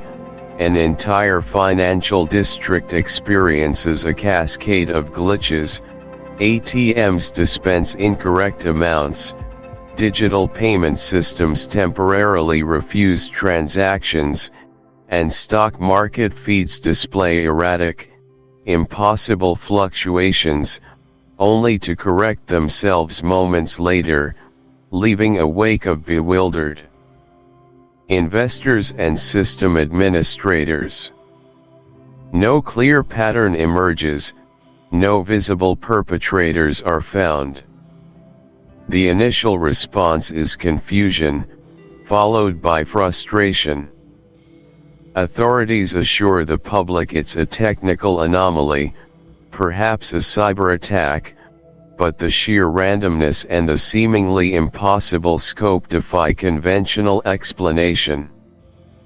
As these occurrences persist, escalating subtly, perhaps key utility company websites become inaccessible for brief, critical periods, or emergency service lines experience intermittent, phantom calls. A deeper, far more insidious psychological effect takes hold.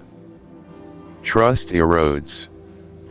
Citizens begin to doubt the competency of their government, the reliability of their technology, and even the sanity of their own perceptions. Panic begins to ripple through the populace, not a violent, overt revolt, but a quiet, creeping dread. People avoid public transport, hoard cash, question every digital interaction. The invisible threads of social cohesion begin to fray. Businesses struggle, daily life is disrupted, and the very fabric of communal confidence, once thought unshakable, begins to unravel, simply because the predictable patterns of order have been subtly, systematically, and inexplicably violated. This is the insidious power Fantomas wields, not just physical destruction, but the profound psychological incapacitation that arises when the very rules of reality appear to bend and break. This brings us to the very heart of Fantomas himself, not merely as a criminal, but as an absolute, unyielding agent of pure chaos. His existence is a direct affront to any semblance of predictability or control. Now, let's look at why this happens. Fantomas operates without discernible motive beyond the sheer disruption of order, without loyalty save to his own unfathomable whims. He is the ultimate unpredictable variable, capable of assuming any identity, appearing anywhere, and executing the most elaborate, seemingly impossible schemes. He doesn't just commit crimes, he orchestrates grand spectacles of societal disarray, turning the very mechanisms of law and order against themselves. Consider his methods, which are often characterized by their audacious theatricality and their psychological impact. Imagine a meticulous. Thank you for listening to this audiobook. If you found value, meaning, or inspiration in this journey, please remember to like the video, subscribe to the channel, and turn on notifications so you won't miss the next chapter. Your support helps us bring more timeless classics to life. See you in the next reading.